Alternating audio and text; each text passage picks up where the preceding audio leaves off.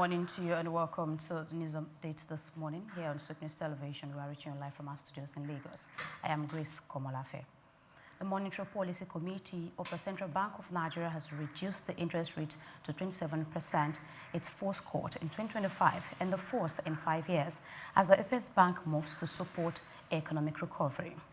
Announcing the decision in Abuja after the 302nd meeting, Central Bank Governor Olayemi Cardoso said all 12 members voted for a 50 basis point cut from 27.5%, citing sustained disinflation, falling petrol prices, and a stronger naira.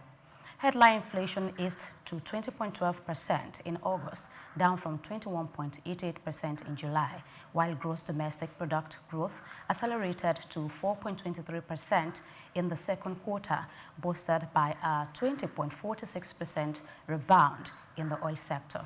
The committee also raised the cash reserve requirements for commercial banks to 45% and introduced a 75% cash reserve requirement on non-treasury single account public deposits, while leaving the liquidity ratio at 30%. Across Africa, peers such as Ghana and Kenya have also eased the monetary policy, but Nigeria's interest rate remains among the continent's highest. Business leaders welcomed the cut but said it fell short of easing the credit burden on manufacturers and small and medium-sized enterprises. The Manufacturers Association of Nigeria and the Nigeria Employers Consultative Association warned that borrowing costs remain unaffordable, with lending rates unlikely to drop significantly under the current regime. The Natural Labour Congress described the quote as a step in the right direction, while economists argued that it signals the start of a policy shift from stabilization to growth. Analysts, however, cautioned that deeper reductions complemented by fiscal reforms and infrastructure investment are needed to unlock affordable credit, spur private sector expansion, and sustain recovery momentum.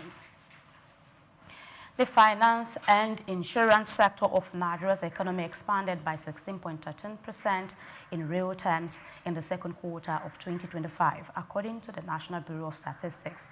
The growth marked an improvement of 15.83% points from the same period in 2024 and 1.09% points above the preceding quarter, when the second grew by 15.03%. The sector's contribution to GDP rose to 3.60% compared with 3.23% in fourth quarter 2024 and 2.46% in fourth quarter 2024. Financial institutions accounted for nearly 88% of the sector's performance, with insurance making up the remaining 12%. In nominal terms, the sector grew 63.66% year-on-year, contributing 4.57% to nominal GDP, up from 3.33% a year earlier. The report placed financial institutions ahead of other key growth drivers, including telecommunication, which is 7.39%, real estate 3.79%, and crop production 3.32%. Analysts linked the sector's strong performance to digital banking adoption, expanded credit access, and increasing insurance penetration. However, economics raised concerns about broader and structural challenges. Renowned economist Doyin Salami warned of deindustrialization, noting that services now dominate the economy but create mostly vulnerable, low productivity jobs. Commercial partners and AICO Capital described the sector's gains as encouraging, but stressed the need for greater investment, fiscal discipline, and stronger industrial output to sustain long-term economic growth. And now in Lagos, the state government has announced plans to increase its social protection budget from 130 billion naira in 2025 to 170 billion naira in 2026. Governor Babajide Sanwo-Olu, represented by Deputy Chief of Staff Sam Igube, said the move underscores the state's commitment to improving the welfare of its most vulnerable residents. He explained that Lagos has domesticated the operation of the National Social Register to ensure wider coverage, noting that governance must focus on people rather than statistics. Igube added that 22 state agencies, including those responsible for women affairs, youth employment, and wealth creation, are involved in grassroots social protection delivery. At the one-day stakeholders engagement in Lagos, Sanwo-Olu received the Champion of Compassion Award for Social Protection, while Egube was recognized as Champion of Care. Officials from the National Social Safety Net Coordinating Office disclosed that the National Social Register now covers more than 19 million households with over 8.3 million validated records.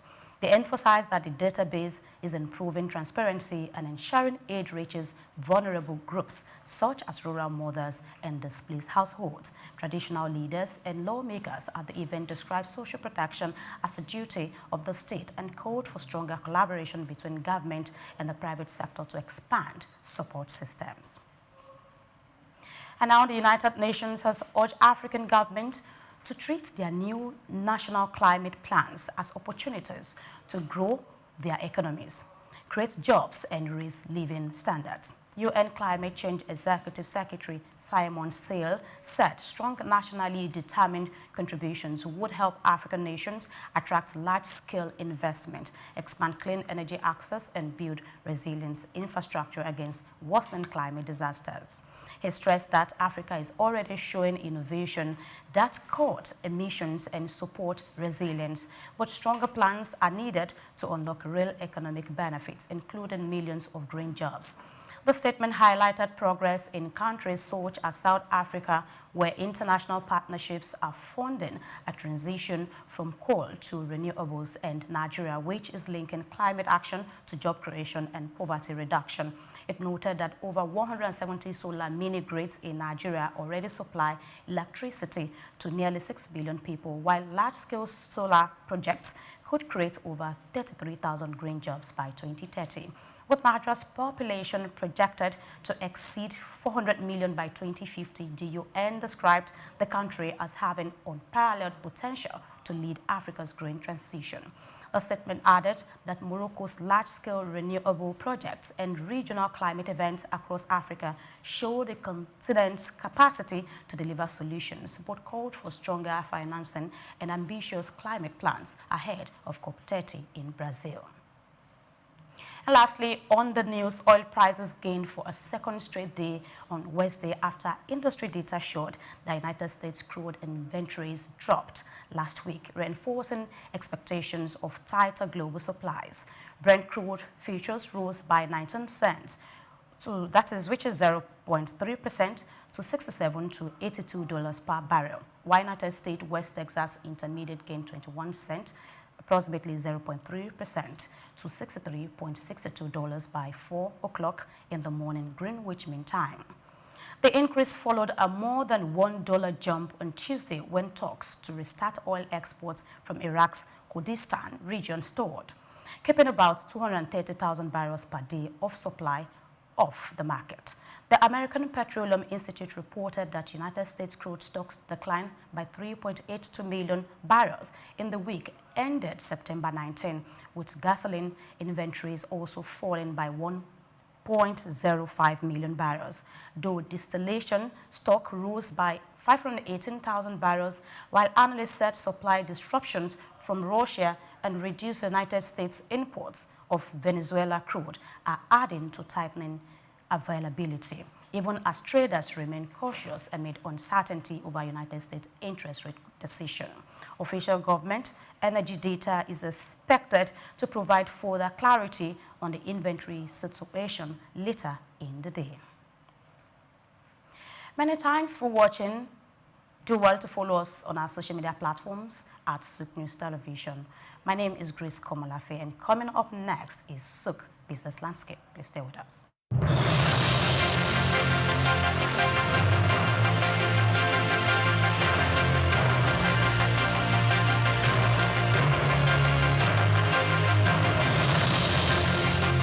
Dr. Zak A. Adedeji, whose leadership has significantly transformed Nigeria's tax administration, is a distinguished first-class graduate in accounting from the prestigious Obafemi Awolowo University in Ile-Ife, and he currently serves as the chairman of the Federal Inland Revenue Service, FIRS.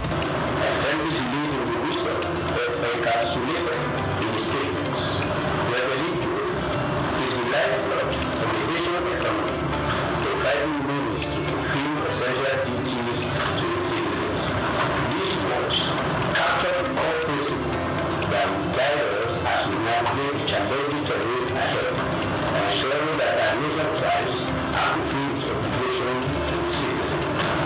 pursuit of greater fiscal future, we are determined to align ourselves with President Bola Tinubu's Extreme Fiscal Policy and Tax Reform Committee.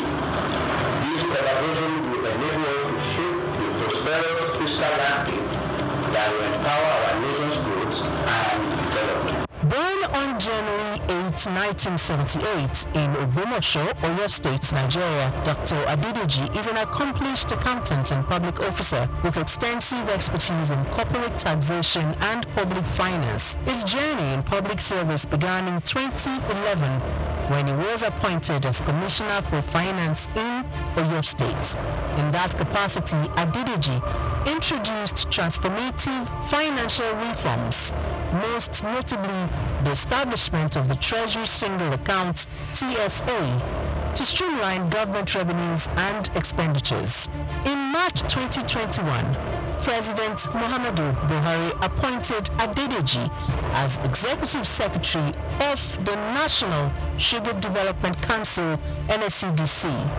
In this capacity, he founded the Nigeria Sugar Institute and spearheaded the Sugar Backward Integration Program, which sought to enhance local sugar production and reduce reliance on foreign imports. In June 2023, President Bola Tinubu appointed Adedeji as Special Advisor on Revenue, and by September of that same year, he had ascended to the position of Executive Chairman of FIRS, Nigeria's leading tax authority responsible for the assessment, collection, and management of federal taxes. The focus will be on these indirect taxes, so that as long as you consume, you have to pay. As long as you have interest on your investment, you have to pay. And this is echoing Mr. President's message that we are not going to tax the seed, but we are going to tax the fruit. The fruit is what we focus on. So all those things, when we have this holistic process, it will be captured, and that the vision is to have a progressive tax that if you earn more, you pay more, and if you earn less, you will not pay. Under his leadership, FIRS exceeded its 2023 revenue target of 11.55 trillion naira. As chairman of FIRS, Dr. Adedeji implemented a performance-based system aligning with the service's new slogan, simplifying tax, maximizing revenue. Dr. Adedeji has done incredibly well in transforming and reforming the tax processes and procedures in Nigeria. In a little over a year being at the helm of the affairs of the tax body in Nigeria, we have seen a significant improvement in revenue generation. His policy of not crumbling business with taxation is something that also need to be applauded. Zak Adedeji philosophy is taxing fruits and not the seed, and taxing prosperity, not poverty. Because if you look at the fiscal landscape of Nigeria in the past 10 years, you find that businesses have struggled to live, and that has led to the exit of so many businesses from Nigeria. But with this new reform, we're saying that the businesses will profit from the reforms processes, and that will mean more business for Nigeria. We will have a lot of foreign inflow in terms of foreign direct investment that will actually drive the process of economic growth for the country. And I think he has done so well, and he deserves a kudos, especially for taking the giant stride to restructure FIRS for efficiency, for accountability, and for value for money. He has also made the welfare of the staff a top priority, fostering a positive working environment that has brought smiles to the faces of FIRS employees nationwide. Supporters of the tax reform bills highlight several key benefits, harping on the need for streamlined tax processes that could reduce bureaucratic hurdles and foster an environment where businesses can thrive. He has initiated a lot of reform which dovetail into the tax reform bills that is before the National Assembly. This initiative is to improve on the tax administration system in Nigeria with a view to improving on the collection systems that will be beneficial to every member of the Nigerian state. ZAC, as is well known, has improved on a simplifying tax reform even within the federal landowner revenue, which in no means has improved on tax administration, and he celebrated essentially for the core initiative of the tax reform. Under Dr. Adedeji's leadership, Nigeria's tax system has gone beyond mere policy adjustments. Its focus is on fostering sustainable growth and ensuring that the benefits of tax reforms reach both businesses and citizens. For those that are attacking the bill, one, they are doing that in view of the formula they discovered, which may not be, which will not augur well for them when the bad allocation. And then secondly, they may be having the feeling that this law was just designed to favor Lagos State in the course of its own effort to become a state that has special status. Okay? It says so that will make it to be seen as if it is a country of its own, even though it's not up to the level of country, but it is higher than all other states in the country. Probably this may be the reason why they are agitating. The one that you can see clearly is on this issue of VAT, and then they have other suspicion. So and that is another worry that I have, the issue of trust. What do some experts call trust deficit. Yes, will be promoted greatly by this if corrective measures are not taken. Graduation will not be defined. But then people have to go by what is happening now. As they go against it. Since now the graduation is about contribution of state that are producing these goods and services being consumed. So they have the right to just say that, so now instead of 20%, it will now be 60%. And then you hear the government functionaries, including members of the committee, saying that no, that's not what they mean. They mean area of consumption. This 60% graduation is about consumption area, not location of the headquarters of company that produce the good or services. You should have defined that in the law. Contributing to long-term national development, Dr. Zach A. Adedeji's career is a testament of his unwavering commitment to improving Nigeria's financial systems and enhancing revenue generation, showcasing his exceptional expertise in corporate and public finance.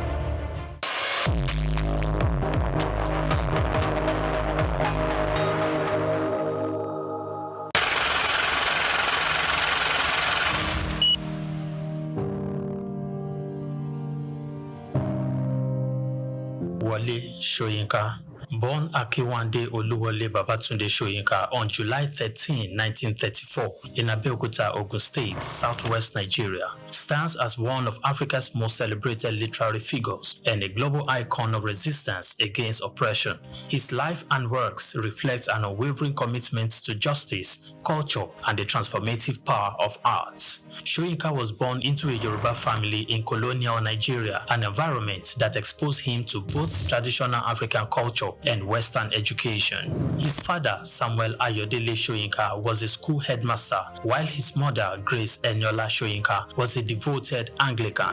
This blend of indigenous and colonial influences deeply shaped Soyinka's world. Soyinka attended Government College Ibadan and later proceeded to the University College Ibadan, where he studied English and literature. Soyinka completed his education at the University of Leeds in England, earning a degree in English and later a doctorate degree. In the late 1950s, Soyinka began working as a dramaturgist at the Royal Court Theatre in London. However, his passion for storytelling and cultural preservation drew him back to Nigeria, where he founded two theatre groups known as the 1960 Masks and the Orisun Theatre Company. Soyinka's works, often a fusion of Western dramatic techniques and African themes, address universal issues of justice, freedom, and human dignity. His early play, titled A Dance of the Forest, which was introduced in 1960, written to celebrate Nigeria's independence, critically examined the nation's socio-political trajectory, setting the tone for his career as both artist and activist. Soyinka's activism became more visible during Nigeria's post-independence years. In 1967, during the Nigerian Civil War, he called for a ceasefire between federal forces and Biafran separatists. This led to his arrest by the military government, and he spent 22 months in prison, where he wrote a short drama titled The Man Died, Prison Notes, a harrowing account of his imprisonment and a profound critique of authoritarianism. Soyinka has authored more than 20 works, including plays, novels, poetry, and essays. In 1986, Soyinka became the first African to win the Nobel Prize of Literature, an achievement that brought global recognition to African literature. Soyinka remained an outspoken critic of oppressive regimes, often at great personal risk. His activism extended beyond Nigeria, addressing global issues of injustice and human rights. During periods of military rule in Nigeria, he went into exile, continuing to write and speak against tyranny. Today, Soyinka is celebrated not only as a literary giant, but also as a symbol of resilience and moral courage.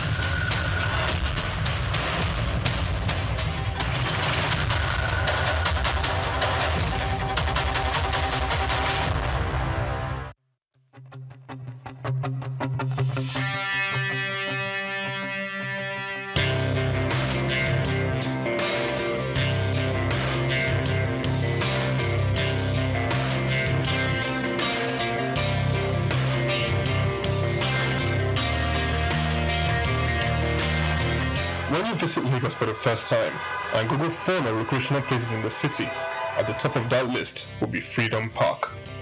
Located in Lagos Island on Broad Street, Freedom Park over the years has become home to the Nigerian arts and the culture at large.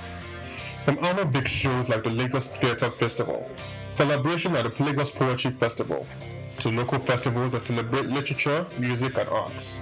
Freedom Park is one of the most visited recreational sites in Lagos, for both local and tourist people alike. A place to mingle, unwind, or simply just have fun. Freedom Park, however, hasn't always been a place of fun and games. It has a history that dates to 1861, when Lagos was made a British colony. In 1885, Freedom Park was built as a fortified prison from imported bricks, which was referred to as Her Majesty's Broad Street Prison. Some prominent political prisoners were held in the prison, people such as Herbert Macaulay, Michael Imudu, and Abafemi Awolowo. In 1979, Her Majesty's Broad Street Prison was destroyed, reduced to a dumping ground. It was later rebuilt in the 1990s, celebrated in 2010, Nigeria's 50th Independence Day. Freedom Park still holds a bit of its history within its walls. In the museum, where there are pictures and artifacts, some of the old prison facilities have been converted into leisure facilities that people visit and enjoy today.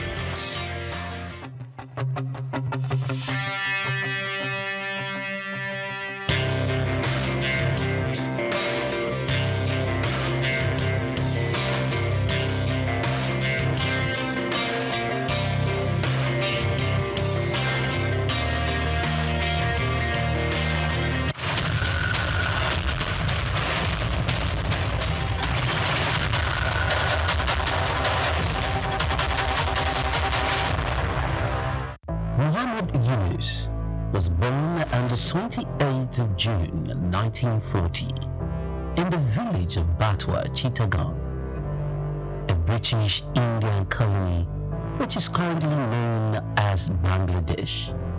He attended Lama Bazaar Primary and Secondary School in his village and passed the matriculation examination into Chittagong Collegiate School, where he ranked 16th out of 39,000 students. After his graduation in 1961, Yunus joined the Bureau of Economics as a research assistant and was later appointed lecturer of economics at the Chittagong College. During that time, he also set up a profitable packaging factory on the side. In 1965, he received a Fulbright scholarship to study in the United States, where he obtained his PhD in economics from the Vanderbilt University Graduate Program in Economic Development. Between 1969 and 1972, after his keen education excellence of apex heights and proportions in the United States, he returned home and was appointed professor of economics at the University of Chittagong. He was eventually appointed onto the board of directors to the United Nations Foundation, where he served for 33 years. When Bangladesh suffered a famine in 1974, Yunus felt he had to do something for the very poor. In his country, he founded the Grameen Bank. His motivation was to create economic and social development for the very poor, giving long-term loans to those who wanted to start small enterprises to bring back when they can. The aim to help was to get many of them out of poverty. For this, he was awarded the Nobel Peace Prize in 2006. Muhammad Yunus is a recipient of numerous international awards for his ideas and endeavors, including the Humanitarian Award in 1993, World Food Prize in 1994, Independence Day Award in 1987, Bangladesh's highest award, the King Hussein Humanitarian Leadership Award in 2000. He was also awarded the Volvo Environment Prize. Take like that because it's the mind that links to first of all the rebranding. He said it's going to be putting Nigerian labor, Nigerian content and materials first. If you say Nigeria first and it is just us down here that, you know, are pushing that agenda, it's going to be a big struggle. Nigerian firms, Nigerian organizations start looking at getting their staff involved in this market. Why to keep for their staff? Within this side, let's also learn something. See something. This is business landscape.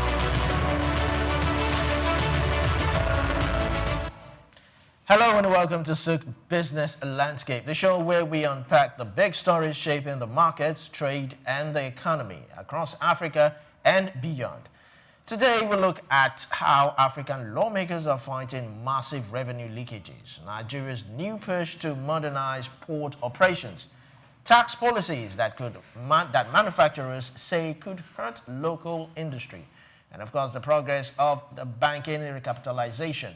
Plus, we will explore the economic power of digital creators, global currency risk tied to U.S. trade policies, and the EU's latest move on deforestation-linked import. I am Olumide Shokoy. Of course, I'm not the only one here. I have Chooks John Rogers. Morning, Chooks. How you doing? I'm fine. Good morning, Olumide. It's nice seeing you again after a beautiful rainy yesterday. To everyone out there, welcome to XBL. Yes, Trump was in the news again. He made a speech and a whole lot of comments were flying. One of the ones that I remembered was he saying he was supposed to read from a prompter, but I think the teleprompter was, maybe the person handling the teleprompter was, I don't know what happened, but he said that I am sure that the person at the, behind this teleprompter is going to be in a lot of big trouble. But that's Trump for you. What do you think?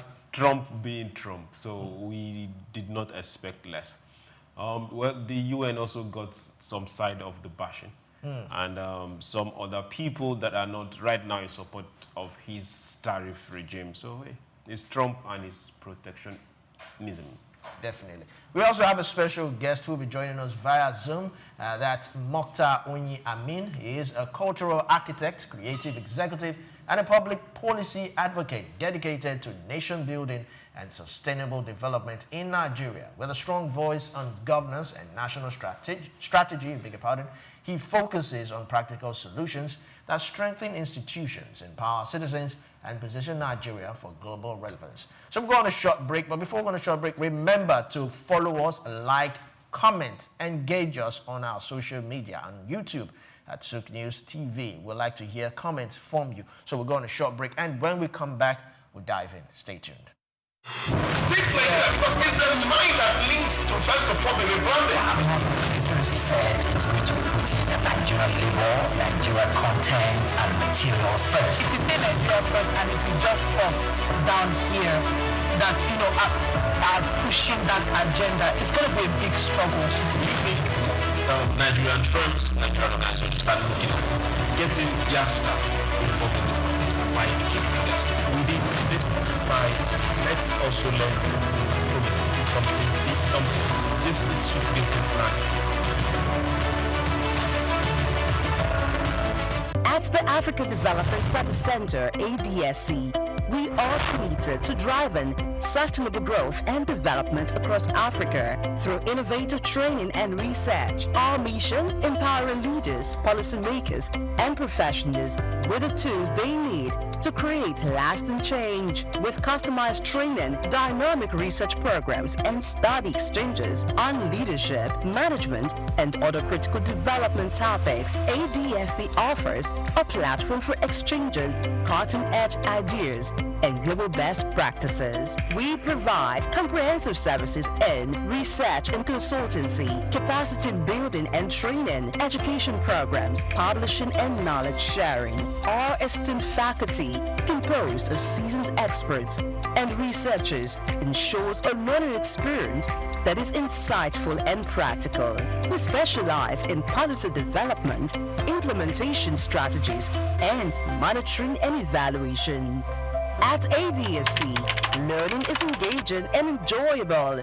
Our unique methodology includes talks, interactive exercises, games, video screenings, and lively seminar discussions, all in a comfortable and friendly environment. For more information, email us at info@adstudycenter.com or call +234 912 039 2362. Visit our website www.adstudycenter.com to explore our programs and upcoming events. Africa Development Studies Center, rethinking development for Africa. My name is Shino Badegeshi. I'm the CEO of Gozi Micro Insurance. Continue to watch Souk News. Adenike Adeyemi, Executive Director of Faith Foundation. Keep watching Souk News. My name is Shepherd Michael Adewale Onofuye. I enjoy you all to always watch Souk News TV. Hey everyone, Majuli Obaje here representing Gigi. Keep watching Souk News, okay? Stay updated with Souk News. My name is Arton Kame. I am the head of MSME Banking. Please keep watching Souk News and stay glued to Souk News. I recommend that more and more people should watch Souk News because they deal with business news. Hi, my name is Amaka Wokolo. I am the director of the Faith Institute at Faith Foundation. Keep watching Souk News.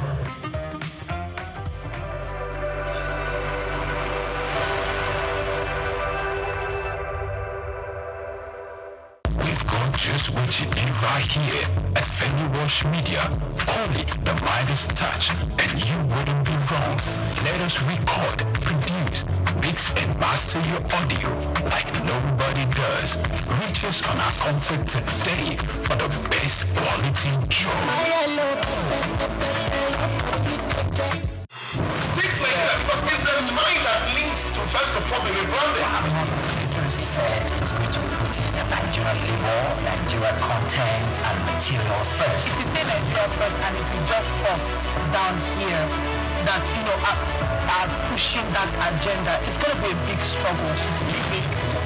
Nigerian firms, Nigerian organizations start looking at getting their staff involved in this by educating for their staff. Within this side, let's also learn see something. This is super business landscape. Welcome back to Souk Business Landscape. Don't forget we are on YouTube at Souk News TV. Comment, like, and share. So we begin with the first story. Lawmakers from across Africa gathered in Abuja on Monday to discuss strategies for halting annual revenue losses estimated at $587 billion, a challenge the African Development Bank, AFDB, highlighted in May this year. The discussions took center stage at the 8th conference of the African Network of Parliamentary Budget Offices, which opened at the Abuja Continental Hotel. The Speaker of Nigeria's House of Representatives, Honorable Tajuddin Abbas, in his keynote address described the meeting as timely, stressing that Africa could not afford to continue losing resources to unchecked capital flight.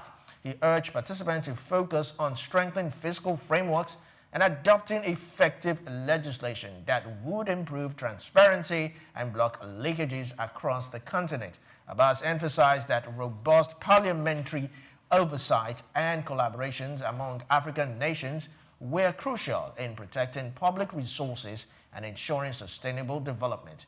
Delegates at the conference agreed that tackling revenue leakages would enhance economic stability, reduce dependence on external borrowing, and boost continent's capacity to finance key infrastructure and social services. Chooks, one of the things, before we even go into, one of the things I read here was that AFDB has already, shall I say, warned since May, and this is September.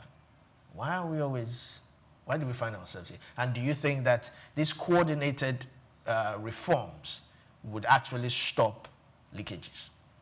Well, the leakages themselves are things that we've lived with for far too long, and right now we are making it look as if it's a normal thing, as if it's a norm. They are looking at leakages from side of government. But if we're looking at 587 billion as leakage, then that means we are trying to be fair to ourselves, because it's way, way more than that. That is well undervalued.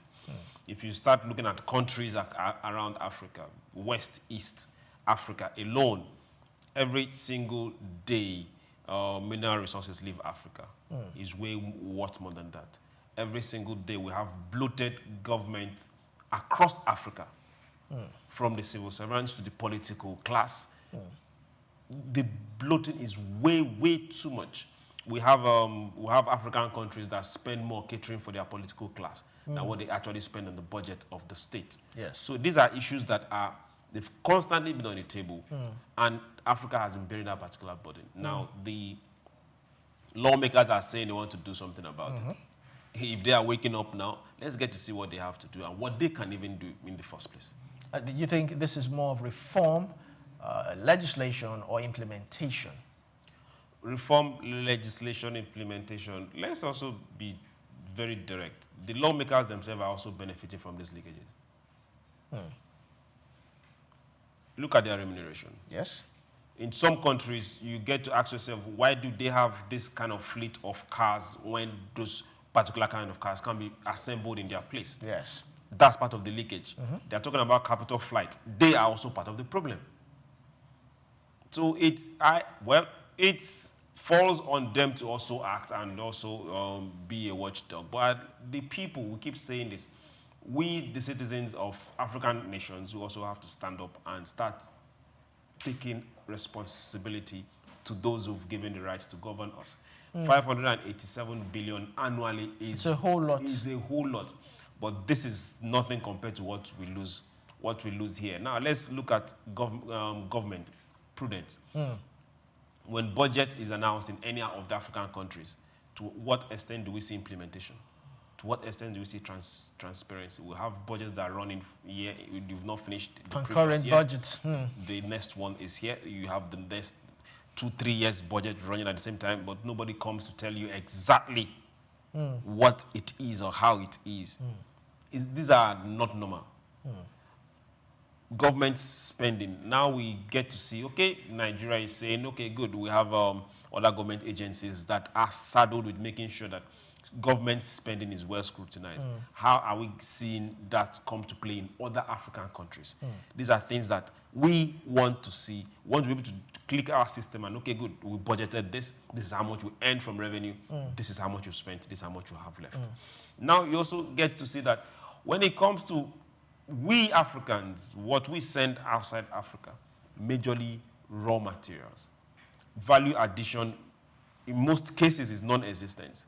We are losing a whole lot because a lot of those processed materials at the end of the day still come back to us. Yes. And we pay, the money we're using, selling it in the first place, we now end up using it to buy it back.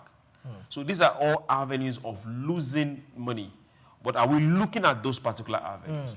They will not ask ourselves this same question of Congo is not far from here. Sudan is not far from here. What's it called? Rwanda is not far from here. Their neighbors are not far from here. What are we losing from these wars going around the state? Who is sitting down to calculate what Africa is losing? And the ripple effect of small arms that are proliferating across these borders. From Libya now is now a living daylight. Libya is there. Now we have small arms getting as far as here in Nigeria, all the way from Libya. These are also economic loss, but are we looking at it from that aspect? It's not just the wars themselves. At the end of the day, people are armed. We call them headsmen. They got armed somewhere. We call them whatever name. We call them terrorists. Robbery, kidnapping across African states. These are all ripple effects of the wars that have opened up. And somebody somewhere that makes these weapons is still supplying them. And they all meet at the UN and talk as if everything is normal. So Africa is at the brunt and receiving part of it. But are we ready to have these conversations truthfully and not just sitting and meeting? Talking about conversations we're not ready to have, how do you think plugging these gaps would reduce Africa's dependence on foreign borrowing? Because that is a conversation we have not even started to, have or trash, if I may say. Africa's dependence on foreign borrowing is a two-way traffic. Now, there's nothing wrong in borrowing. Okay. Let's start with that. But now the question is, what are you borrowing for? So the one you've borrowed, can you account for it? Those that are giving you the funds in the first place, do they have ulterior motives? Are they waiting for you to come and borrow, or they are luring you to come and borrow? At the end of the day, they'll get something back. To what extent do they end up determining what happened in your country by virtue of what they've given you? These are traps that Africa has fallen into. How to get out of that particular debt trap now is where our major issue is. Because we have a lot of weak governments and weak leaders across Africa who, at the end of the day, are just falling back to this same European masters. Do you think following their dictates. We should focus even more on foreign direct investment rather than depending on external borrowing, which favors Africa the most? Which favors Africa the most? Not the foreign direct investment, not the borrowing. None favors? For now. Yes. Africa should focus on itself. But our president is traveling across the world, wooing investors to come. We have a neighbor that is not far from here. Happened to be Mali. Yes. Then Niger. Then Burkina Faso. Now, we are not talking about how they came to power. Yes, I was going to go there. I actually like them. Now, but let's look at what is happening in those countries. Now, they came back and said, okay, good. What can we get from inside? What has been happening? A lot of the mineral resources in Africa, which happens to be one of the major earners for African nations, are not controlled by Africans. A lot of pacts were signed years ago. Now, these nations have said, no, it's not going to be like this anymore. If you want to deal with us based on what we have here, then you have to deal with us as equals. Yes. You come to the market, we tell you the price you want to buy. If you want to buy, good. If you don't want to buy, no. The prices at which they were buying before was exploitation. It was there and obvious, but nobody said anything. ECOWAS has been there for donkey years, and it was a norm because somebody somewhere was pulling the strings. Now we say that things are changing because they are first looking inward. Your savior is not beyond your borders. Our savior is within our borders. If we can't get our acts right inside, then the person outside that is trying to do business and exploit us will not be able to do that. So it's not the white man's money or the World Bank's money or the IMF money that would develop Africa. No. That is the wrong assumption that they've planted in our heads for far too long by training the, in quote, economics outside the country and sending them back to brainwash generations. We have to start inward and bring goods to the market that those outside can buy. It's simple. It's not rocket science. You know, talking about leakages, even FIRS boss, Zach Adedeji, said that I think less than 20% is captured under the tax bracket. How? And, you know, we've always talked about the informal sector, how they've not been able to capture them. But with this new tax reform, do you think that would also take care of a whole lot of leakages and bring a whole lot of people, both the formal and informal sector, under the tax bracket? Well, the leakage, where I'm looking at the leakage from is not the gathering of the money. It's not the collection of the revenue. It's the spending of it. Okay. Or the loss of ability to get it in the first place. Now, we have tax reforms that will kick off January. That's for everybody. For most corporate organizations, it has kicked off already. And we are seeing a lot of improvement, and people are signing up to it. Now, we need a lot of public service announcements. Let people know that, okay, good, this is my country, this is my local government, this is my state. I am going to contribute to building the state. Now, at the back of that trust is also the confidence that the body I'm contributing this money to, where I'm paying this tax to, are going to live up to their responsibility. And be transparent enough to spend wisely, not just spend. We don't just go about and buy a new private jet, no. Or go buy a yacht, no. There are roads to be constructed, but beyond the roads, are they more important than constructing a rail to link farmers? Are they more important than getting farmers up to the board that the federal government have said, okay, good, we have a digital platform right now to register farmers. Yes. And get to meet them at the point of their need when it comes to production directly. These are policies that we want to start seeing. A lot of board meetings and a lot of gatherings and conferences are being done on a regular, and we know the amount of monies that are spended in getting all these people. At the end of the day, when these policies are made, how good is the implementation? We want to start seeing this trickle down to the real people, the real sector that will really do the work. The Minister of Agri can travel to China, to Brazil as much as he wants. If the people in the civil service and those in the villages that will get their hands dirty don't sign up to those policies and those works that the government needs to get done, then we'll have a problem in our hands. These are what we want to start seeing. These are places where we can now start saying, okay, good, this revenue is coming from point A to point B. Tax from Abia State is going to increase based on this number of sign-up from 1 million to 50 billion. You can really budget based on that. We don't want to start seeing fictitious figures anymore. But Chooks, if we notice also, states have been getting increased allocations. So do you think this has to do with how the government is now spending, talking about trickling down to the people? Yes, states have been getting increased allocation. We also hear that the local governments are getting the same thing. But the question we should now start asking ourselves, okay, good, what have they done with what they are getting? The president have said it not once, not twice. Hold your governor, hold your local government responsible. Respond. But now, how many of us have gone beyond that saying to ask them questions? Okay, good. In the last 4 or 5 months, you've gotten way more than 10, 15, 20, 30% more than what you used to get before. Local government autonomy went to the Supreme Court, and the Supreme Court said, give them their money. Are we really doing that? So party men, are you allowing that to happen? So local government chairman, are you getting your money? So if you are getting your money, I will now ask you a straight question. Why is the road in Etios bad? Why couldn't people get home till 2 a.m. yesterday because of quite tragic. So when we start holding people accountable to this, that is when we now say, okay, good, that these leakages are being blocked because what these monies are supposed to be used for, they are used for. And not everybody looking at Abuja, whereas your problem is not too far from you. So we will pay our tax, but we will also ask questions. That is the way forward. So the way forward also now, how do you think reduced leakages would impact funding on infrastructure and social services? Would it actually? Definitely.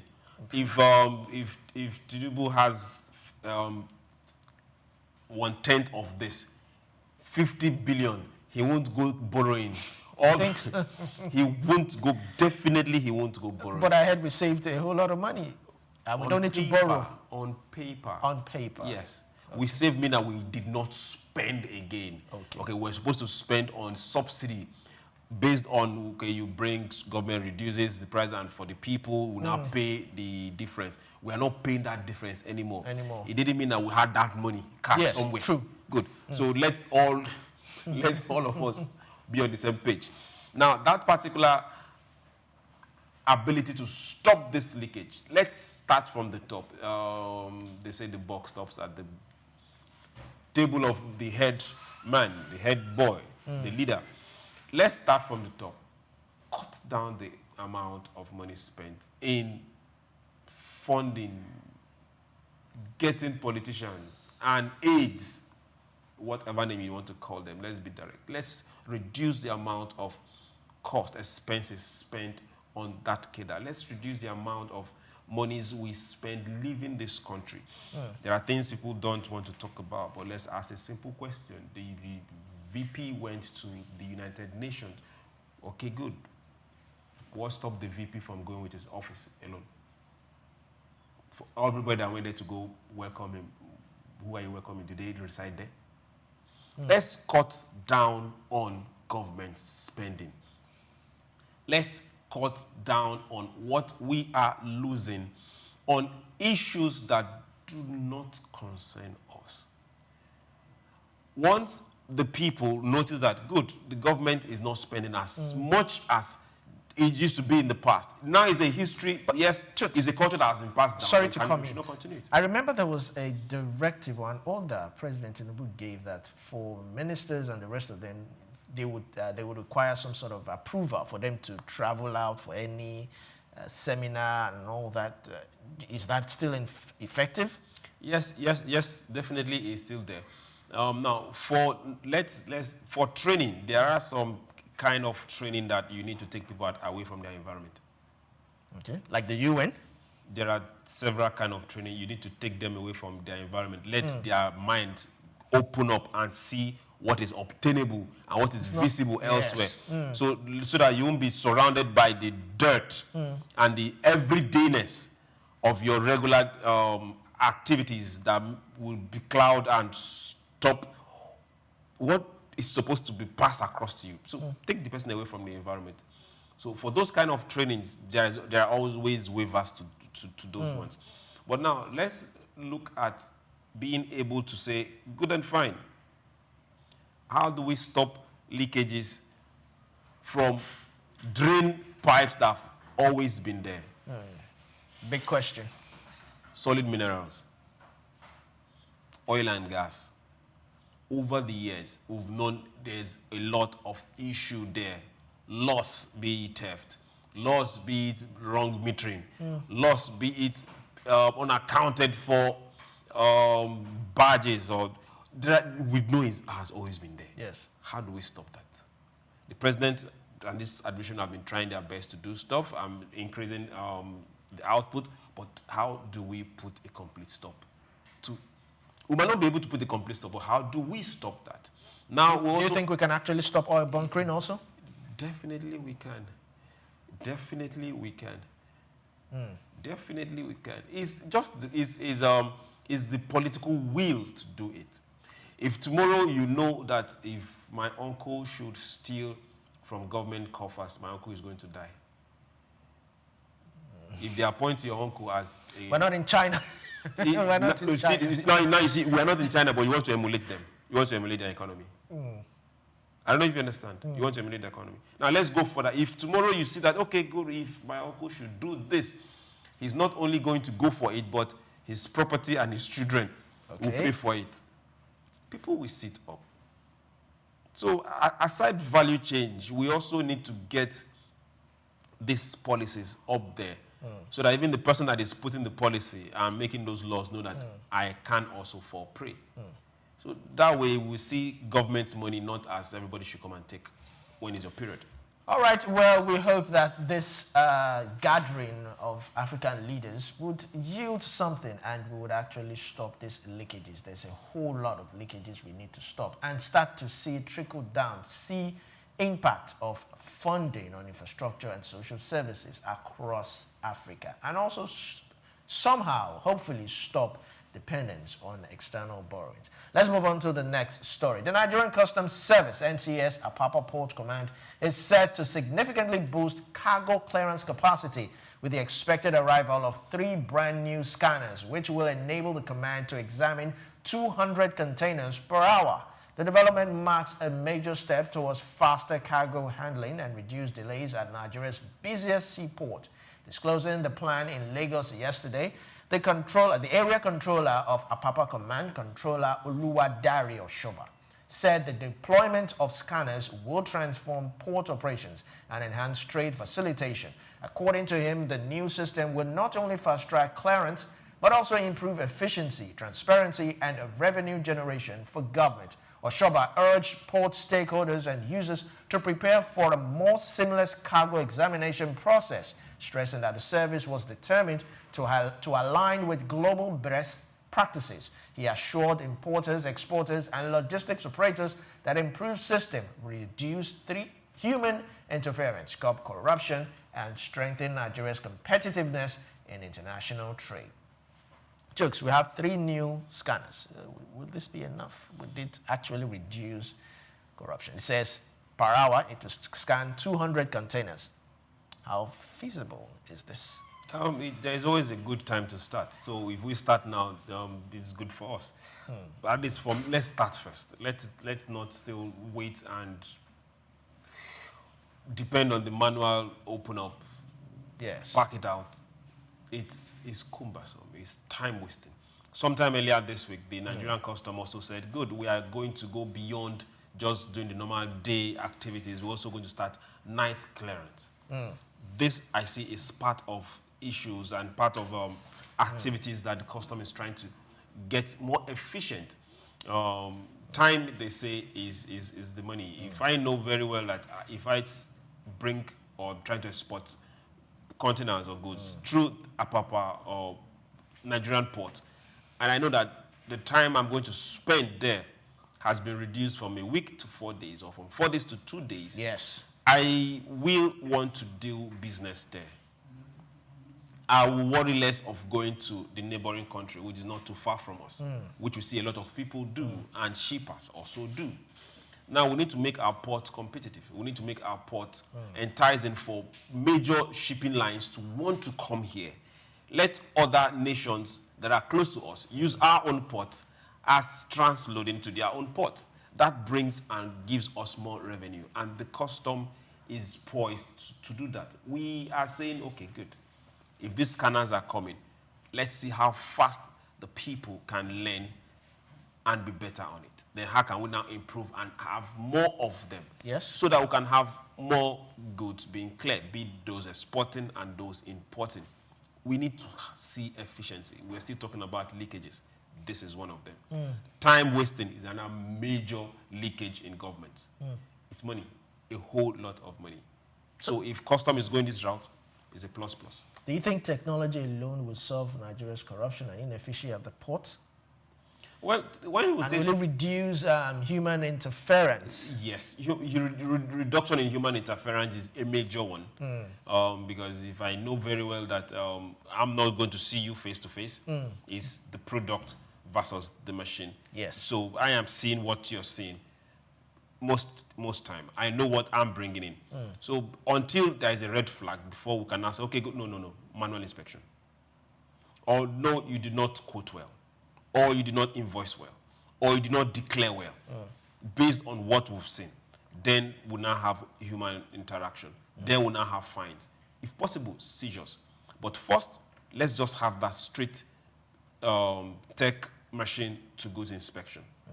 You declare before the goods even get there, because right now, custom is following goods right from port of delivery.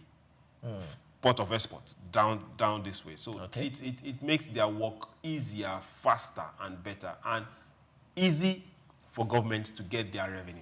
Okay. Whatever form of duties you are being paid or whatever waivers you're getting, you know that as fast as your goods are getting here and they are cleared, they are leaving the port. the era of port congestion should be a thing of the past. We should, before this administration leaves, port congestion should be a thing of the past. Another thing I will be advising is those rails that used to work at the port, we need to bring them back. Some of the rails, if you look towards what's it called, towards Surulere, heading that way, have been fixed. Okay. Let's have those ones exiting the port and coming into the port to be fixed. So the man from Kaurana Moda or the guy from Ilesha or Ibando, he doesn't need to bring a truck to Lagos.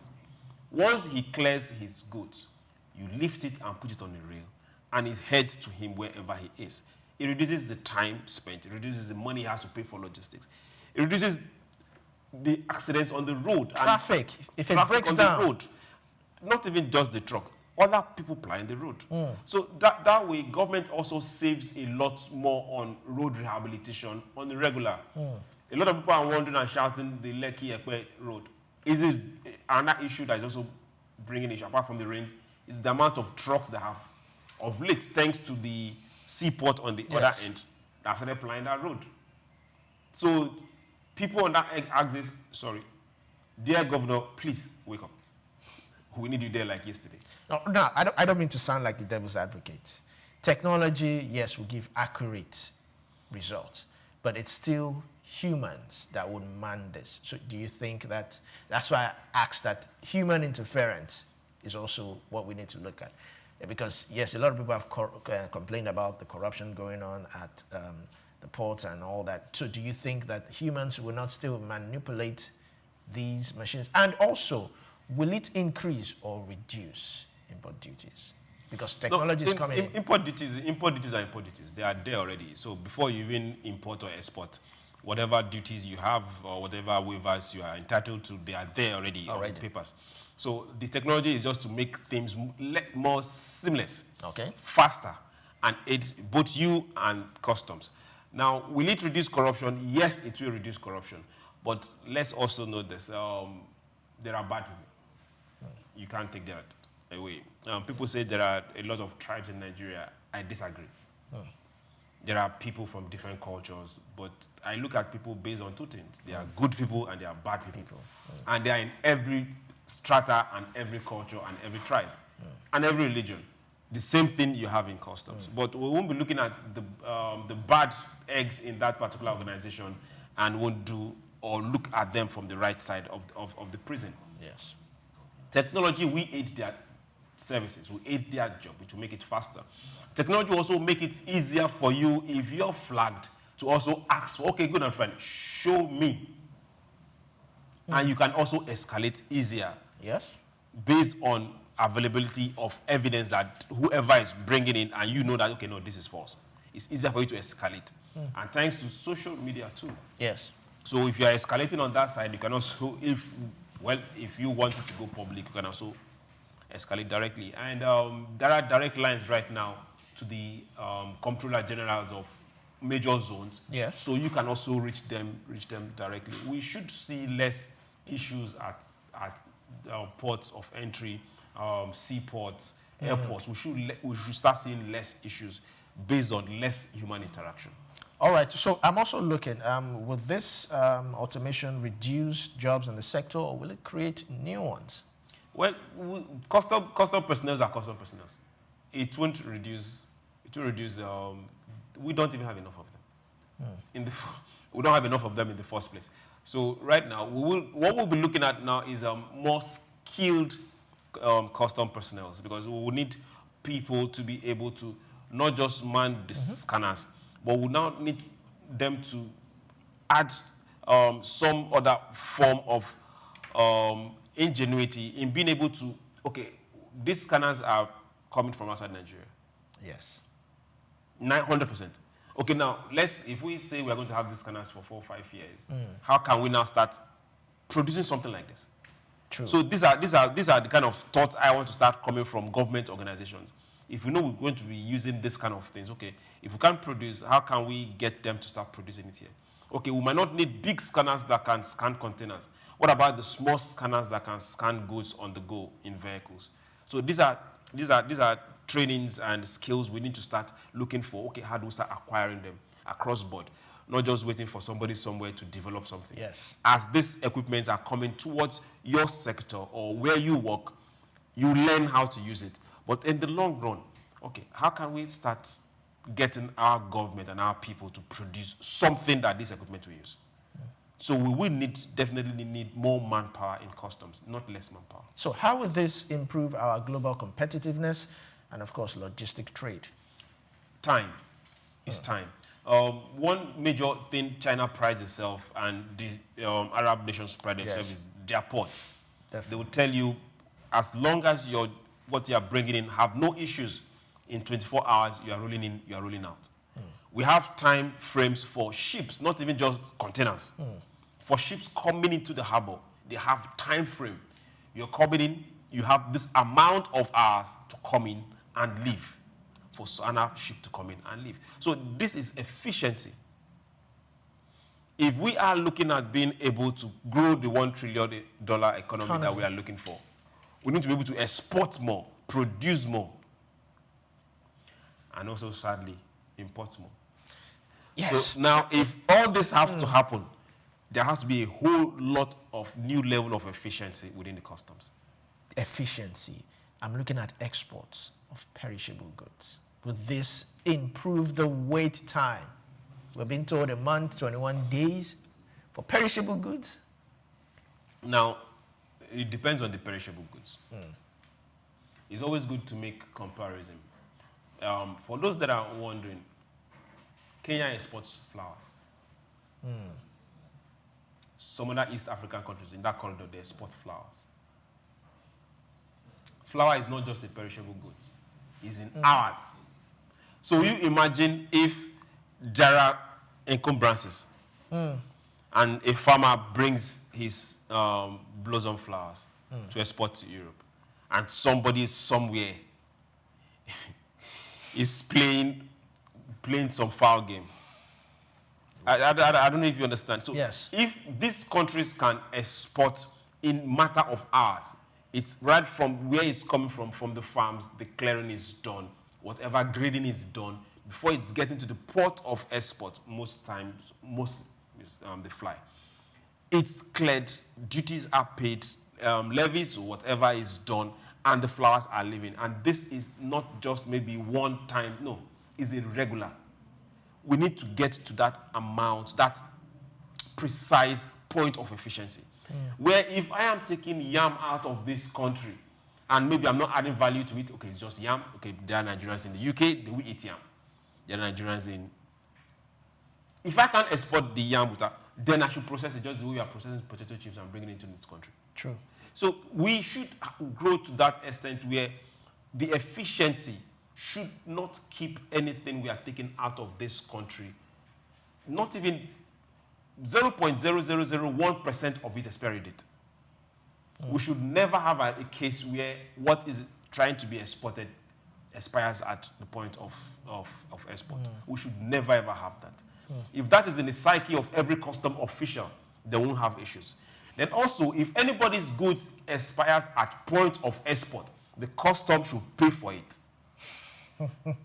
Won't that require a legislation? Yes, exactly. Policy? We should have that kind of policy. If any export expires at the point of export, customs should pay for it. Things would change drastically. If the fault comes from customs, not the fault cannot. Now see, this were the issues. If we are exporting anything, before it even gets to point of export, for point of taking off, now every agency must have cleared shelf life, quality, standard. Yes. Before it gets here. So it's not at the point of export those things should be happening. So these are where customs should also say no. Standard organization, you are not at the port for export. You should have a place where whoever is exporting what should get his clearance before getting here. That way, we should also make it very seamless. Not 1,500 agencies following somebody that wants to export cassava flour. It's embarrassing. Quite interesting. This is a very bold move coming from customs. 3 new scanners It should aid seamless efficiency, but not just that. We should also look at how we can move export products at the shortest amount of time possible, which means all other standard organizations should be able to be at work. And also we need to also look at logistics, how we can, so that the farmer doesn't have to do anything much. He puts his goods, puts everything on a train, and it goes directly to the customs. And from there onwards, he just has to track it, probably on his phone or on the internet. So we'll go on a short break right now, and when we come back, we'll continue. It's Soak Business Landscape. We'll be right back. Take Nigeria because it's the mind that links to first of all the rebranding. Said it's going to be putting Nigerian labor, Nigerian content and materials first. If you say Nigeria first and it is just us down here that, you know, are pushing that agenda, it's going to be a big struggle. Nigerian firms, Nigerian organizations start looking at getting their staff involved in this by educating for their staff. Within this side, let's also learn see something. This is Soak Business Landscape. Palm oil has long been a vital component of Nigeria's agricultural heritage, with roots tracing back to pre-colonial times. Originally serving local needs, its importance has grown exponentially, propelling Nigeria into a prominent global producer. Spread across regions like Edo, Delta, Cross River and Ondo states, the country boasts extensive plantations and advanced processing capabilities. It takes about 4 years for oil palms to produce fruit suitable for harvest. Each tree will then continue to produce fruit for up to 30 years, at which point they will have grown to around 40 feet tall. According to reports, Nigeria's palm oil production increased to 1.4 million metric tons in 2023, witnessing steady growth since 2009, with a peak surge in 2010. Despite a surge in domestic consumption, reaching 1.8 million metric tons in the 2021-2022 crop year, Nigeria still imports 350,000 metric tons, primarily from China and Malaysia. Similarly, some of the challenges plaguing the sector include declined production, outdated equipment, and insufficient financing, resulting in a notable production deficit.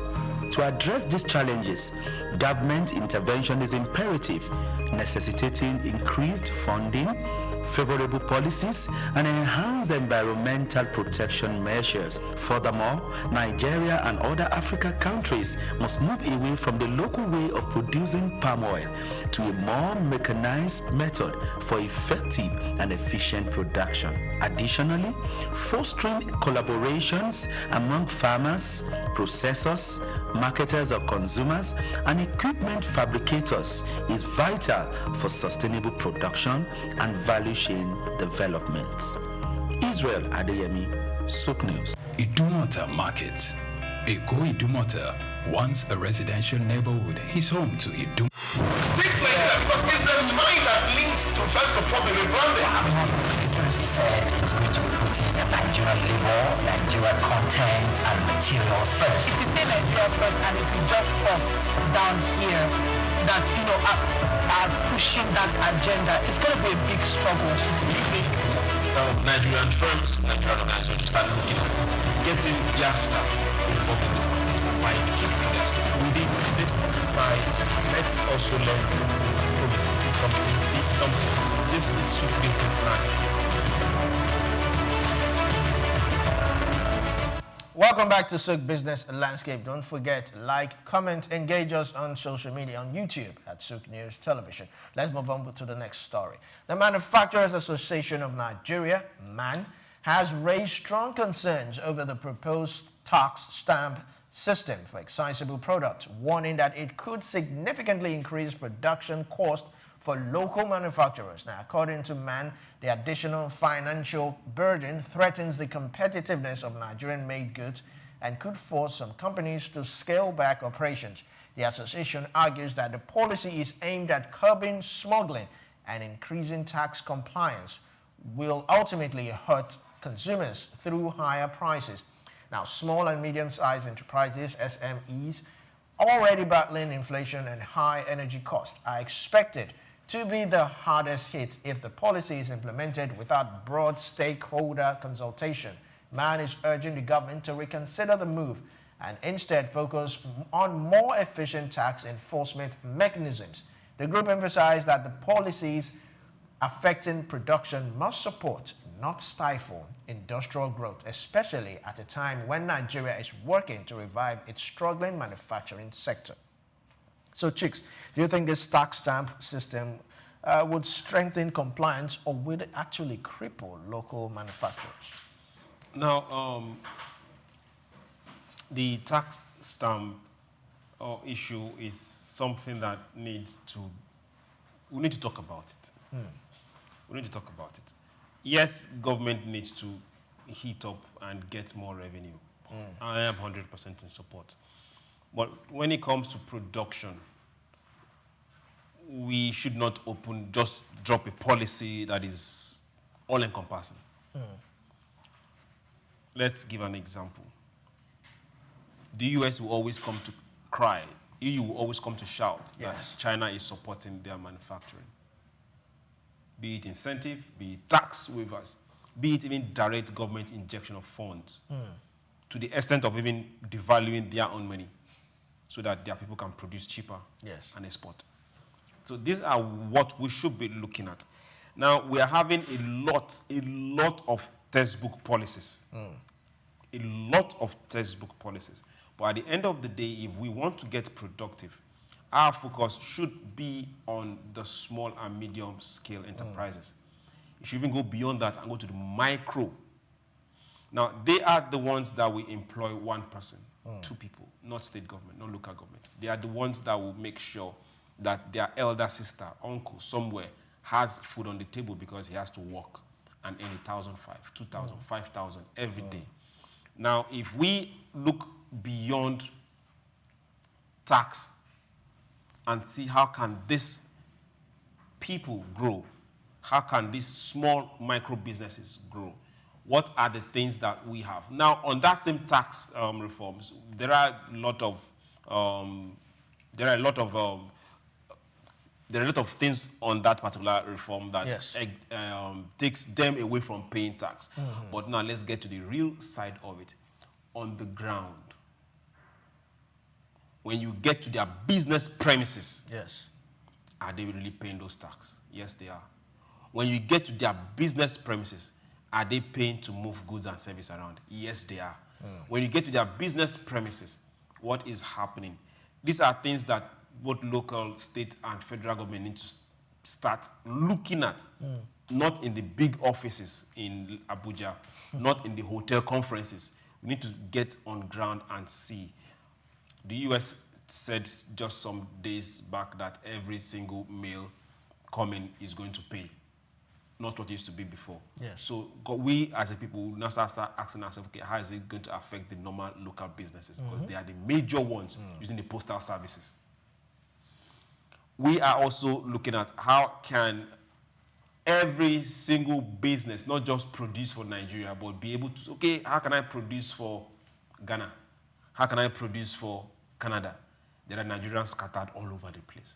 So before the white man starts looking for your goods, we might be able to satisfy our African brothers outside Africa. That way we are bringing dollar back home. Not depending on NNPC or depending on Dangote. Those small $100 here, $1,000 there, they go a long way in the economy. But now we need to start asking ourselves specific questions. Like I say again, not in those conferences, but on the ground with the real people working day and night to get a business and make a living. How can we get them off any way or any tax that is stifling their business? And how can they grow from being a micro to a small one, from a small one to a medium one, from a medium one? How can it be a big business? So do you think this tax stamp could actually discourage investment in Nigeria's manufacturing sector? I mean, if this is Investment, it now depends on what we are looking at as investment. Tax stamp, Dangote doesn't have a problem with tax stamp. Well, that's Dangote. Unilever doesn't have a problem with tax stamp. Yes. The big companies have no problem with tax stamp. They can always go and talk it through, whatever. But what about the small companies? What about the woman making Ankara in Abuja? Definitely. What about the tailor sewing kaftan in Sokoto? Mind you, he's still going to pay the local government. When his goods are on the road plying, he's still going to pay. No, well, we might not know who they are paying to, but they know that they definitely will pay. So for those that have shops in Alaba, they pay every morning. The woman carrying things on her head, the hawkers, yes, they pay every day. So these are things that we say, okay, good and fine. A lot of these policies are nice, but now how is it going to affect small businesses? So we keep asking and keep saying, come to the grassroots, see these businesses, how they are thriving, and let's know what should be knocked off for them. So what alternative policies do you think could balance, tax collection and industrial growth? Industrial growth, it's now, you can't take from somebody what he doesn't have. Is particular governor in this new dispensation, when they inaugurated, he said, okay, good. I'm going to tax you. You are going to develop the state, but not now. Yes, he did so. The first thing I'm going to do is let's make the environment positive for you to do business. If you can do this kind of business, go to so and so bank who have put this money there. Go and collect that money and start doing your business. If you can trade, go there. If you transportation, go there. Those collecting money in the parks, leave that place. I give you 6 months. Your business should be profitable by now. You should be able to start paying back. After that period, we'll come and start collecting tax. So we can't put tax in front when there's no productivity. It doesn't work. The people will rebel. So we'll put productivity in front. Make them productive. Get them actively involved in jobs. Let them be able to produce, sell something. Let them get to an office and work. Then tax comes in. That's what the president said. He said, we're not going to tax the seed. We'll tax the fruit. Now, the president should follow up on his word and make sure that those that are bound to implement this don't tax the seed. Thank you very much. Let's put productivity forward before tax comes in. We'll move on to our next story. 14 Nigerian banks have successfully met their new capital requirements set by the Central Bank of Nigeria, CBN, as part of the ongoing banking sector recapitalization exercise. The initiative, launched to strengthen the financial system and support economic growth, mandates higher minimum capital thresholds for different categories of banks operating in the country. According to official sources, the banks met the new requirement through a combination of retained earnings, fresh capital injections, and strategic mergers. The recapitalization drive aims to ensure Nigerian banks are better positioned to withstand economic shocks and finance larger-scale investments. CBN Governor Olayemi Cardoso praised the progress, emphasizing the importance of a resilient banking sector for national development. The recapitalization process is expected to conclude in 2026, with more banks working towards compliance. Analysts believe that the move will boost investor confidence and improve financial stability, though challenges remain for smaller banks struggling to meet targets. Chooks, yes, it's good that these banks have money, they've been able to meet targets.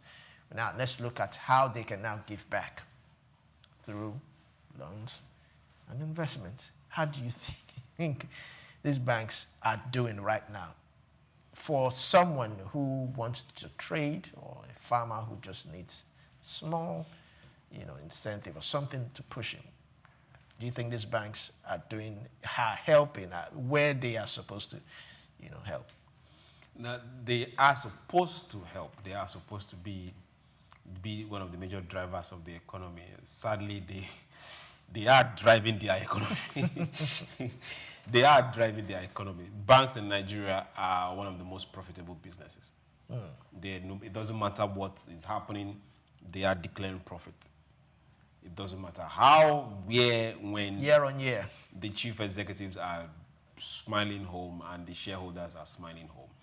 Should it be so? Yes, but it shouldn't be so at the expense of businesses. Yes. Because commercial banks are majorly there to power businesses. So we need to also start seeing what government is pushing. Let them not also push it, like I always say, in conference rooms. Let's see them push it directly in the field. Now, the CBN has come down and said the MPR, the interest rate has come down to 27 from 27.5. We are looking forward to one day, by God's grace, in our lifetime, see it go beyond 2%. Definitely. Now, can it happen overnight? Definitely no, it's not going to, that's not possible. But over time, let's see that happen. Now, the lesser the interest rate, the more businesses can thrive. Yes. The lesser the interest rate, the more banks will be able to say, okay, good and fine, we have more money. Who wants to take it? But now we also ask ourselves this question, the risk involved, that is what they will say. Is it there? Definitely, yes, it's there. The banked and the unbanked. The bank is not giving people bank money. It's people's money bank is giving people. Yes. So now we also start asking questions. Okay, dear banks, aside you opening up and selling shares and getting recapitalization to 500 billion, can your 500 billion fund Lagos-Calabar Coastal Road? So these are some questions that we've asked ourselves on another side. We'll just smile. The answer is no. We still have to go outside and get some other facilities outside this country. So we want to see those mega banks. I am not a proponent of generalizing banks. Let's have banks, yes, but let's also have mega banks. They shouldn't be on the same pedestal. Federal government is saying, CBN is saying 500 billion capitalization. Make it $2 billion capitalization, $10 billion capitalization. Categorize it. Some would strive to meet it. And those particular ones can say, okay, good and fine. Tomorrow we are going to fund a full oil company. In another Dangote, you don't need to go outside looking for CBN to give you money. We can fund it. And we'll match CBN interest. So these are what we want to start seeing. We want to see banks that the shareholders own more shares than the chief executives of the banks. Do you think we'll ever get to see that? Well, it's just a matter of time. We want to get to a place where you control a bank not just because you own 30-50% share of it, because you own 5% shares of it, or you own 2.5% shares of it. That way we have stronger institutions. That way we'll have banks that are more oriented to helping businesses because they have the financial flow they can risk. And not prioritizing politics to give money to a politician to go and contest the election. So what risk remains when we still have smaller banks who are lagging behind? What risk do you think remains for smaller banks who are yet to meet the target? Do you see a merger? Do you see... Yes. Now, you see, this is where we were talking about the kind of licenses you give to bank and just make it a plain ground. No. It's a small bank, let it be a small bank. If the bank, we have microfinance banks. Definitely. If it's beyond the microfinance bank, we can have local government bank, we can have state banks, we can have regional banks. That way, if the bank cannot meet 500 billion, no problem. We'll stay where you are. We're not downgrading you, but don't go beyond your state. Yes. Don't go beyond your region. Cater for people in that place. Technology is coming up right now, so it's not like the era where you see bank and banking halls every 2, 4, 5 meters. If we take a poll and ask people when was the last time you went to a banking hall, I'm very sure some people have not gone to a banking hall in the last 3, 4, 5 years. And that is also going to continue. So asset acquisition is just maybe majorly for real estate for banks, not majorly as banking halls anymore. So let's see banks that are focused on business growth, which is their primary call. So do you think that recapitalization, does it guarantee actual resilience, or is just bigger institutions? Yes, bigger institutions. Resilience is supposed to, but now the resilience is going to majorly be born on management. So it doesn't matter how capitalized you are, if you have a bad management, they will cripple that bank. We've seen examples all through the year, from those that could turn water to wine, to those that were your first call when it comes to the green chambers people. We've seen all, it doesn't matter their capitalization. If the management is not well scrutinized by CBN without favors, it will go down. So management is still key. Now, CBN has come up to bring up a whole lot of policies from the last MPR meeting, and we've seen that, okay, good and fine. They've reduced the amount of savings the banks can do with the CBN. They've made banks more liquid. That's good. Interest rate has been reduced. That's good. Now, a lot of this is trying to see that the banks can do business with business people. But let's get to see that happen. Let's see a case where the bank can give a loan, not 6 months, not 3 months, not 1 year. Give business people loans for, since you are giving them an interest of 27, give them loans for 2, 3, 4, 5 years. And don't come knocking on the door until you've done your service on that loan. That is to the banks. Not when the industry itself have not even stood. You come knocking on the door. Where is he going to get the money to pay you? Talking about that, credit facilities, microfinance banks, are they really financing the micro business? Do you think they are actually doing that? Yes, they are. Yes, some of them are. But we are seeing a case whereby a lot of microfinance banks are being used as loan sharks too. Yes. So we see a lot of cases where we see CBN is saying 27%, and somebody is giving somebody loan for 50, 60, even more than 70%, that, yes, for a period of 1 week. 1 week. And now we ask, dear regulatory authorities, where you see these things happening, you see them happening, we can't grow an economy like this. It's not possible. Well, I think the FCCPC they are doing a whole lot. They've told some of these loan sharks and the rest of them to come register, first of all, for them to operate. So I think I've been seeing a lot of directives and circulars, So they are also trying, but, what can we also do? What can CBN also do? Do you think that banks should also try as much as possible to push for a lower interest rate? Or are they just comfortable? Because the bank can't push for a lower interest rate because it's favoring them. Left for the bank, they will tell CBN to give us 100%. 100%. It's their profit. The banks would never. But whichever way, whether higher interest rate, lower interest, they will still make profit. Yes, they will make profit, but the higher the interest rate, the more profit they make.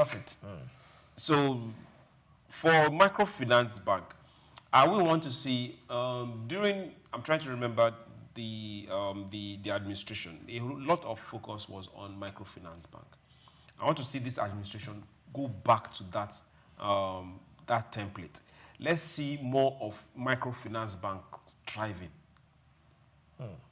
Let's hold people accountable. Just the way we have the Minister of Finance. The Minister of Finance should be able to trickle down to the State Minister of Finance, trickle down to whoever is the local government secretary in finance, where microfinance banks are held accountable and make sure they are growing and make sure they have access to CBN funds when it comes to interventions, not the normal commercial banks. CBN interventions, agri interventions, poverty alleviation interventions should go to microfinance banks. They are the ones that are closer to the people. They are the ones that are in the market, in the local market. These are avenues where Musa that doesn't need to go fill up any form because the marketer in the microfinance bank knows Musa's house. He knows Musa's farm. probably he has even bought cassava or onions from Musa before. He is confident and comfortable giving Musa 500,000 naira for Musa to work, knowing fully well that Musa is already winning. That is Musa there. Not the big bank somewhere that are going to tell Musa, sorry, go and bring affidavit from your late father's wife's land.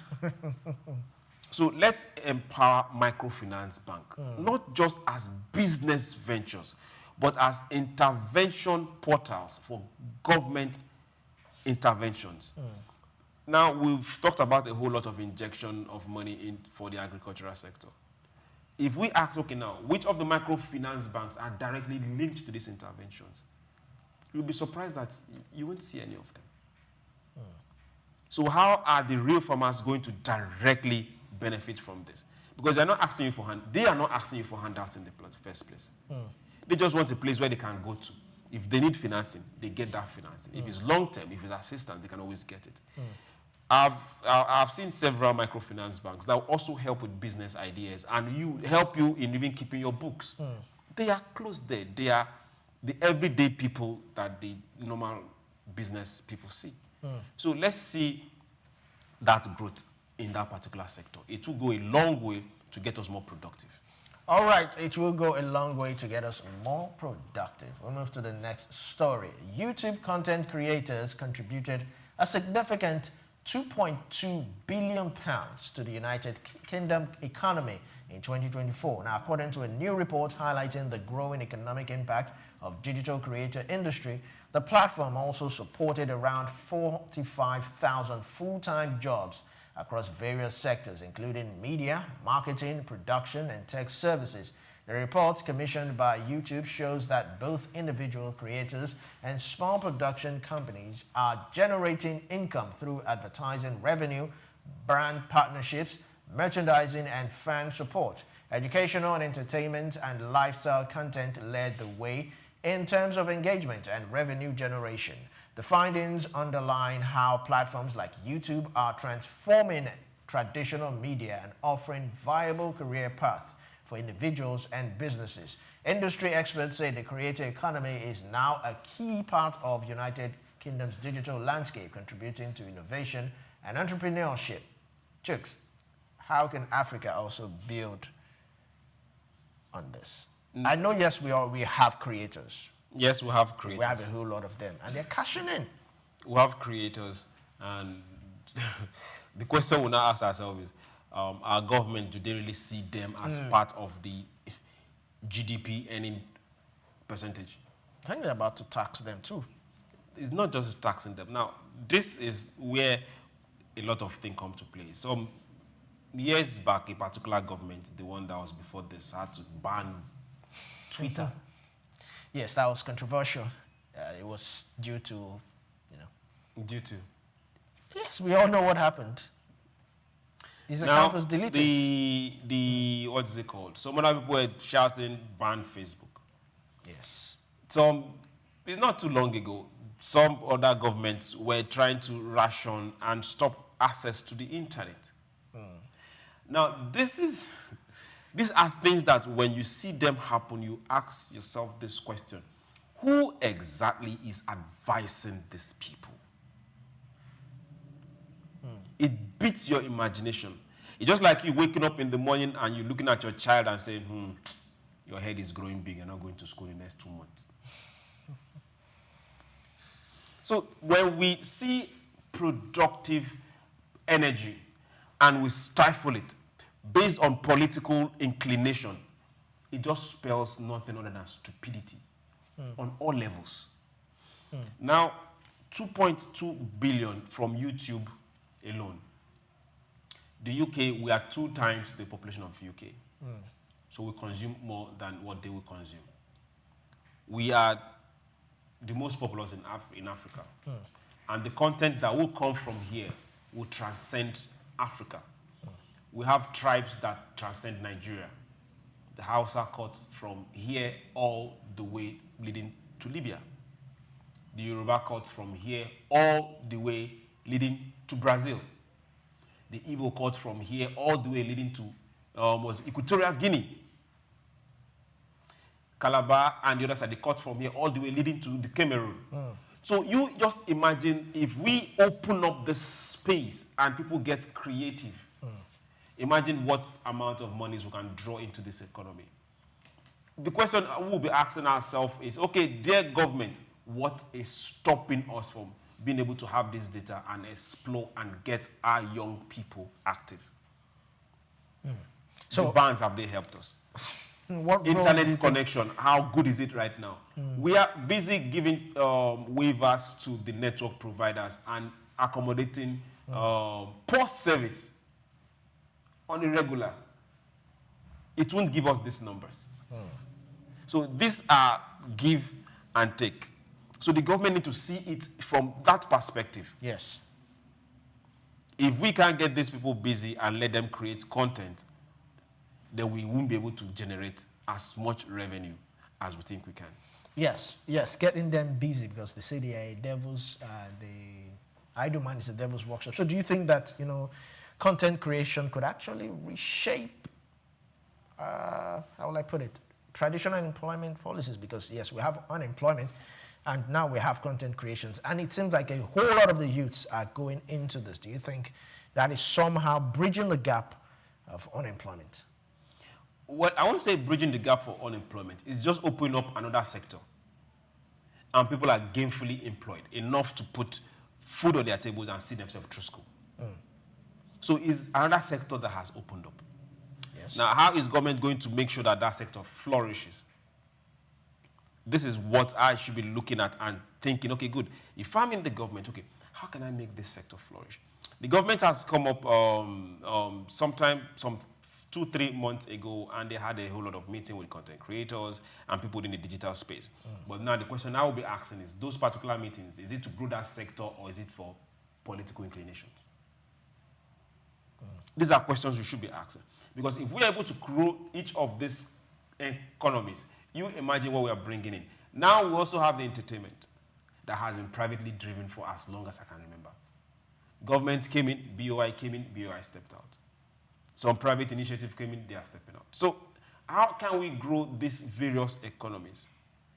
That way we will keep people not just busy, but bring in the necessary effects into this country. Every YouTube creator that is making money, not everybody that is posting is making money. Everyone that is making money in FX, not in Naira. Let that sink in. So if we can double what we are doing right now, give them more opportunities, make sure that the network in our various cities is better than what it is right now. Make sure that it's not just about network, the pricing also. Do you think that government should excuse me, partner with some of these social media platform owners?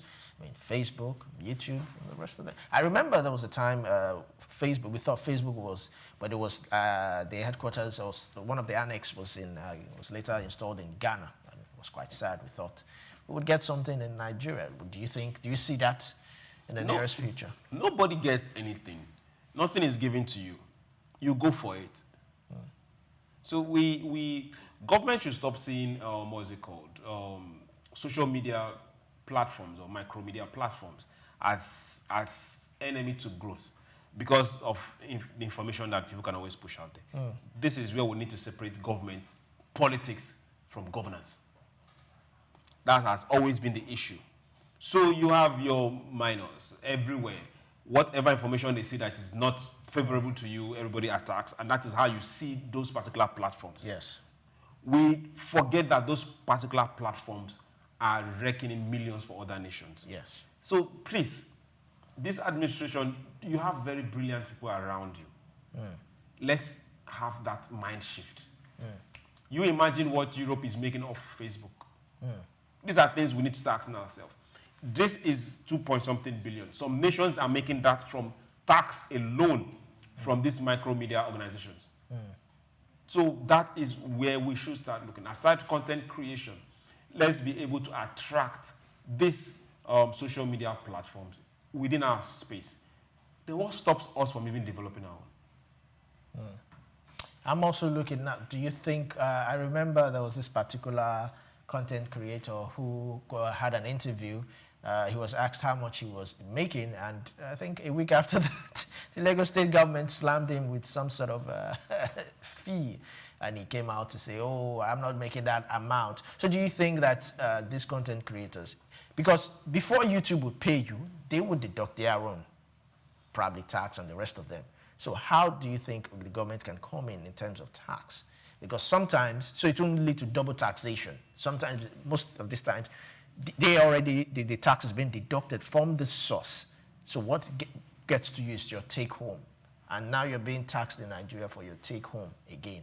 Isn't that double taxation? How can the government, solve this? Okay, now for YouTube, you don't pay tax of YouTube. If you're not in the US or they don't do those calculations. All of the above. Now you pay charges. There is a sharing formula.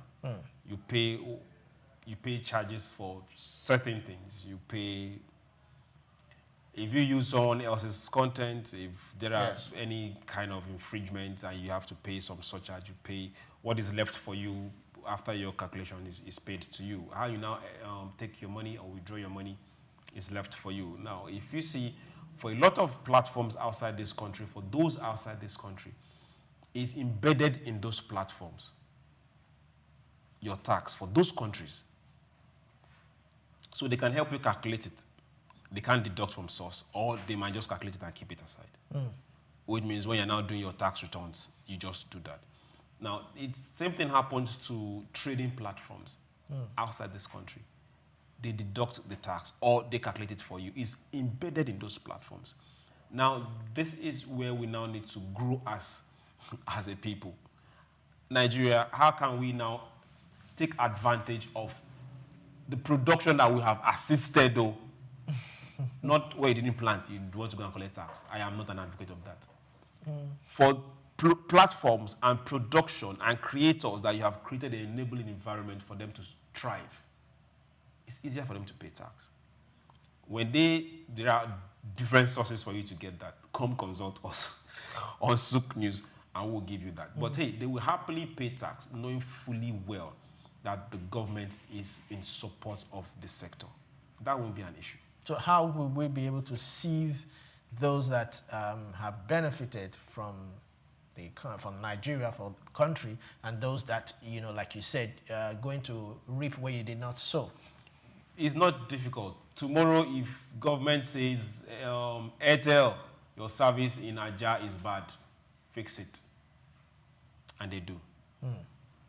Have I not gotten the better service? Definitely. If they say, MTN, your marks in so and so place, it was vandalized. Okay, we'll make sure it doesn't happen anymore. We'll provide enough security. I don't know if you understand. Now, if they answer, okay, good, let's tackle power so that this network providers will stop burning diesel. 50% increase in revenue, in what people are paying. Okay, it's not going to increase anymore. Let's see how we can cut down your production cost. So these are things that government on their side will do, and the service becomes better and cheaper for anybody. So it's, at the end of the day, is ability to produce content and put them on the net. And whoever is going to consume will also need that same net to consume, to buy, to sell, to download. All right, let's quickly take the last story. We'll quickly run through it. The European Union has announced another one-year delay in the rollout of its anti-deforestation law, which is designed to respect imports of commodities such as palm oil, soil, beef, and cocoa linked to forest destruction.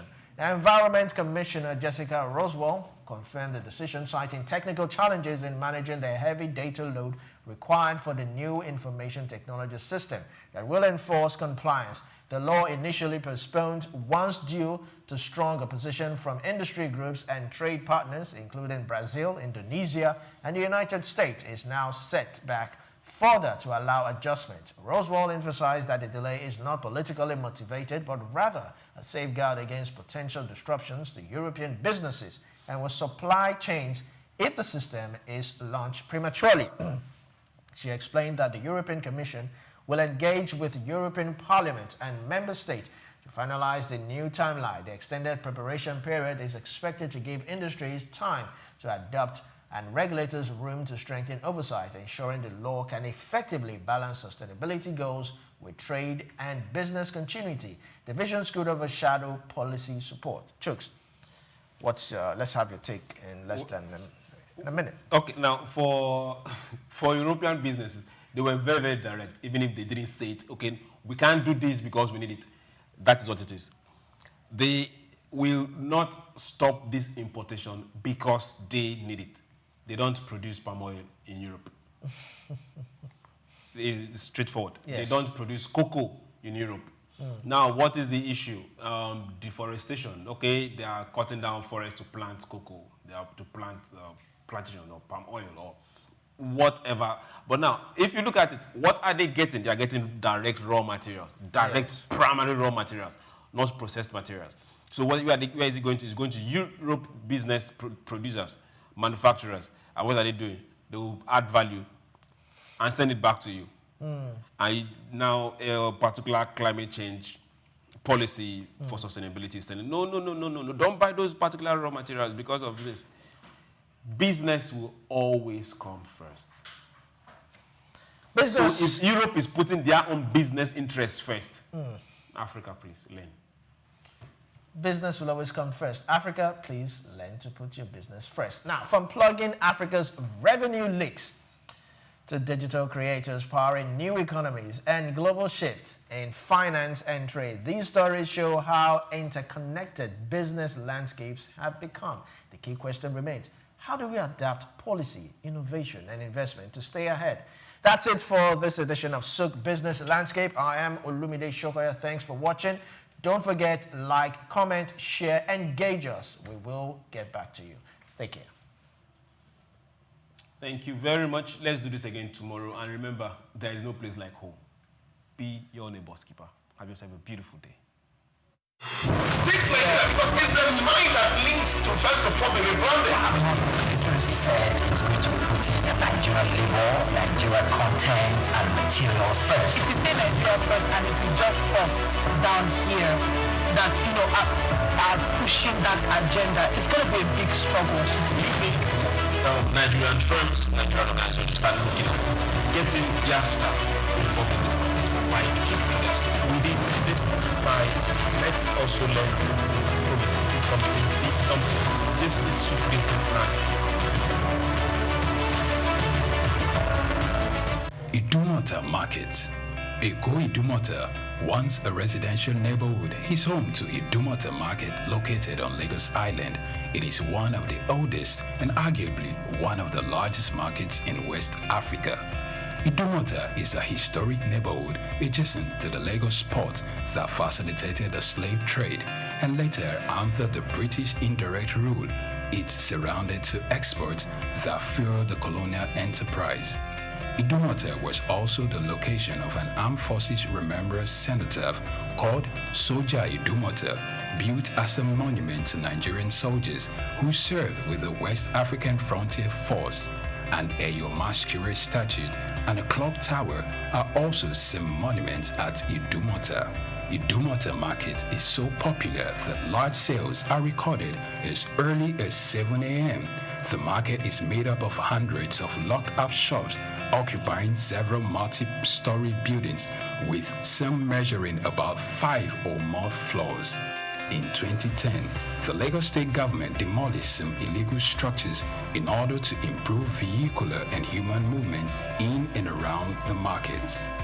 During weekdays, the neighborhood of Idumota is densely populated by shoppers, traders, and bus passengers.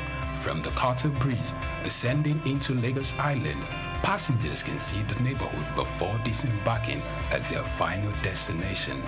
Idumota Market accommodates the substantial inflow of imported goods.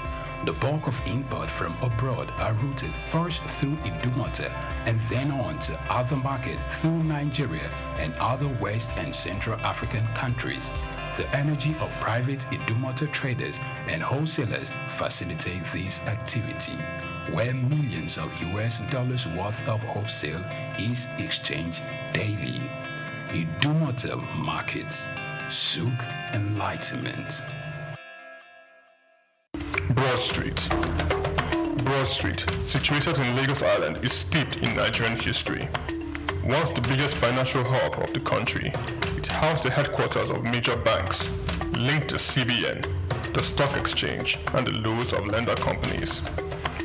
Broad Street is a historically significant street. It has played a central role in the development of Lagos and history, an important commercial and administrative center for the British colonial authorities. It was also a home to some of the city's earliest modern buildings. Broad Street was a residential area in the pre-colonial era, with the British claimed the Methodist Boys High School in 1878 and the Broad Street Prison in 1882, renamed Freedom Park. The General Hospital, which was a British military hospital, was built in 1893, being the first general hospital in Nigeria. The old British Secretariat building, which is now the Federal Ministry of Justice, was built in 1906. Broad Street has seen a full turn into modern commercial office blocks, complexes, skyscrapers, and markets from the outer marina through Atombo and into the Adeniji-Adele Road. Broad Street is one of the busiest streets in Nigeria on weekdays, where commercial activities take place day and night. From modern buildings to ancient structures, this street gives one a raw dose of life in Lagos. Broad Street is often referred to as Lagos Financial District. It boasts a mix of architectural styles, colonial-era buildings, Victorian and Edwardian architectural features, alongside more modern skyscrapers and structures. Broad Street remains a vital, vibrant part of Nigerian economy. Broad Street. Souk Enlightenment.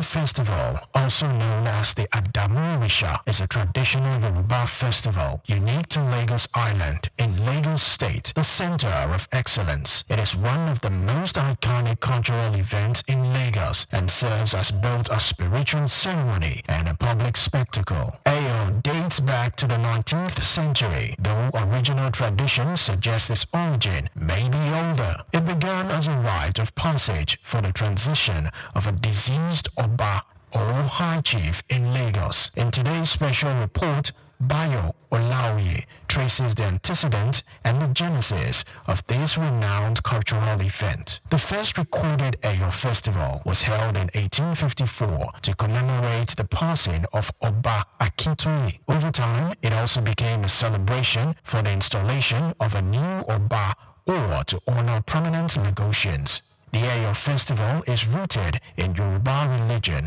and spiritual practices, specifically those of the Orisha cult. It is particularly associated with the Adamu-Orisha, a deity representing ancestors and spiritual guardians. The Ayo Festival is essentially a masquerade festival. The masqueraders are called Ayo, and each represents a spirit of the ancestors. These Eyo figures are customized in flowing white robes with large hearts and face coverings. They carry okpas, known as batons or staff, used to generally discipline those who break festival rules. The Eyo festival can also be described as a spiritual cleansing of the land and people, and used to escort the soul of a deceased noble into the afterlife. It invokes blessings and peace for the community, purges the city of evil spirit and misfortunes. The festival is organized by 5 major Eyo groups, or Igas, also known as palaces, each with its own color and significance. Eyo Adimu, black, is housed in Iga Adimu. Eyo Laba, which is recognized by its red color, has Iga Idungoro as its palace, while Eyo Uniku, renowned for its yellow color, stays at Iga Uniku. Iga Ologede, with its green color, will reside at Iga Ologede, and Eyo Agiri, with its purple color, stays at Iga Agiri. The main day of the festival is called Oye Day, which falls on Saturday. Prior to this, there are several rituals leading to the Akoko Day, where announcements are made and various traditional rites are performed. What are the rules, regulations, and etiquettes? During the festival, what are the do's and don'ts? During the festival, certain items and behaviors are prohibited, such as wearing of sandals and shoes, since everyone goes barefoot during this period. Also prohibited is the use of motorcycles and bicycles, while public smoking is not allowed, as well as the wearing of hats and caps. Violators are often corrected gently with the okpa by the Eyo. What about the modern evolution of Eyo Festival as a potential for tourism development? While originally a sacred rite, the Eyo Festival has become a major cultural attraction, prominently showcased during Nigeria's independence celebration in 1960. And in subsequent years, it has been used to honor dignitaries and promote the heritage of Lagos. It does not occur annually, but rather on special occasions, often at the discretion of the Lagos monarch or Bar of Lagos as the custodian of the tradition. The festival combines ritual, theater, music, and community spectacle, and it is often considered a precursor to the modern Nigerian carnival.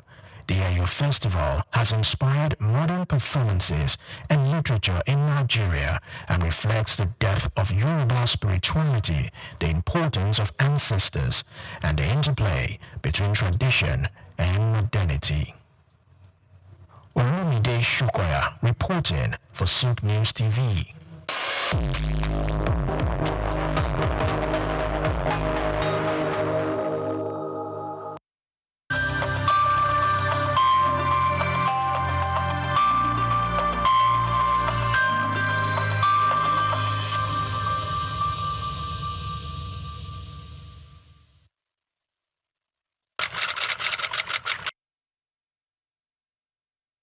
Hospitality is a very interesting and dynamic industry. Hospitality industry, very interesting and dynamic.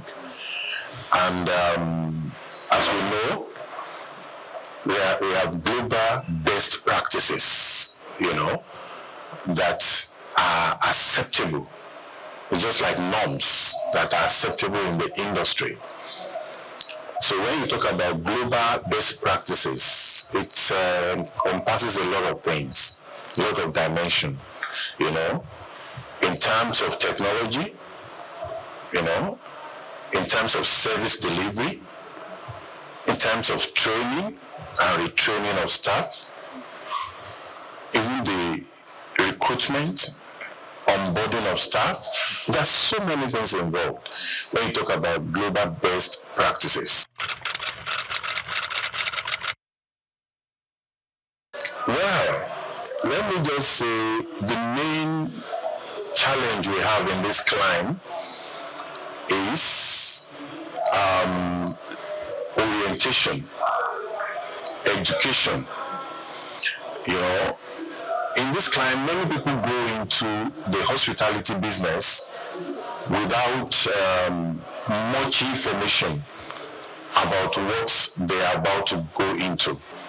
You see, the problem with us in this climb is education. You see, many of our hotel owners are not properly educated before going into the business. I've had series of experiences on the field where some people must have wasted fortune and they will now realize that they need consultants. And by that time, let me say it may be late already. Before you go into any business, get to understand, how it works. The hotel business is a very complex business. Like globally,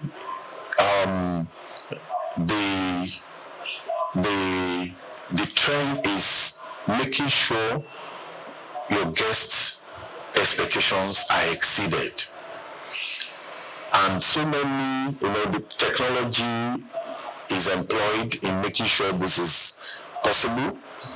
You won't believe that up to now, we still have some of our local brands. In fact, most of our local brands have not even adopted the PMS. PMS is property management software, where you right from the guest arrival, if I right from online, by the time you are checking online to know about the hotel, their products and all that, right from online to when you get to the front desk and throughout all your experiences, all these things are captured by a software, makes the experience so robust and all that.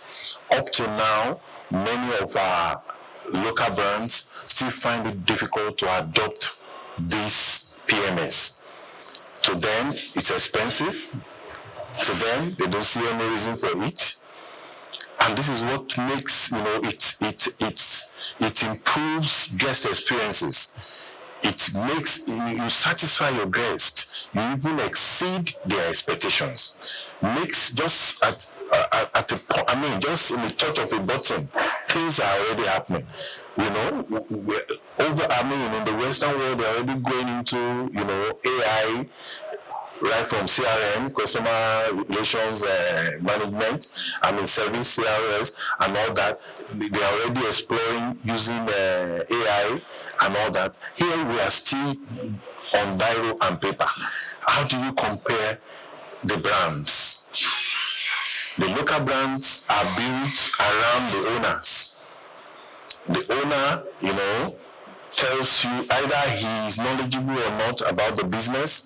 He runs it like a one-man business. And at the demise of the owner, the business dies. Unlike the global brands. The owners of Marriott are long gone. And Marriott keeps multiplying all over the globe. Right now, they have about more than 1.5 million properties all over the world. They have acquired Sheraton here in Lagos, even 4 Points by Sheraton. You see them expanding. What is the secret? It's all about process, system. When there is no process, there is no system, then you are planning to fail. And it's a common saying that when you don't plan, you are already planning to fail. When there is no planning, many of them go into the business without proper feasibility studies. A young man came in from diaspora, wasn't it just last year, to invest in this same hospitality business, set up a lounge on the island. You won't believe it.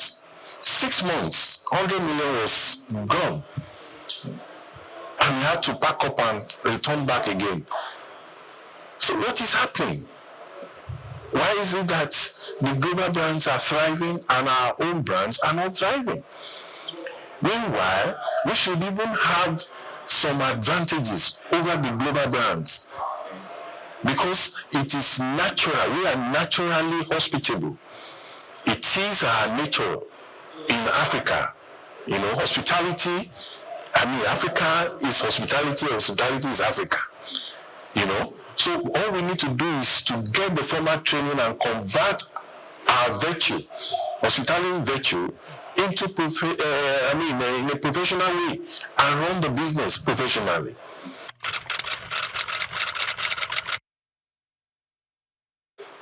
Well, actually, it's not by the quality. We still have some boutique hotels, you know, that are doing very well in the country. They are already trying as much as possible to, you know, follow the global best practices. You know, it's not until your hotel is so massive and big before you can exceed your guest satisfaction, you know. No. Even if it's just 7 rooms, you can still have a brand that can be reckoned with. You know, a brand is not until it's massive before you can say you have a brand. You can have a brand even in a small hotel. You can create a brand. So it's not about of course, we have some hotels that take care of the middle class and they are doing it perfectly well. But what I'm just saying is majority of them are not doing it well because they have refused to adopt the tech. They have refused, you know, to follow, you know, good processes. They don't care about training. As far as they are concerned, the staff are just slaves. They use them and dump them. You know, they believe that if they don't do well, fire them, hire another person. You know, your business will be going in circles. You have to create a kind of linear graph, not the one that will just go up and fall down again. You know, try, you know, to train your staff. Like I always tell people, if you don't train them, don't blame them. Because, you can't imagine spending billions of naira to erect a structure in the name of a hotel, and you cannot even onboard your staff properly. Most of them, they just employ anyhow, put their relatives, and they start running. There is no onboarding program, no vision, no mission, no core values, no SOPs, and as far as they're concerned, they are running a business. You know, when the owner is not around, nothing can happen, and the guests are complaining. Why is it that you don't have these things in stock? You cannot tell them that our MD is not around, that's why he has not released money. That should be budget. You run such businesses on budget. If he has to release money, he releases the money, you know, as at when the budget is ready and the budget is funded. So the business runs on autopilot. It doesn't have to be there. But most of these local brands, they want to be there to see everything, and it's not possible. It's not possible. Or else, like I said, at the demise of the owner, the business dies. What is the secret behind the companies like Coca-Cola, you know, and all the Marios of this world, the Sheraton, etc.? What's the secret? It's because they have process and they have a system. So once there's no process, you're just wasting your time. So and like I always say, a brand is built. It does not come by accident. There has to be intention. It has to be deliberate. You have to be deliberate about building a brand.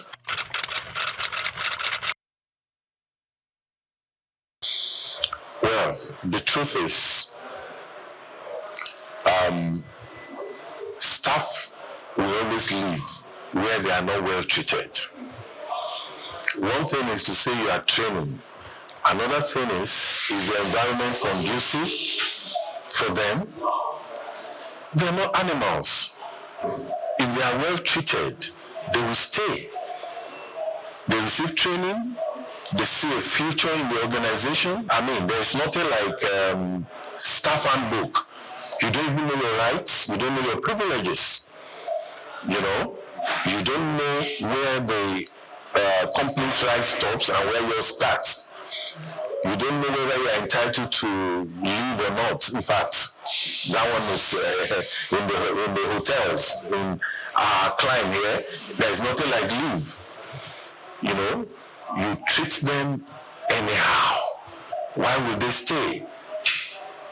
But go and check out those local brands that have adopted these global best practices. Their staff are not going because they see a future. And the issue of trust, you know, you're talking about trust. It's not peculiar with the local brands. If money can be stolen in the local brands, it can be stolen in the international brands. But the difference is the process. You see, like most of our clients, when we try to consult for, when we take over, I always tell them, look, let's put a system in place. Increase their salaries. Let their salaries be enough. Then those that were there with the wrong intention, by the time the systems are in place, they will leave because they know they cannot steal. Recently, in one of the hotels I consult for, somewhere in Ogun State, we recruited the maintenance officer, and they were heard him talking on phone that, it's like there are no lapses here. Barely 7 days, he was already looking for, you know, lapses to explore, and that he has to leave. He won't believe, within a week, he has already given us a notice that he's resigning. Why? Because there's a system in place. We use this PMS we are talking about. Property management software. It has different modules. You have the front desk module, you have the restaurant and bar modules, you have the accounting module, the inventory module, you know, different modules, and they all work together. It's a central thing. Even the HR module, whereby you onboard your staff on the software. Right on the software, you know whether their documents are complete or not. Those that are 80% complete, what are the outstanding documents, the guarantors, and all those things. But most of these people, when you tell them, it's like it's alien to them. They don't believe it's workable here. All this is, and another thing, another dimension. Another thing I noticed about our local owners is how much was your sales yesterday? The next thing is he has taken everything. He's going to party. No future. The business has no future. And when the employees see you spend like that, see you behave like that, you are also tempting them to start behaving like that, to go into the money if they have the opportunity to, because they don't have a future in that business. They know their future is not guaranteed. Tomorrow the business might fold up because of the recklessness of the owner. You're building a business. Allow it to grow. Nurture it. Let it grow. Let it grow.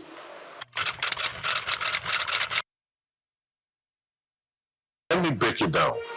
Like when I say the front desk module, the module has a lot of features whereby when your guest walks in, or either online, you can book online, and it will reflect right there. You can book right from London. You go to the website, the hotel's website, and right from the comfort of your bedroom, you are seeing the different categories of rooms, just as if you are already in the hotel. And you are seeing the attached rack rates. And you make a pick. And as you pick, you have the option of payment. And as you make the payment, you reserve the date and a future date, and you make the payment. As soon as you make the payment, it reflects right in the hotel on the front desk. For example, you picked room 107, and somebody else walks into the front desk and says, I want room 107. Sorry, it will show that it's no more available. Even though you didn't see the guests, but it's been paid for online. Can't you see it makes life easy? It increases, improves the guest experiences. It makes your potential guests or your guests happy. Makes things easy for them. So you can achieve that online. You can also achieve it by walking into the front desk, and you can make a reservation. All you need to do is check the rooms. You don't even need to go around and looking at the rooms. It's displayed for you at the front desk. You have it on the screen. You see the different categories of room. You make a pick, and you make payment. Now, when you make payment, a receipt is generated immediately. Another thing is, that's what we call door integration. When we're talking about fraud, you integrate your door, that's the card system, not the iron key, the card system. You integrate it with your software in such a way that once a card is activated, or once payment is made, the card is activated automatically. The owner already gets an alert. In some software it's called MRS, My Mail Report System, that a room has been sold. Either you are there or not. It's as clear, as simple as that. You don't need to come, and some owners will come and sit down at the reception to see what is happening. No, you don't even need a camera. Everything is automated. No room can be opened. You can't access any room without the card being activated. And the card cannot be activated except payment is made. It's only the payment that activates the card. Can you see that control? So now another question comes. What about when you want to clean the room? How do you get the card? That's what you call, MasterCard, or floor card, and all that, depending. Now, personally, I advise my clients, you don't activate a MasterCard to work indefinitely, to work anytime, anyhow. We have hours of cleaning. So your MasterCard is activated to work. For example, the checkout time is 12 o'clock. So you activate it in such a way that it's only active between 12 and certain maybe 3 o'clock or so. Every daily. Once it is 3, you cannot access the room with the MasterCard again. You can see the tech we are talking about. So you can't access any room again. And again, we have energy saving lights, whereby it's only that same card that can power the lights and the TV and the AC in the room. No guest wants to take into a room without the AC working, without the TV working. So it's only that same card that can power the systems. So you won't check me in by 1 o'clock because you have access to MasterCard. And by 3 or 4, once your card is no more active, I'm in darkness. And again, you can always generate a report from the front desk that will tell you how many times, the kind of the entrance, whether the room was opened with the MasterCard or it was opened with a guest card. Right from the report you see. And when you go to the report and you see that MasterCard open at this time, you say, what happened? Why? Who was the person that accessed the room? So you don't need to be there. A particular client of mine was trying to lease out his hotel, which I always strongly advise against, on the island because it was located to Dubai, United Arab Emirates, So I advised him against it. Why do you want to? I've told you to install a PMS since.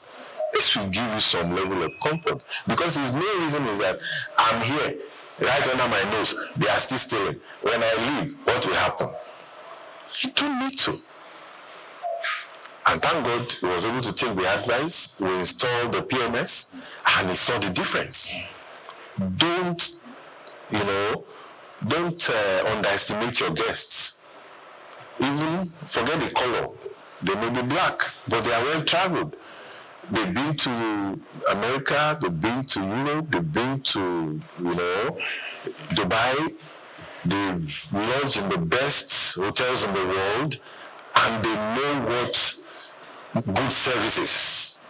So don't think you can just give them any kind of service anyhow. They have an expectation for every, rack rate, for every money paid. There is a value, an expected value attached to it. Why is it that you see some guests, they lodge in 5-star hotels, they pay as much as 1 million naira, 700,000, 500,000 a night, and when they wake up in the morning, because of the kind of treatment, when they are checking out, you still see them giving out tips. They are happy. Meanwhile, these same sets will go to some local brands, maybe as a result of lack of availability of such class of hotel in their village or in somewhere. They have a function somewhere, and they pay just 30,000 naira, and you see them complaining and quarreling and getting angry, agitated, Why? Because of the service.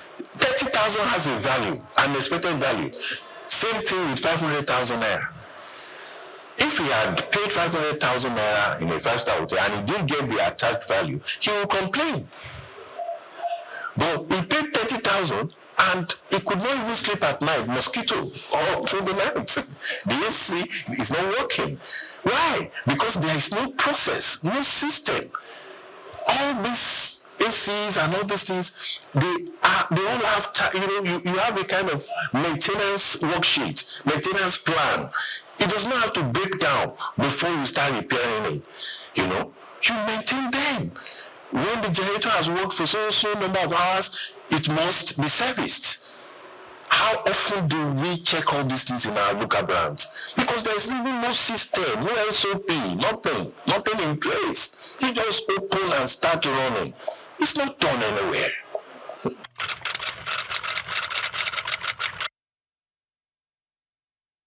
I gave an example of someone who brought in 100 million naira and the whole thing disappeared.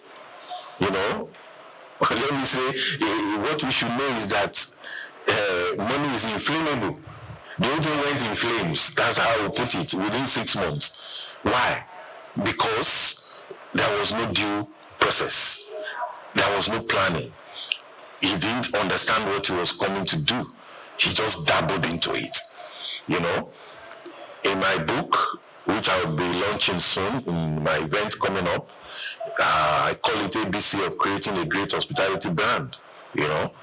Simple, steps of creating a brand. I made reference to such owners as accidental owners. You just inherited a property, or you felt, okay, what is moving now? What can we do? They say hotel is bringing in money, jackpot.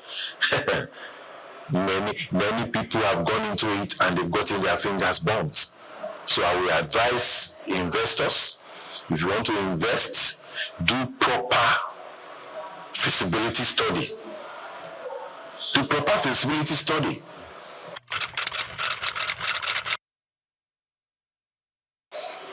Well, let me give an example, a practical example.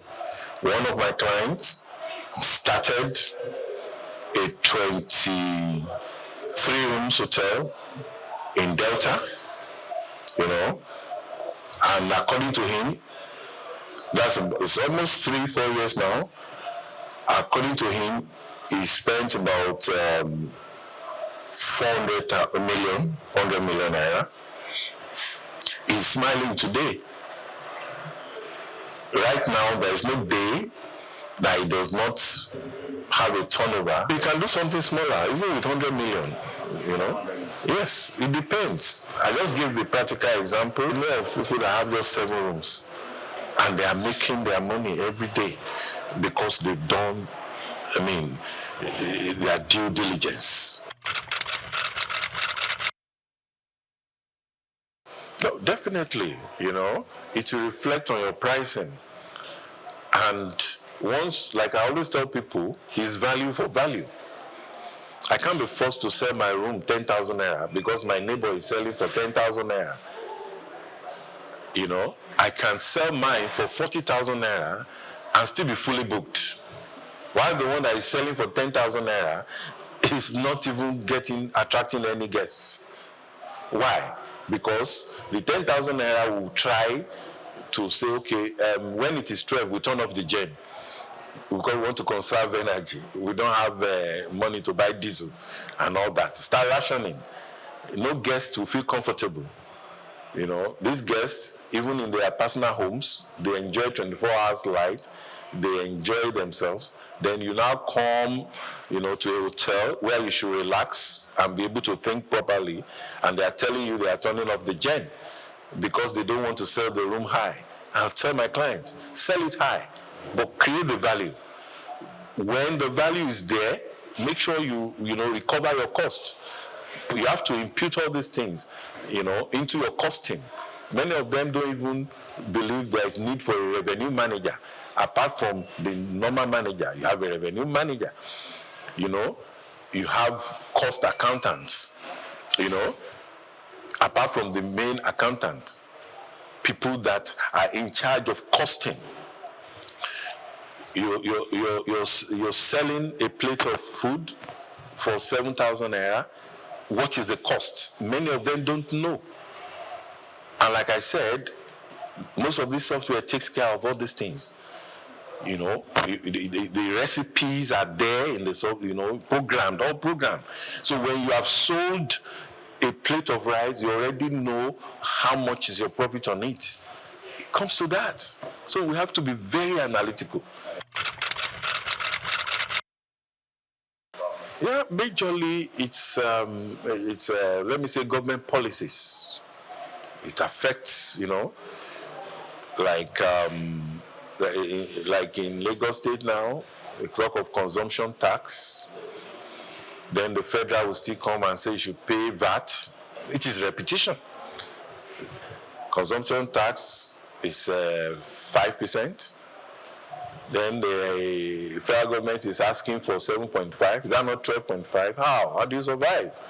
You understand? So these are challenges, and that's one of the reasons, you know, for the vision for my program, which will be coming up in September. You know, it's called Hotel Owners Dinner Outreach. You know, it sort of creates an environment where you have the policymakers, you have the stakeholders, the investors, the owners of hotel, the practitioners, all come together under one roof.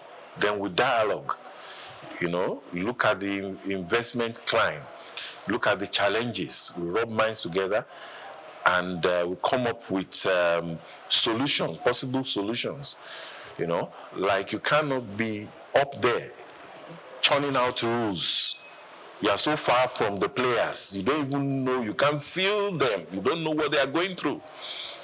A client of mine, the road to his hotel is terrible. Very terrible. And it's hardly having guests. And this government arm will come and pay consumption tax. Another will pay advert, another will pay different kinds of local government will come and ask for their own. You know? So like this year's edition, we are bringing in the number one taxman in the state, for example, will be in the, we call it investment roundtable, will be in the panel.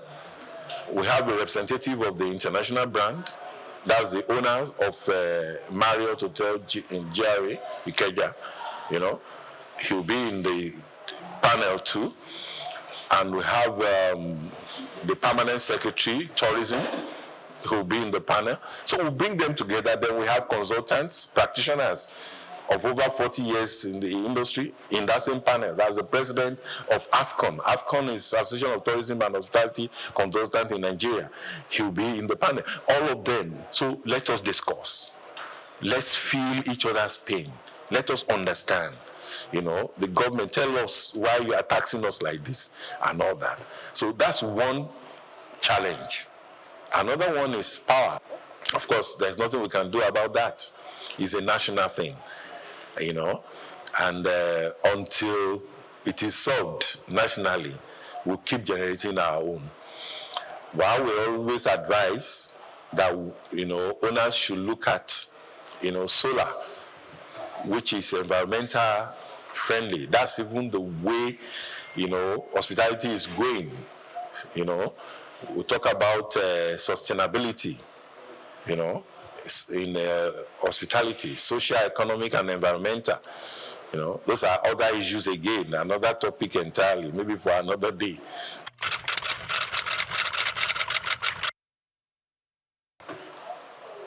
We should just keep it professional. Whatever you are doing, keep it professional. You are building a brand. Always remember that a brand is a promise. Make sure you always keep it. You know, a brand is an experience. Always improve the experience. A brand is a reputation. Maintain it.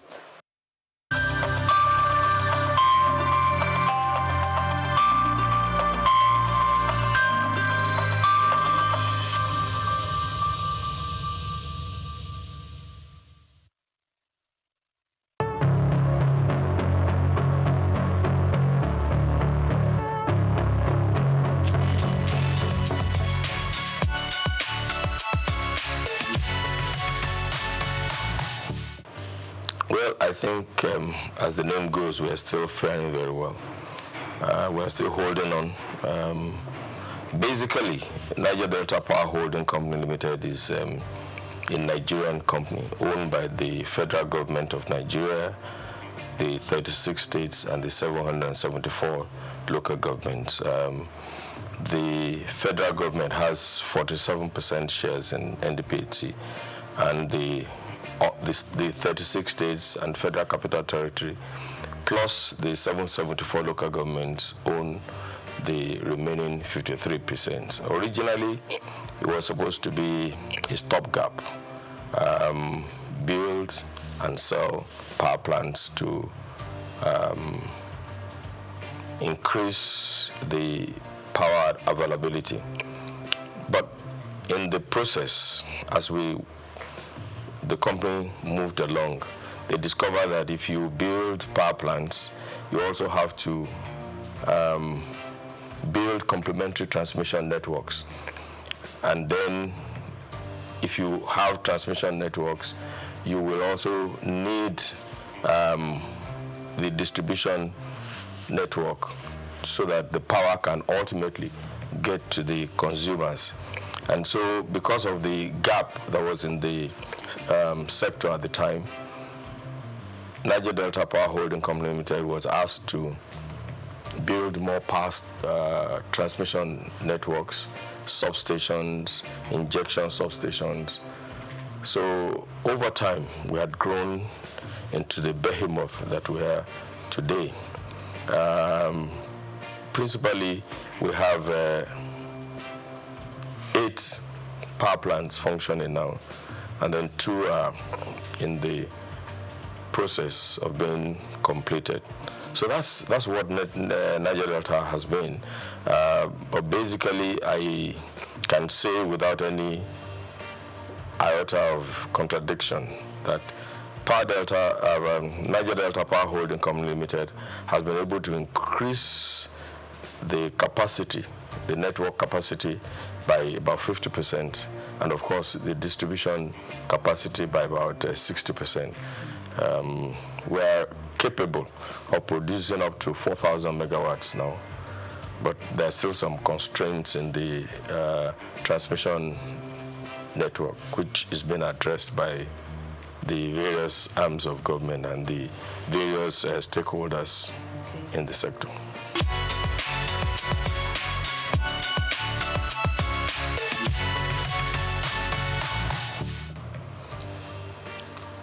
If I want to talk about the problems in the power sector, you need more than an hour program. They are multifaceted. And each time solutions are being found, they are not far-reaching enough.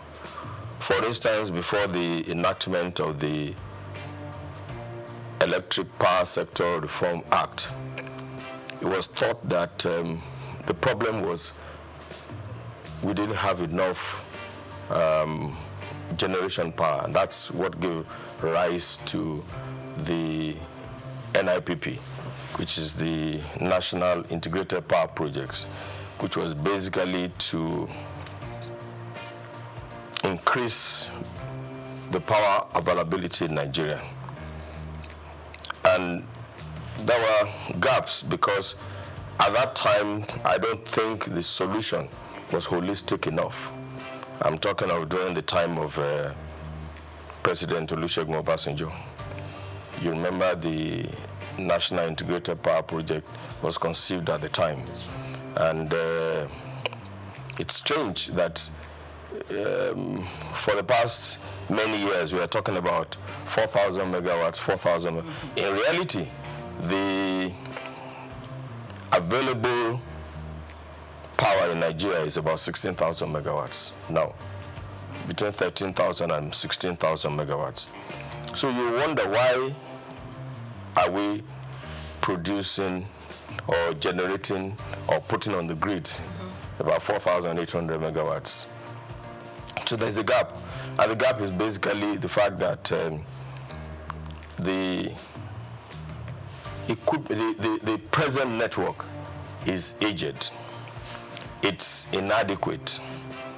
There is fragmentation in the sector.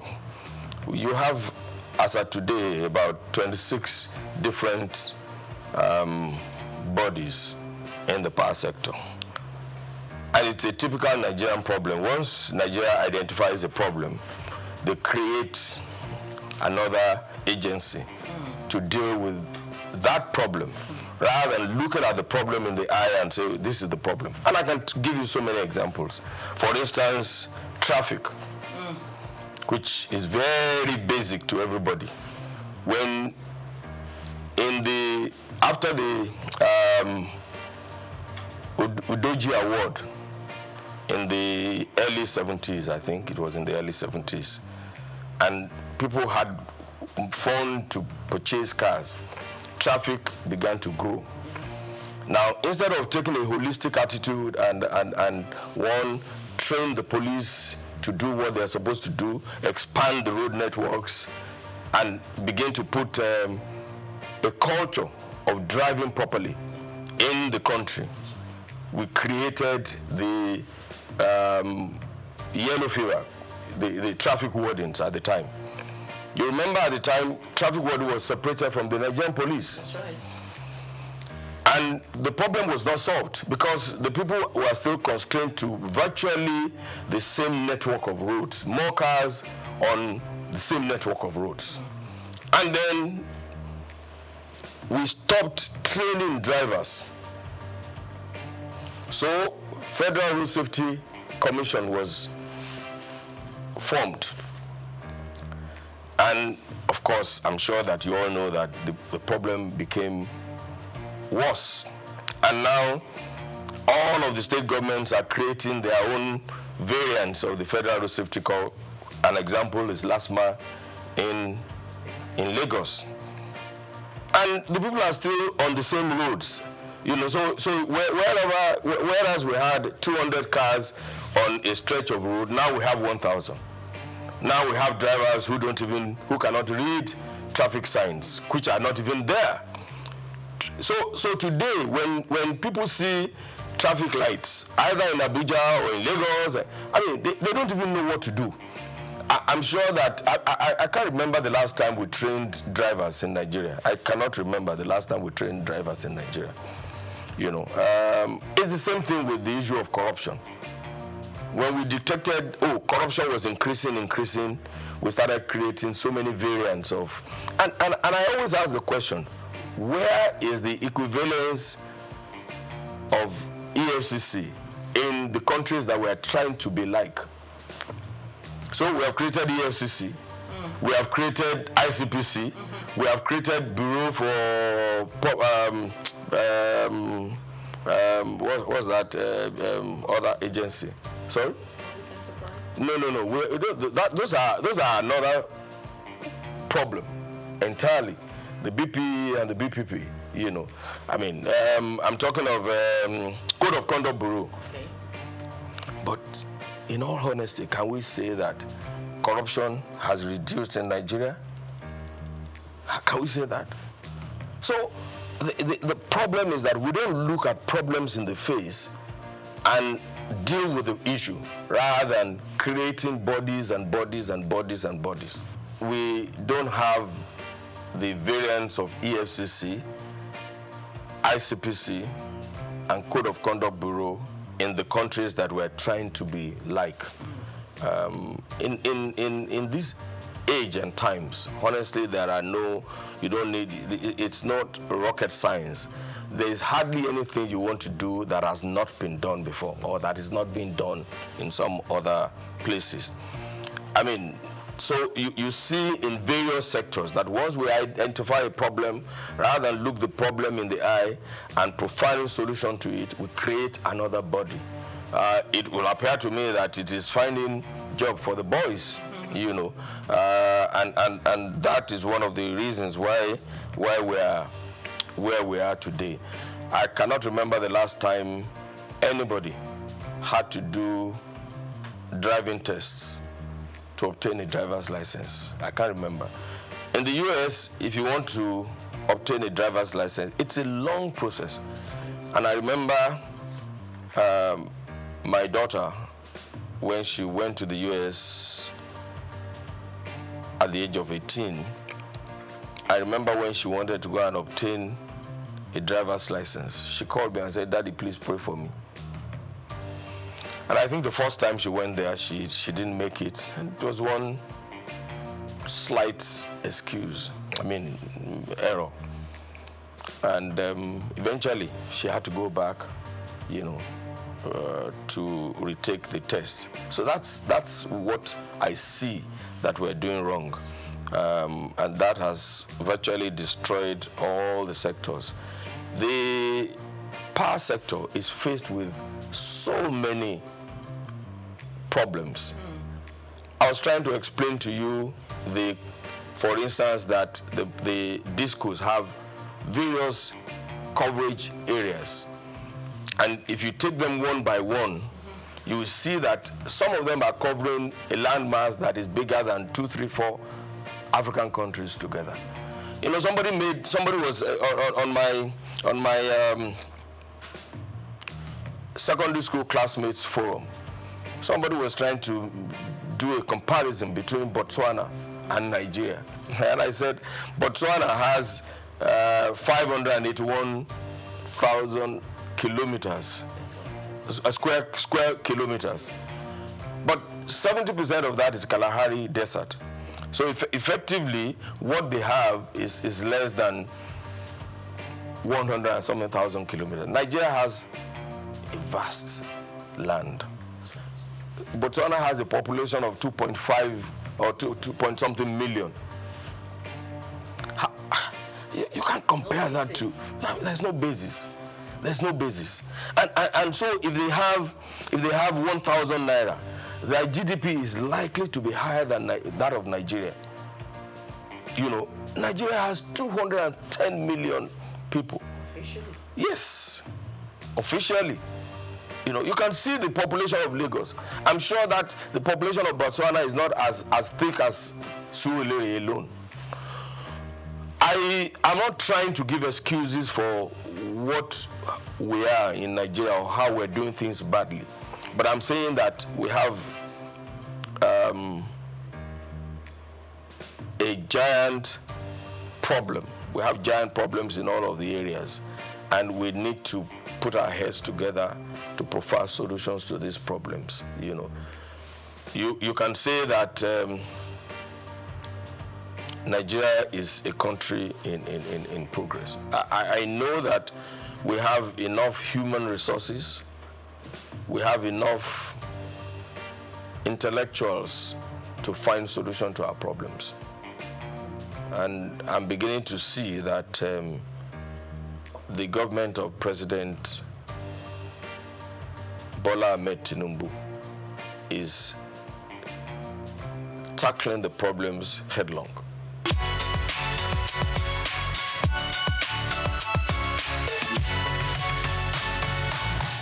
I don't want to say that they work in silos. I mean, it would not be absolutely correct. I don't want to say that. That would be too negative. I would like to say that there's need for better collaboration between all of and then one of the greatest things that we need to do is that there must be a coordinating agency that is not encumbered with or by bureaucratic procedures.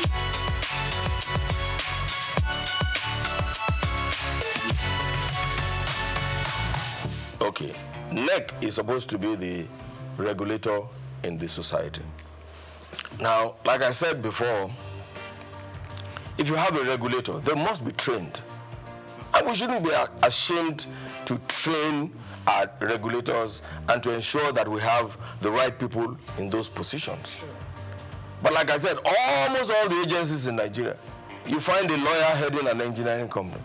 You know, I mean, it's not done. And what happens is that I don't want to create a war between professions, but the truth of the matter is that if you are a lawyer and you have you're doing legal consultancy in the sector, that doesn't make you to be chief executive of a purely engineering company. You know, the last time it was an accountant that was in charge of one of the parastatals in the sector, and you know, even now that there's a new government, you see all kinds of people trying to outdo each other here and there. TCN, for instance, is supposed to be in charge of the transmission networks, but you have the independent ISO under them. How is that going to work? I mean, that is supposed to be an independent, and it cannot be under TCN. Yeah. You know, the discos, for instance, who is supervising them? NEMC is supposed to supervise them, but you have on the board BPE, you know, that has 40% of the shares, and they're supposed to monitor them. Are they doing that? And then now the Yoruba people say amukun eruewo oni wosaleni. That is, if a man is crippled or has bent knees and is carrying a load, it's not likely that the load will be straight because the legs are bent anyway. So that is the problem that we have. You know, the root cause, we are not attacking the root cause.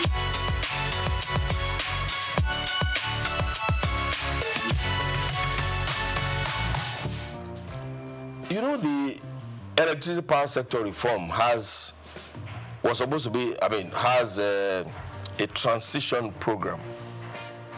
But unfortunately, because we didn't do the privatization properly, we gave it to people who have no financial resources. They borrowed money from the banks to purchase the concession anyway. You know, because they borrowed money from the bank, they don't have enough funds to repair the aging facility that they inherited. So that is a problem. Now the bank is on them. The bank lent them money for 5 years, or you know, whereas this is a sector that is, I mean, you need long-term fund. you know, you need to have enough money to lay new cables, replace transformers. Some of these transformers have been there since 1960-something, to replace them. Look, where I come from in Ondo South Central District, we have not had power for up to 15 years now from the national grid. Everybody is an electricity generator company on his own. When we stepped into it to see what was happening, we discovered that the distribution company did not have enough money to repair the damaged distribution networks.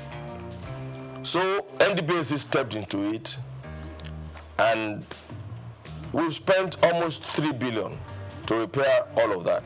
3 billion. Or almost 3 billion. I mean, we're talking about 6 local governments. At a point, by the time we had finished the reticulation of the networks in 5 of the local governments, we discovered that there is the source of supply is from Ondo. Ondo has a 2 by 30 MVA substation. One of that substation is gone. So it means that the distance of almost 100 kilometers from Ondo to Ore and to Ilaje, to Bokoda area, to Mahi and Co. Just one single 33 kV line is coming from that. So by the time the light gets to Okitipupa, what you have is candle light.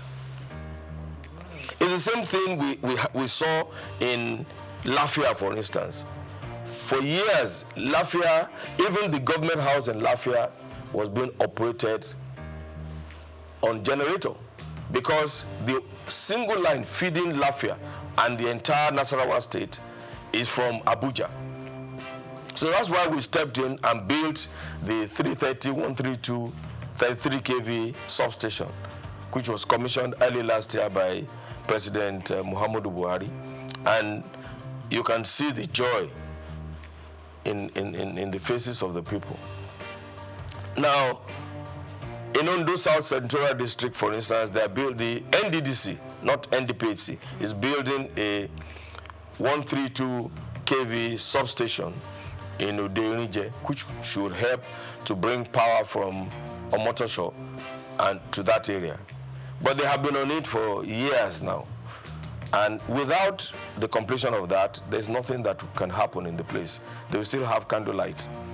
So these are the problems. Now, NDDC is independent of NEC.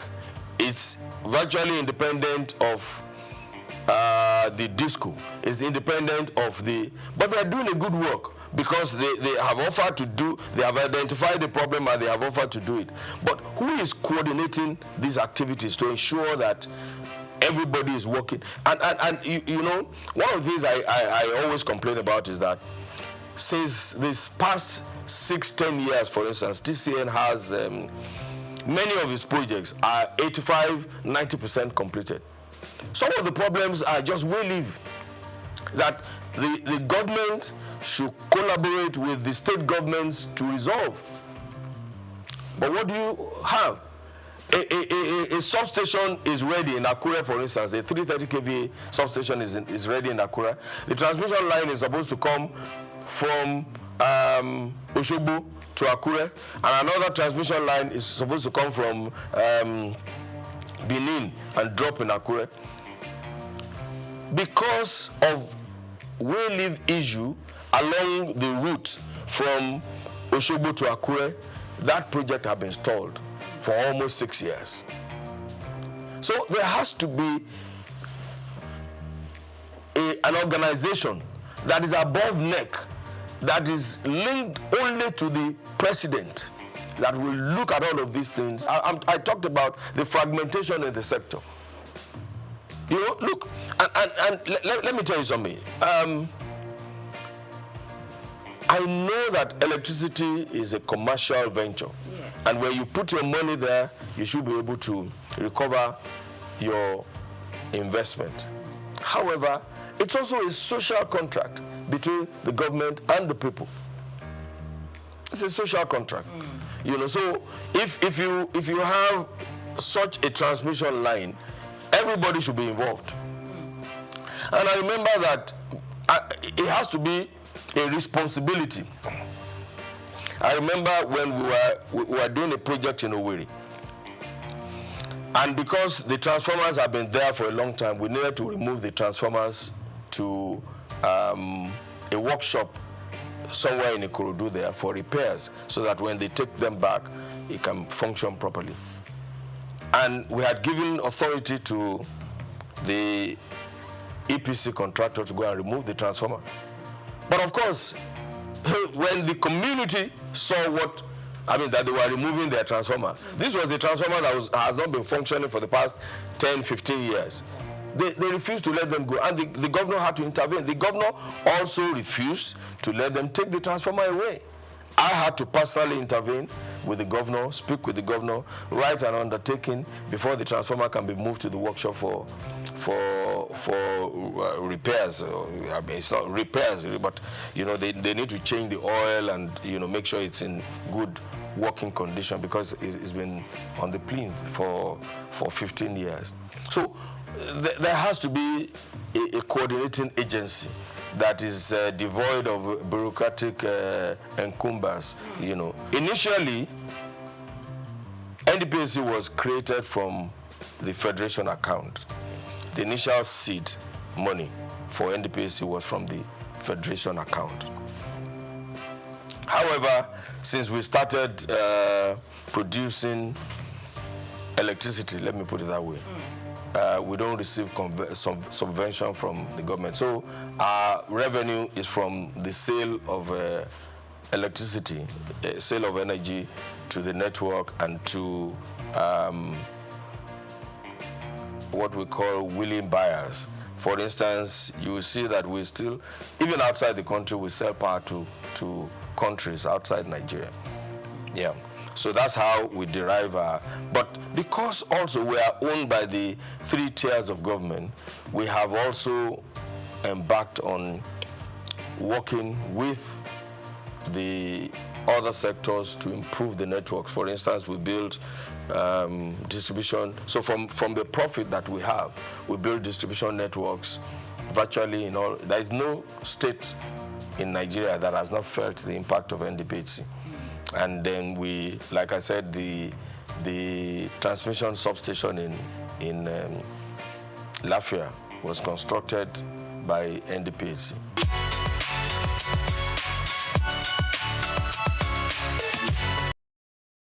It's like LNG. I mean, the LNG cannot receive subvention from the federal government anymore. You know, I mean, of course, initially, government put in their own investment and the private sector put in their own investment. I'm hoping that we will move away from this structure in NDPAC. I'm really hoping that we will and adopt the NLG structure, for instance, and bring in a huge investor to acquire 49% so that we can start operating like an LNG. You know, there's a lot of confusion in the society, you know, and even those even some high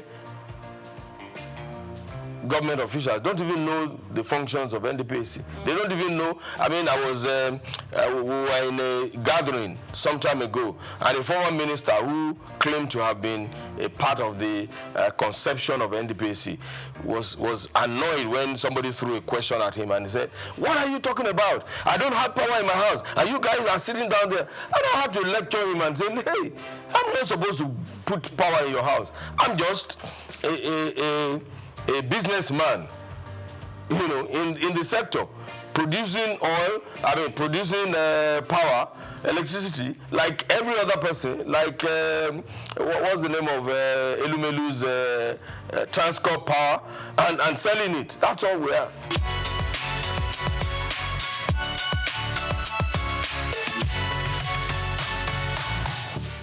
The problems are enormous.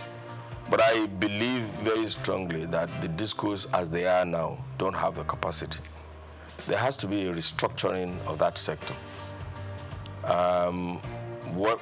Under whatever you want to call it, maybe breaking their franchise into little bits. One or two of them are doing well.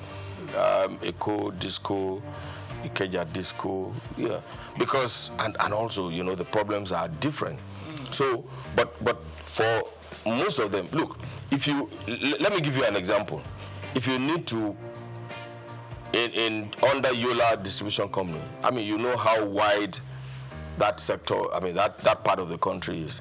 If you need to take a 33 kV line from one town to the other, you may be doing 100 kilometers. Whereas under the Eco Disco franchise, I mean, 100 kilometers will do 2, 3, 4, 5 communities. So we need to restructure these discos. We need to support the discos to develop a new program tailored to reduce ATC and C losses. What is ATC and C? Aggregate technical, commercial, and collecting losses. Now, when you take power from Undo, for instance, to Ilaje, 100 kilometers, by the time, and don't forget that along that route, you are dropping power for Ajebandele, for this, for that. By the time you get to the end, what you have is candlelight. So you will need to and the discos don't have the finances to do these things. I said earlier that the privatization was not properly done. Okay. I'm not sure that those people have an understanding of what they were getting into. Everybody thought the power sector was like the telecommunications sector. But it is not. The amount of infrastructure that you need to put in place, physical infrastructure that you need to put in place for power is totally different from that. Because apart from your cell in telecommunication and the handset there's nothing that you need to do. You probably don't need to put poles, pay compensation. Fiber outtake is for specific areas. I mean, for specific things, and it doesn't stop the telecommunication facilities. After all, they can use satellite. Yes, exactly, from functioning very well. Okay. So that the difference is, but you cannot send power remotely. You need cables, you need poles, you need transmission lines, you need all sorts of things. You need transformers.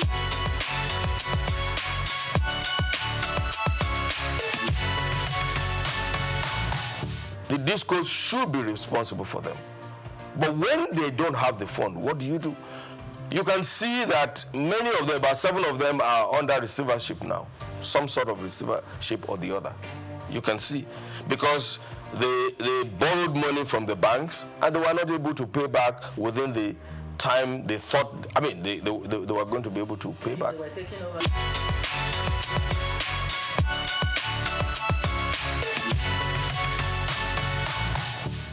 You have to deal with each one of them, you know, on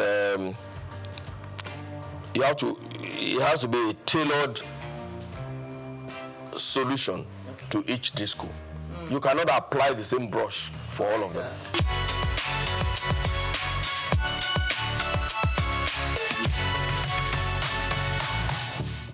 Well, the truth of the matter is that at some point there will be increase in tariff. However, this is not the time for it. I mean, Nigeria, I mean, we are doing a lot of reforms now.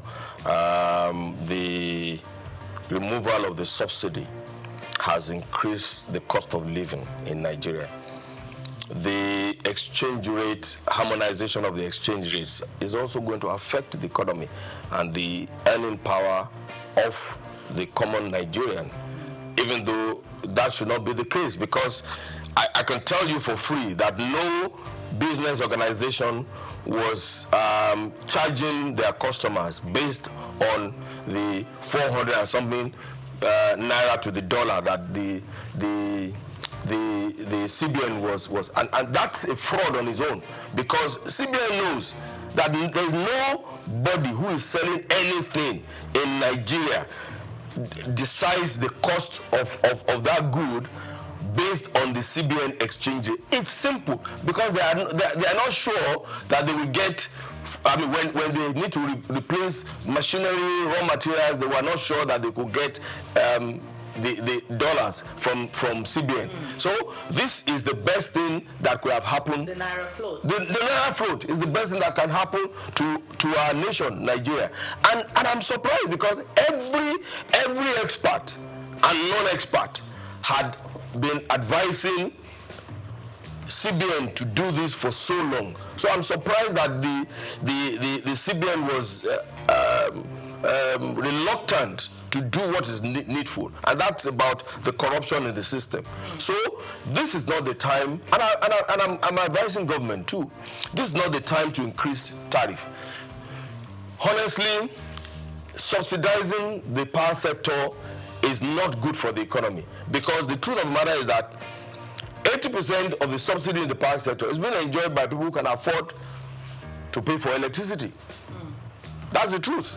The low tariff pays only the rich.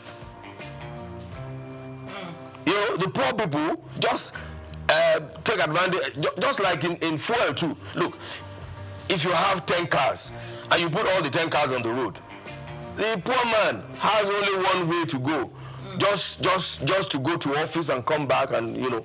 But the man who has 10 cars will the wife will take one, the children will take one, the workers will take, and that's what is happening in the sector. So yes, this is not the time to think about increasing tariff.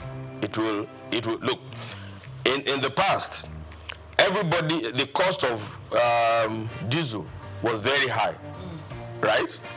Now, a lot of people migrated to using petrol generators. Yes. Now the cost of petrol is even almost higher than the cost of because petrol burns faster. You use more petrol for your generator than diesel. So generating power in your house now, where you don't have power supply from the national grid, is a big problem.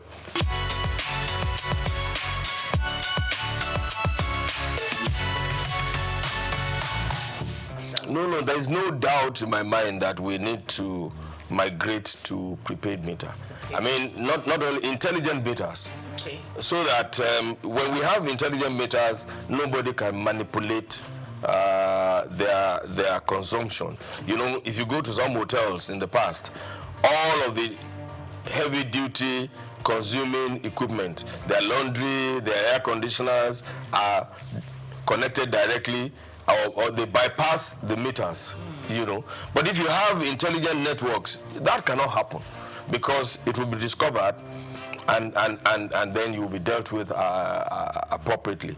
So there's no doubt in my mind that everybody, and it's in the interest of the consumer too, to acquire prepaid meters. And it's not the only prepaid meters that the discos should supply. It should be intelligent networks. Of course, I said earlier that they don't have the money to do it. They don't have the funds. What's the intelligent network? What will you do? Look, if you had an intelligent network in a place like this, for instance, you can determine what is happening without you being there. Even on your phone, you can control your this thing. So I'm just trying to use that to explain what it is. So if you have an intelligent network, the discos in their control rooms will be able to monitor and ensure that energy theft is reduced to the barest minimum, and they can ensure proper operations in their own sector.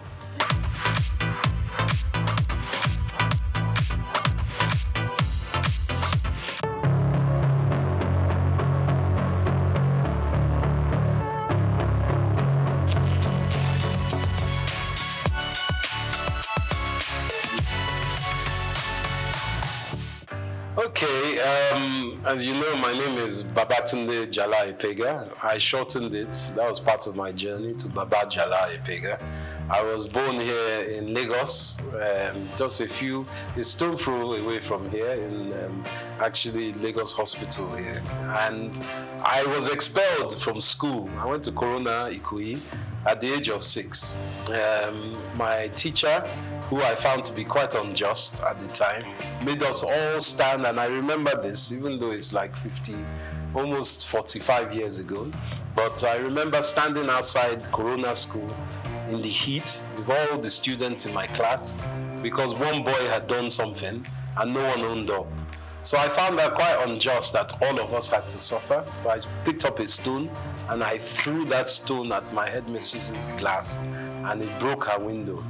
She told my parents, and my parents weren't very happy, of course, but they realized that I wasn't meant to be in school like that here.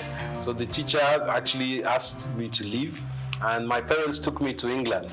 They said, take this child to England. We can't control this child here. He's a wild fellow. So as soon as I got to England, I went to Tunbridge Wells in Kent. I went to school there, and it was the most cold experience I've ever had in my life.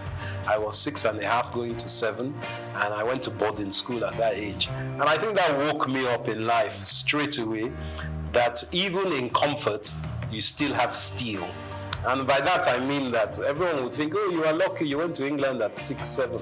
But I was very young. I was put in a dormitory with children from England, from Japan, from Saudi Arabia. We were all very young. There was a lot of crying in the dormitory, 12 boys, 6 on each side. And the room was very cold. I remember the cold. But one other thing I got to learn was rugby. And through my life, rugby and learning to deal with my condition and environment has instilled a strength in me. And as we know in Nigeria, you have a lot of things that happen that are out of your control, but you have to find a way to evolve and adapt. And I think from the age of 6, 7, I was very lucky to have that. I went to the oldest school in the world called King's Canterbury, started by St. Augustine in 598 AD. This was the secondary school I went to. And my life seemed pretty, what they say, gold-leafed at the time. Everyone's like, you enjoy, you're in Nigeria, you're in London. I learned to speak Spanish. Unfortunately, I lost my Yoruba, but I'm trying to get that back. I learned to speak Spanish and French. But at the age of 17, my father had a stroke.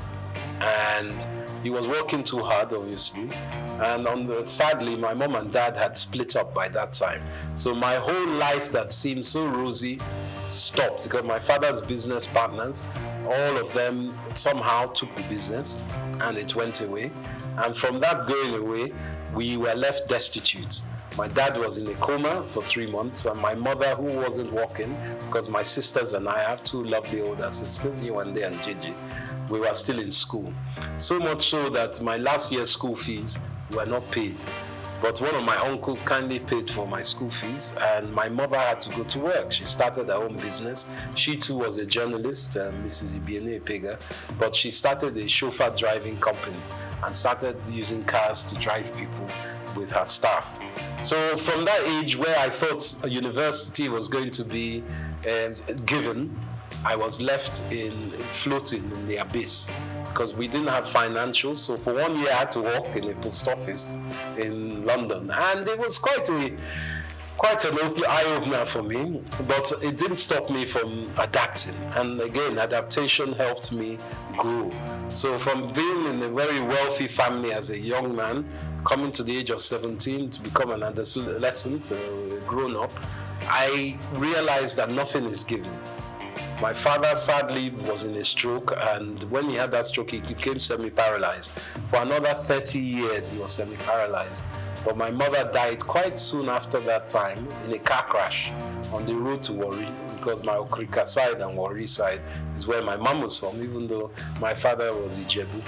So my mother died at the age of, when I was 21, which was 20 actually, when I was starting university. And my father was semi-paralyzed. So I became the father of the family, even though my sisters were older and far more intelligent than me. But being the man, I had to take control of a lot of things. And I think that's what really gave me the tenacity to understand that I really need to be someone who doesn't just walk in one field. I need to spread my risk. From my university, I did mathematical economics and Spanish. I was able to go to University, Queen Mary College, London University. And from there, I finished. As I said, I worked again. So I worked before I went to uni, and then I worked afterwards. And for me, life is about collaboration, communication, and tenacity. And I think those were my first 21 years.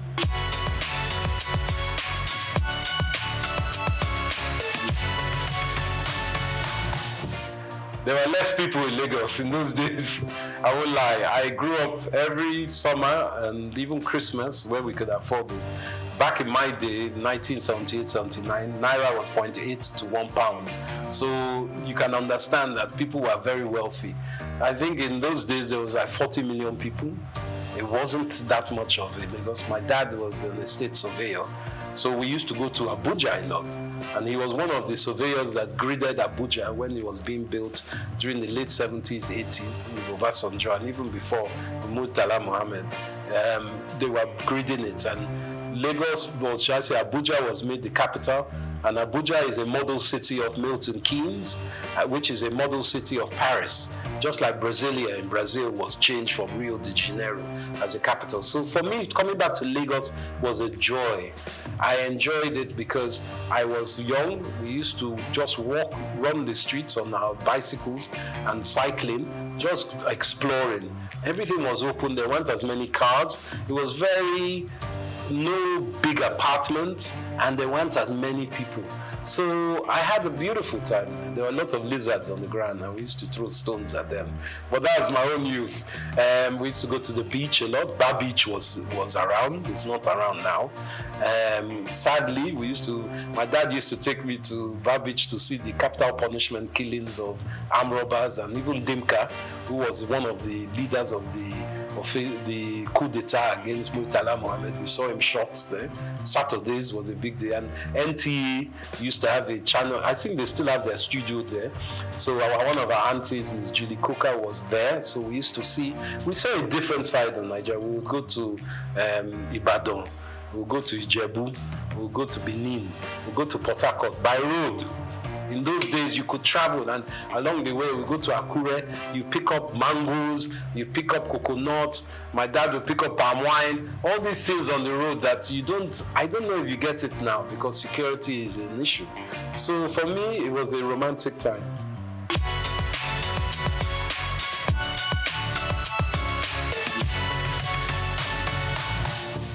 I think fashion, evolving through Nigeria, has started as a siloed industry.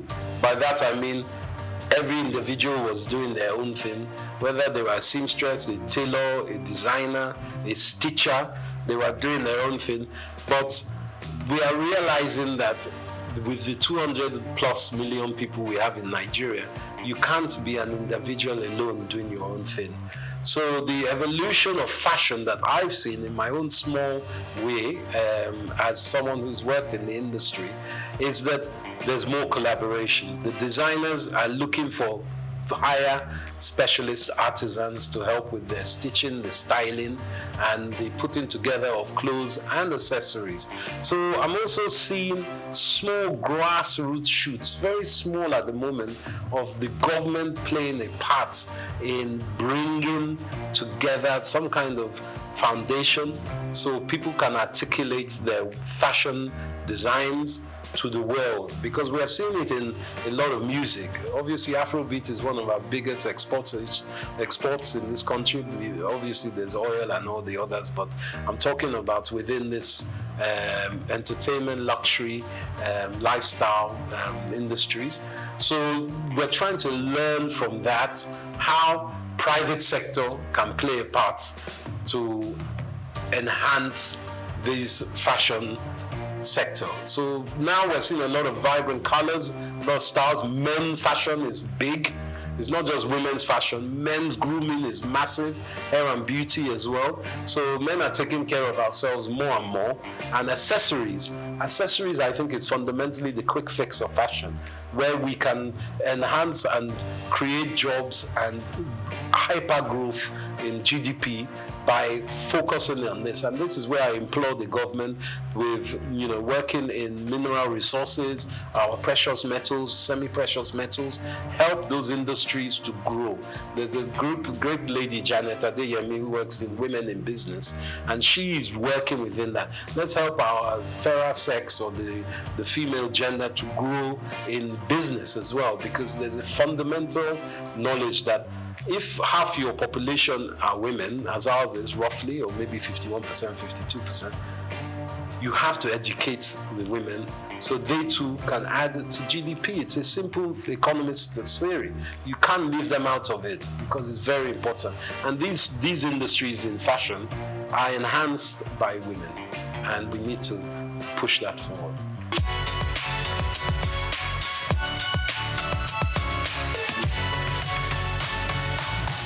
I think the banking system needs to be augmented, and I'm saying this from the government's perspective. The ease of doing business in Nigeria, as an investor myself, a foreign investor as well as being an indigent in Nigeria, the problem is not getting your money to Nigeria, it's getting your money out of Nigeria. Not that you want to suck all the money out of the country, but what can help is the floating exchange rates, the flow and liquidity of money that can come in and out of the country. A lot of investors are worried about how they get their money out of Nigeria. So I think our banking system, going back to the central bank, which they're working on, needs to be much more fluid. So people feel they can invest and take money out. But also, we need to articulate what is on offer. We need to start some kind of documentation of who is available to have investment with, where they can be found, because it's because we are quite an opaque economy, meaning that people can't see the end of where they're putting their money. Once we do that basis and open up the lights within which kind of businesses are available to be invested in, I think a lot of investors, domestic and international, will be more willing to put money to it.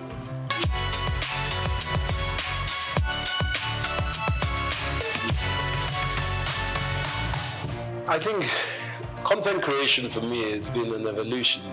I started as an ex-banker, as I said. I used to trade futures and options in Barclays Bank. I was on the Life Exchange, trading bonds, and I found that wasn't my life. I wanted to be more closer to people. Some people can be bankers on the trading desk or trading floor, but not for me. So I started doing events. I was very lucky enough to show that I was quite adept at doing events. So a big company called Richemont, they owned Cartier, Dunhill, Harcourt. They were part of British American Tobacco. They took me on to do their events. So I was doing a lot of polo matches, a lot of Christmas parties, a lot of brand activation events in England. So for me, I got a lot of content knowledge from that. Different styles, people, different countries. But in the last 10 years, I felt that helping companies like LinkedIn, Google, all kinds of big banks in Europe and America was not my remit. My business, EMC3, was going very strongly in America, whereas a Nigerian man, I didn't feel love in America. I know that everyone says it's the land of opportunity, but being someone of my own African descent, I didn't like the mentality there. People are good, but the infrastructure is racist institutionally, as we know. So I felt I wanted to give something back to Nigeria. And with all the 20 years of, at that time, about 17 years of knowledge I gained from doing some of the best Grand Prix parties in the world, Formula One, around Monza, Silverstone, Abu Dhabi, I was doing a lot of events. I thought, let me take this back to Nigeria. I didn't have to come back to Nigeria. I wanted to. And I know with all our grievances with Nigeria, if you ask many Africans about Nigeria, they'll say, they look up to us. You guys, you have Chinua Achebe, you have Wole Soyinka, you have Fela Kuti. What's your problem? You have Chimamanda Adichie. What's your problem? So we have to take ownership and say, yeah, we do have all these people. We have Afrobeats, whether it's Burna Boy, Davido, the Venus Bushfires, all these different people that are exported. Let us look inside and say, wow, we do have a lot. So I wanted, as a content creator, to show Nigeria in all the different sectors that we do have a lot. And that's why with the marketing and communications company that I've started, my own company, I felt I could touch so many sectors. And finance, as I mentioned, I work with banks. Also government, Nigerian Investment Promotion Commission, a very great entity. I work in fashion, with brand labels and people across the board. There are great shops like Alara here that also promote African fashion and African business. And did you know even Leventis does a lot of research, Nigerian bottling company, to help this country. And you know Nigeria was blowing glass 1,000 years, almost 1,000 years before Europe knew glass blowing. And it's been found in Oyo State only recently. So it's very important that architecturally we take ownership of our country.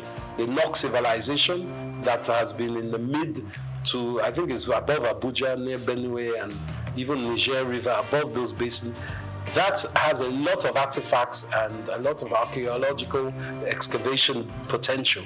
But we've allowed that just to linger. People have stolen a lot of our artifacts. Nigeria was known for Benin bronzes. We were the best smelters of iron before people were smelting iron. So these are things we have to take stock of. And me as a content creator, I bring all that information together and I make sure that people acknowledge it and are aware of it.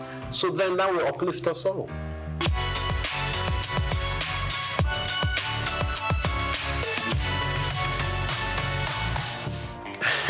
Now, this is a political question, but I believe with our background of the last 20, 30 years, we've had, sadly, leaders who have been militarily inclined, let's just call it that. And as we know, military people, they don't like educated people, because educated people will ask questions. So we have had what we call a dismemberment of education in Nigeria for the last 35 years. And that has played an endemic part in retarding the gross domestic productivity of our country, because our youths and even people up to my age and older have not had the infrastructure, middle-class education that is needed for a country to grow. You look at the Industrial Revolution in the 19th century in Europe, especially in Britain, and you look how they were expanded by merchants and artisans and specific skilled workers. Apprenticeships were big, education was huge. There was what they call a noblesse obligée, a nobility obligation, that people who are rich give back to institutions, not to church, to institutions that will help education. And that is where I think we've had a disconnect. Education was lacking. So for me, the way that we can help, it takes time. This new government is in. They are trying to implement the 8-point agenda, which is a good agenda. But everyone's looking for results now. Nigeria has been in a very bad state. There's global downturn. Obviously, cost of living is so high as it has been for a while. Nigeria is exacerbated, but in Europe, cost of living is high. There are some stupid wars going on around the world that has meant oil prices have skyrocketed. And with the rocketing of oil, everything goes up price-wise. So Nigeria needs to reevaluate education and apprenticeship. I believe even in fashion industry especially, apprenticeship is very important. Whether it's weaving, designing, marketing, online, whatever it is, factories, you need apprenticeship. And that's the quick fix of education, where education is fundamental to everything. Education of men and women, or girls and boys, both. Let's be honest, we need both sides of our genders to work together.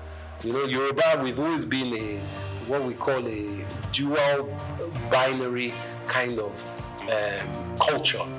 We've always thought of male and female as one, and it's very important. Even in our names, Taiwo and Kehinde, we won't know if it's male or female.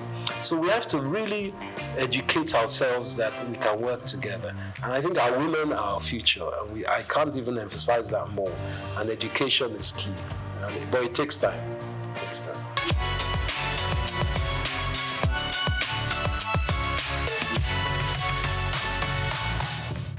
I think GEAPP syndrome is very real. Everyone wants a better life. Let's not lie. You want a better life for yourselves, but for your family, your parents, your children. And the opportunities in Nigeria, even when you have been educated and you finish graduate here, to find jobs is not easy. The infrastructure is very bad for job creation. And this is being worked on, you know, and the last 8 years has been fundamentally broken. But we know this new government is changing that. But specifically, GEAPP in Canada, they need our brains. You go across the world and you ask any nation, especially America, who are the best educated, the best, integrated, and the most proficient people, Nigerians. So it's not that we are stupid, it's that we don't have the infrastructure at home. And America, Canada, Europe, they're giving us the infrastructure. So getting out of Nigeria is not easy. There are opportunities and policies that allow it, but going across the border to Libya is not the way. You spend $5,000, $4,000, which is almost 4 or 5 million naira to try and get to Europe, and then you are treated like a dog when you get there. That's not the way. But you know, there are certain policies that can take you to these countries. And in Britain, for instance, it's not all the streets aren't paved in gold, but if you earn £1 in Britain, you send that home, that £1 is 1,300 naira. So, and the minimum wage is £14 an hour now in Britain.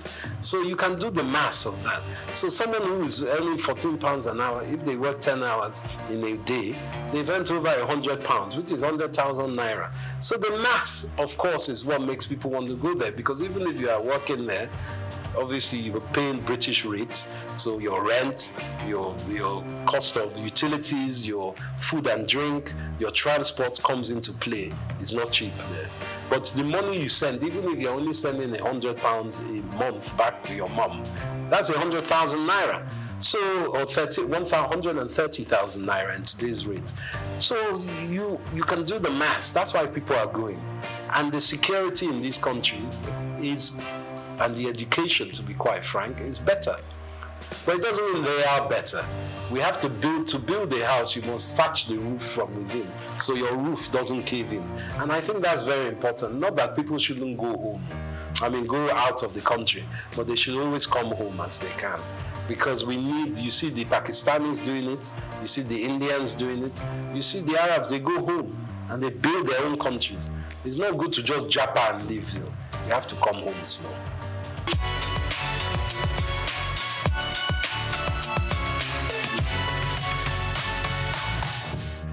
I think my success is down to, as much as I can say a success, because it's still a book that is not finished and the stories are still unwritten, is a tenacity of hard work.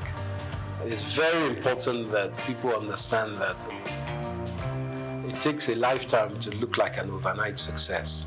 It doesn't just come. What I'm still doing, I'm not the most successful in my business, but I love my business. And if you can find something that you love and you can make money out of, then you're in heaven on earth, to be quite frank.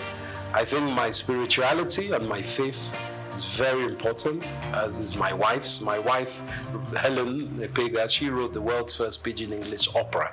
And we've been staging it here in London. We played in Cape Town, in Nairobi, and in Lagos, And we've staged it in London. We're at the Royal Albert Hall next year.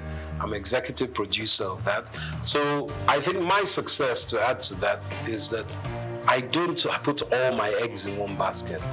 And I work very hard to make sure I research and obtain knowledge of the next thing, or what was the last thing. I'm a historian as well. And I put things in perspective. And I try to add value as I can. But as my momsy used to say, you have 2 ears and 1 mouth for a reason. So I like to listen as well.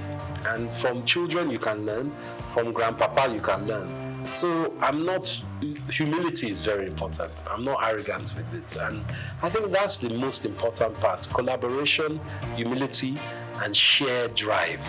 But also knowing that for me, Saturday and Sunday, I'm off. That's my time for the family, my take a break. Sunday, even God rested on the seventh day. Me too, I rest. I'm not 24/7, even though this weekend we have a big fashion event, but that's work. But when I take my tools down, it's tools down. No one can call me on Sunday morning. So you can't be beholden to people. Never let anyone own you like that. That's what I say. Someone calling you on Sunday morning, obviously in journalism, in film, it's a different from projects. I'm not saying every time, but just be aware of yourself and your mental health. That's the most important.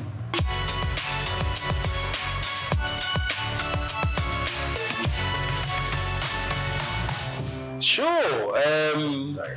The world's first pidgin English opera is a show about a Nigerian fabled people. It's almost like Orisha, but it's not. There are people who are Mami Waters as well as they are spiritual people. They are the guardians of the galaxy, to use an expression. There is God, the all-faithful God, and the all-knowing God, omniscient, omnipotent. But below that, there are all these almost demigods that look after, let's say, this sector of the universe. And these people are singers. They sing opera, but they sing it with pidgin English. And you know, pidgin is a language that is known by most Nigerians, but it's a language that people shun and say, it's a bad language. But they speak pidgin in Hawaii. They speak pidgin in China. They speak pidgin, Old English Cockney is pidgin. American even is a form of pidgin because they've Yankified English. So what my wife has done, Helen Epega, she's also known as the Venus Bushfires. She is an Afrofuturist musician. She composes songs. So she put together this compilation, which is a pidgin English opera musical.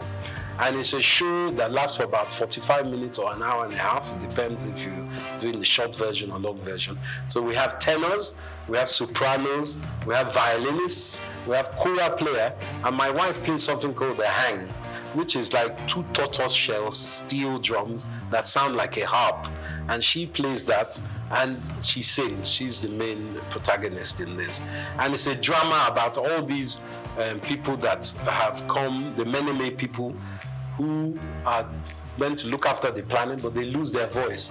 So Earth is, because God is angry with them, Earth, and says these people are rubbish. But the Meneme people say to God, please, give them one more chance. They're not that bad. I know they're fighting, there's lots of wars, but give them another chance.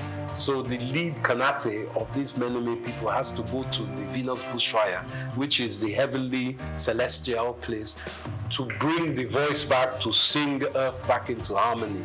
So it's a drama. And it kind of plays on our old cultural awareness in Africa and heritage of Nigeria of there are other beings. And you must have faith in your ancestors as well as in a God. And the deities, as we know in Yoruba, I think there are 7 deities. And these are very important cultural awareness that we try to give to children as well.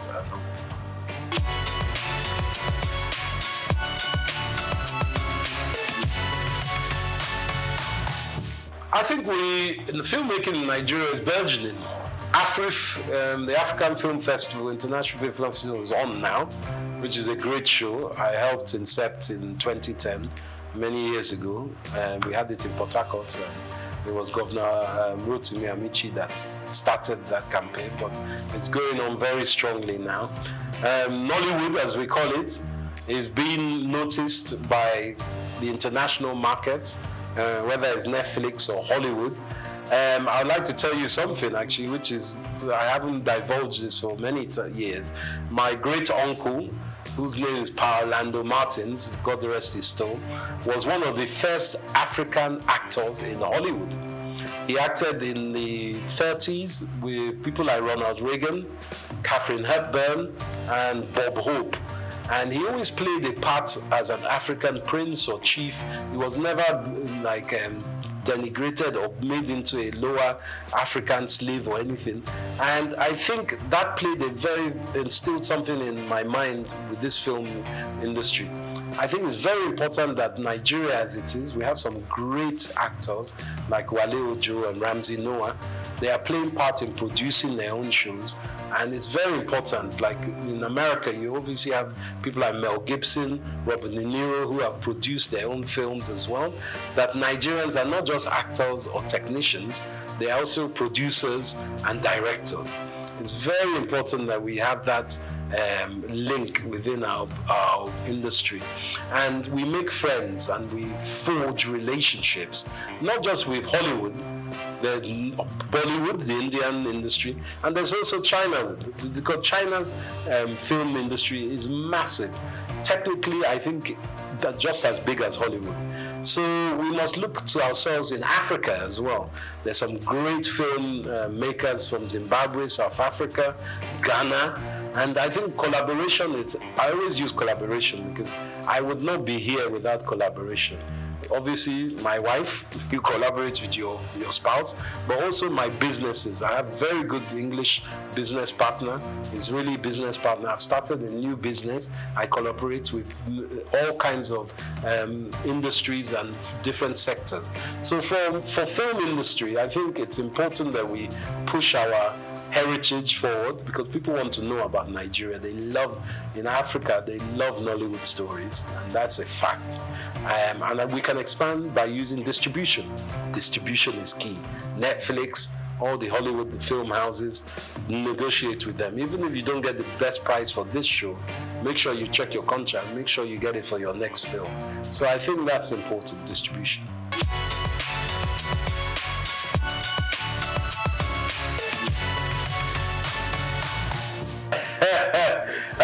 While I'm still alive, that's a very good question. Hope springs eternal with me, and I am optimistic about Nigeria. I think Nigeria is not what we all will think it will be. It's something it's a country that needs to be more fluid. We have in diaspora a lot of powerful individuals and groups. I think we need to connect even more with those individuals and groups who need to invest in Nigeria. Our youth is very talented and is very able, but it's also very abundant. So we need to find a way to link up education, apprenticeship to these youth to give them something that is productive to work in. And that means expanding your mind as parents. It's not just doctors, lawyers, bankers that we need. We need artisans, we need creatives, and that's the most important point. It's a mind block. So for me, if we can work on Nigeria's mind psyche and the taboos of oh, we don't want our child to marry a musician. You know, even as a musician, you don't just have to be a rapper. You could be a music engineer, you could be a filmmaker, you could be an engineer that works with the technical aspects of editing, you could be a designer. There's so many aspects. So I say to my utopian Nigeria, learn from your brothers and sisters. International research online is very important. And for me, the dream is to see Nigeria as a fluid country of strength in Africa, where we're trading with African countries and we're using what we have as our assets.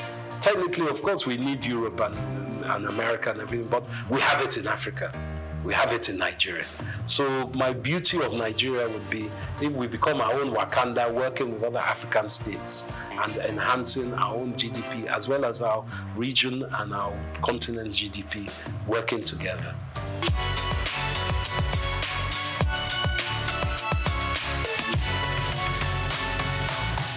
Gosh, my favorite, what's the first one? Food. As you can see, I like my food. I like a mixture actually. I like amala. I like yams. I swallow very well. Whether it's with ogbono soup, that's very good. But also, from my mother's riverside, there's one okra, seafood okra that my mom used to make. And I still strive to find that. I go and find that whenever I go away. In London, you have some nice Nigerian restaurants, and in Lagos, of course, as across Nigeria. But nothing like home cooking. When my wife makes me a nice, I suppose she makes a goosey for me, eba, and that's my staple. My best music, I love Afrobeats, of course, but predominantly, I'm a Fela man. Ebenezer Obey. I like the old styles, and I also like Zaire music. There's high life that comes across Africa, But to be light to say I don't like Jimi Hendrix. I like Jimi Hendrix. He's a guitarist, a Native African American guitarist. I love his kind of music. So those are my mainstays, and Gorillaz and De La Soul are still very great music of mine. Those are my Spotify at the moment. What was the other question? I like wrestling. They used to call it Gidigbo back in the day, Yoruba wrestling. I used to love that. I haven't seen that much lately, but I like Nigerian wrestling. Obviously, we play good football. We're great footballers as well, globally. But you said Nigerian sports. Polo. Nigeria, I like Nigerian polo as well.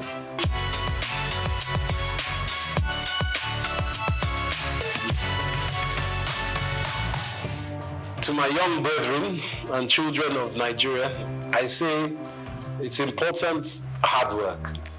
Hard work, research, and belief in yourself. Obviously, times are very tough at the moment, and money is tight. But with your own creativity, you can build your empire from there. I always believe that from one's mind, you can make wealth, and you shouldn't give up. Obviously, if you're not very great at one thing, you find what you are great at. But always be honest with yourself and treat others how you want to be treated. And remember, collaboration is the key or the little sister of success. And always have a smile. Very important. That's what I say.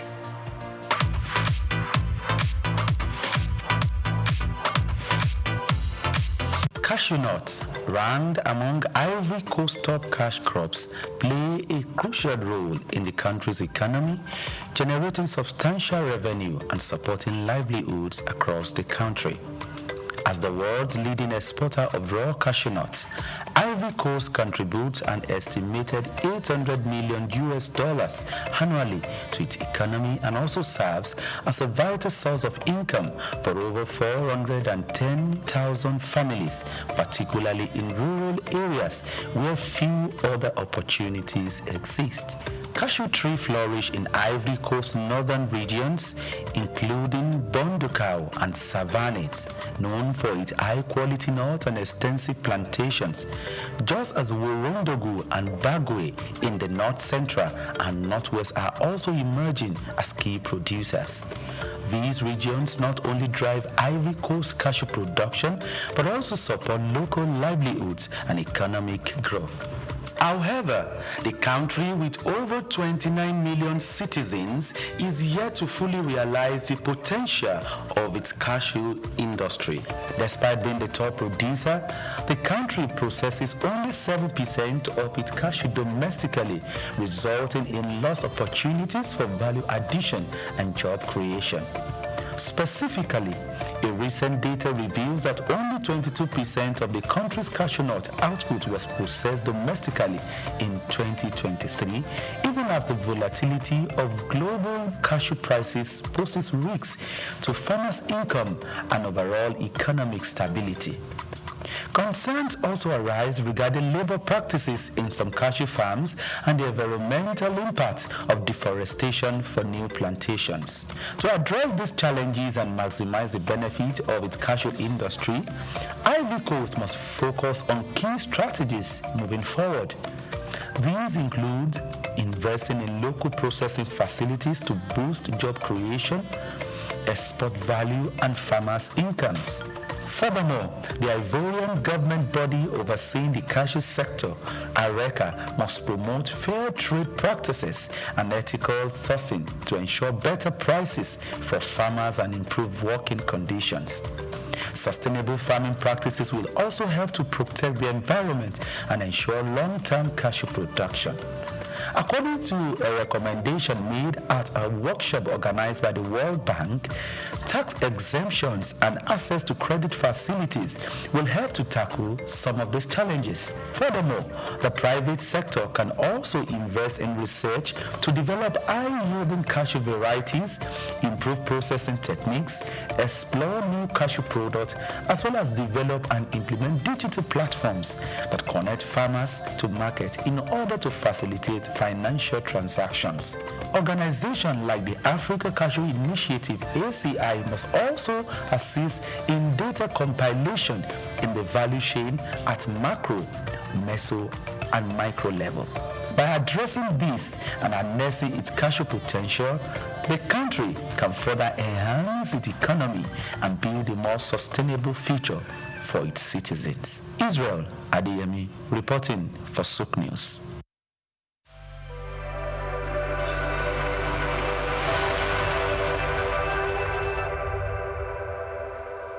Palm oil has long been a vital component of Nigeria's agricultural heritage, with roots tracing back to pre-colonial times. Originally serving local needs, its importance has grown exponentially, propelling Nigeria into a prominent global producer. Spread across regions like Edo, Delta, Cross River, and Ondo states, the country boasts extensive plantations and advanced processing capabilities. It takes about 4 years for oil palms to produce fruit suitable for harvest. Each tree will then continue to produce fruit for up to 30 years, at which point they will have grown to around 40 feet tall. According to reports, Nigeria's palm oil production increased to 1.4 million metric tons in 2023, witnessing steady growth since 2009, with a peak surge in 2010.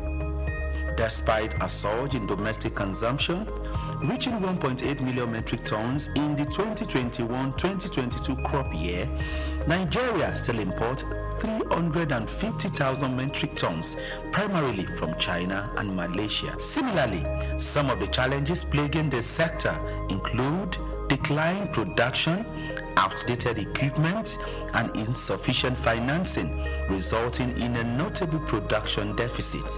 To address these challenges, government intervention is imperative, necessitating increased funding, favorable policies, and enhanced environmental protection measures. Furthermore, Nigeria and other African countries must move away from the local way of producing palm oil to a more mechanized method for effective and efficient production. Additionally, fostering collaborations among farmers, processors, marketers or consumers, and equipment fabricators is vital for sustainable production and value chain development. Israel Adeyemi, Souk News. Hello Nigeria, hello Africa. Yeah, this is Sound Man. Keep watching Souk News. My name is Babalola from Excel LED. Keep watching Souk News.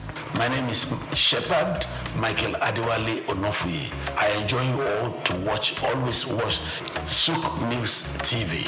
Hi, I'm Tom Bogabowles, and please keep watching Souk News. Wale Seriki, SLG Lagos Island East. Souk News, keep out watching them and keep a lookout for them. They're up and coming, and we're proudly to be affiliated with them. You alone where they make me go crazy. This your love in the cool of my brain. You're my medicine, I need you all day. Yo, it's Blackface Nigeria. You're watching Souk News TV. Keep it locked on this dial, don't change it. You know what I say? Blackface Nigeria, love no bad.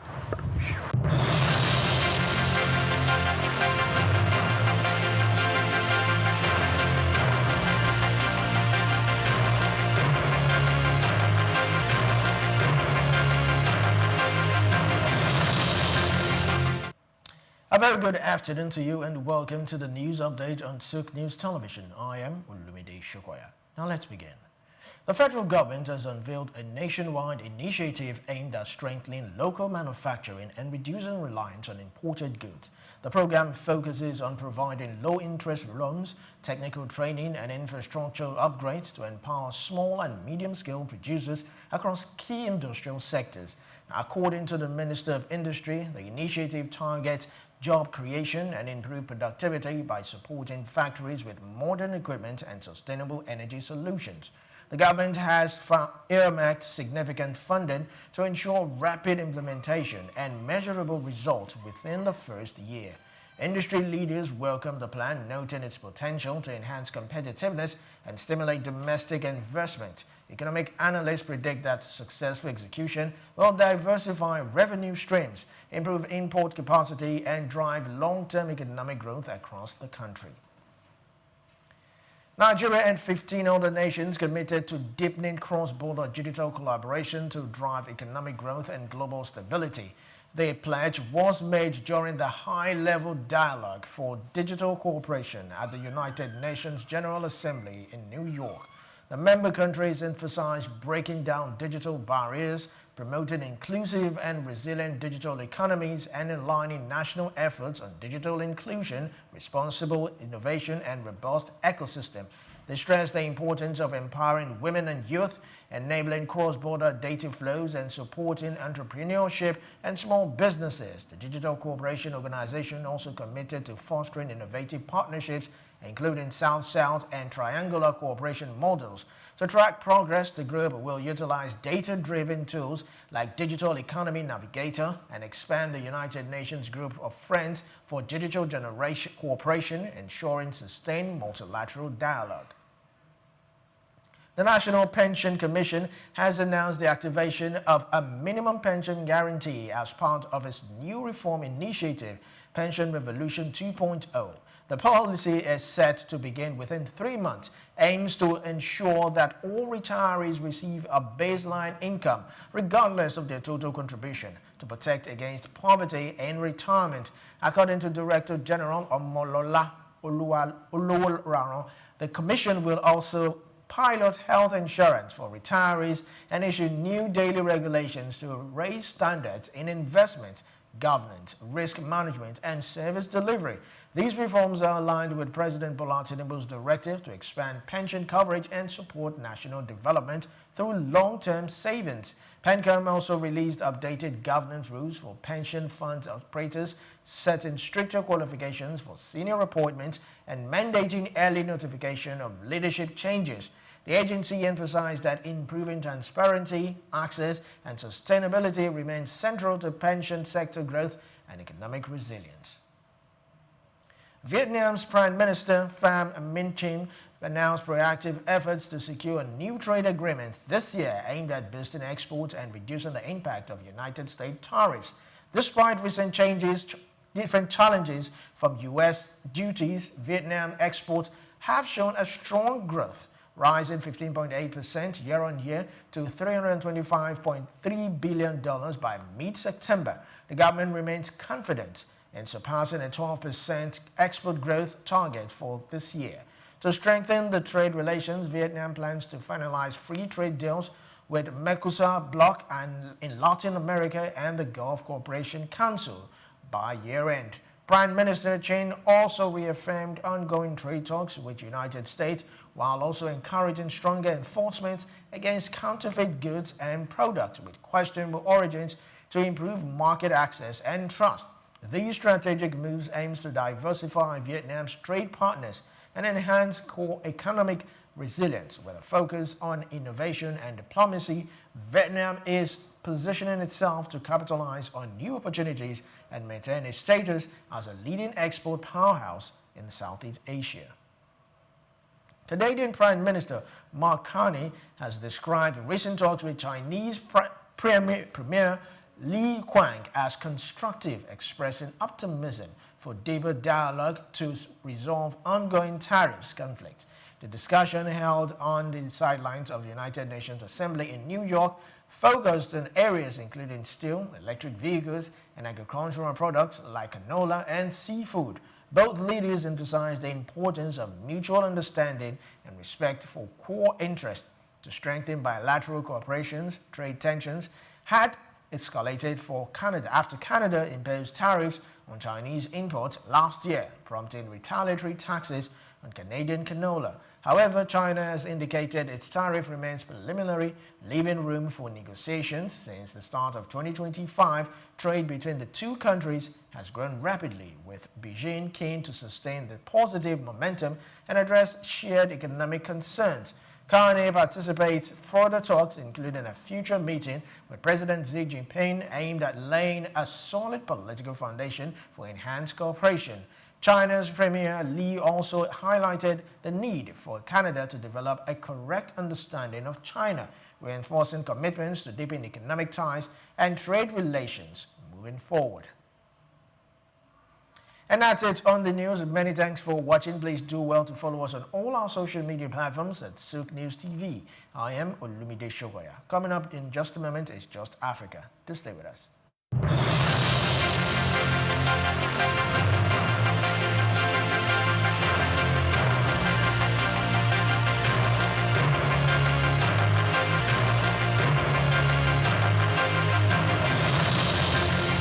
Madagascar, the world's fourth largest island, stands as a geographical and ecological marvel of the southeastern coast of Africa. Isolated from the African mainland for over 80 million years, this island nation has evolved into a biological treasure trove found nowhere else on Earth. Over 90% of its wildlife is endemic, meaning it exists only in Madagascar, including the world-famous lemurs, baobab trees that look sculpted by myth, and an astonishing array of reptiles, insects, and plants. This extraordinary biodiversity has made Madagascar not only a focus of global scientific research, but also a symbol of nature's ability to evolve independently and richly. Beyond its natural wonders, Madagascar is home to a deeply diverse and culturally layered society. The Malagasy people trace their ancestry to both Southeast Asia and East Africa, making their culture a rare and fascinating fusion of traditions. This dual heritage is reflected in their language, rituals, architecture, and belief systems. The Malagasy language, derived from the Austronesian language family, is one of the few of its kind spoken on the African continent. This cultural hybridity also extends to cuisine, dance, and storytelling, blending African strength with Asian intricacy in daily life. Madagascar's history is equally distinctive. It developed powerful pre-colonial kingdoms, including the Merina Kingdom, which unified much of the island before French colonization in the late 19th century. Unlike many African countries, Madagascar experienced a relatively centralized monarchy before colonial rule. Since gaining independence from France in 1960, the country has navigated political instability, economic hardship, and natural disasters. Yet, it continues to strive toward democratic governance and sustainable development. Strategically located in the Indian Ocean, Madagascar is positioned as a crucial maritime node for trade, conservation, and regional diplomacy. Its economy, while heavily reliant on agriculture, fishing, and mining, is beginning to explore tourism as a sustainable development path. The island's unique biodiversity, combined with its warm hospitality and rich cultural heritage, makes it a compelling destination for ecotourists, adventurers, and scholars alike. In the face of deforestation, climate change, and poverty, Madagascar's story is one of resilience and irreplaceable natural wealth. It serves as both a warning and a wonder, reminding the world of what can be lost through neglect and what can be preserved through global cooperation and local stewardship. Madagascar is not merely another African country. It is an ecological arc, a cultural crossroads, and a national identity unlike any other on the continent. I'm Moyosore Adebiyi for Souk News TV. Africa is a continent of different individuals, tribes, languages, and even destinies. Every African country is unique in its own way, with something that sets it apart from the others. Today, on the uniqueness of Africa, we take a look at Chad. Chad located in north-central Africa, is a land of extremes and quiet resilience. What makes Chad truly unique is its extraordinary geographical and ecological contrast. Stretching from the harsh Sahara Desert in the north to fertile savannas and wetlands in the south.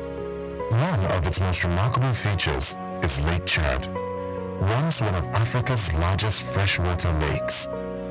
Though it has shrunk dramatically over the decades due to climate change and overuse, it remains a vital lifeline for over 30 million people across Chad, Nigeria, Niger, and Cameroon. But Chad's uniqueness goes even deeper. It is one of the most linguistically diverse countries in Africa, with over 120 local languages spoken, despite a relatively small population. French and Arabic are the official languages, but the diversity reflects its deep ethnic and cultural complexity. Chad is also home to Sakuma National Park, a conservation success story in Central Africa. Once plagued by poaching, the park has rebounded and is now a sanctuary for elephants, lions, giraffes, and rare birds, showcasing the country's ecological richness. In the Enedi Plateau in northeastern Chad lies another treasure, a UNESCO World Heritage Site filled with ancient rock formations and prehistoric cave art, some dating back 7,000 years. These natural cathedrals in the desert tell stories of early human life long before modern civilization reached the region. In terms of identity, Chad is where Arab and Black African cultures blend, creating a unique socio-cultural fusion seen in its clothing, cuisine, languages, and traditions. Despite economic challenges and regional instability, Chad remains a country of untapped beauty, resilience, and cultural depth. It is a land where survival meets strength and where the desert holds not just sand, but stories. This is the uniqueness of Africa, and today we spotlight Chad, the bridge between the desert and diversity. I am Moyasor Adibi for Souk News TV. In an age of artificial intelligence and automation, I love cocoa because of my everyday cup of coffee. You may not be a lover of coffee like me, but I want to believe that you would like to make money from cocoa if you have your way around it, isn't it? This is Cashcraft, where we share with you insights on how to make money out of different business ideas. You might already know, but feel uninterested.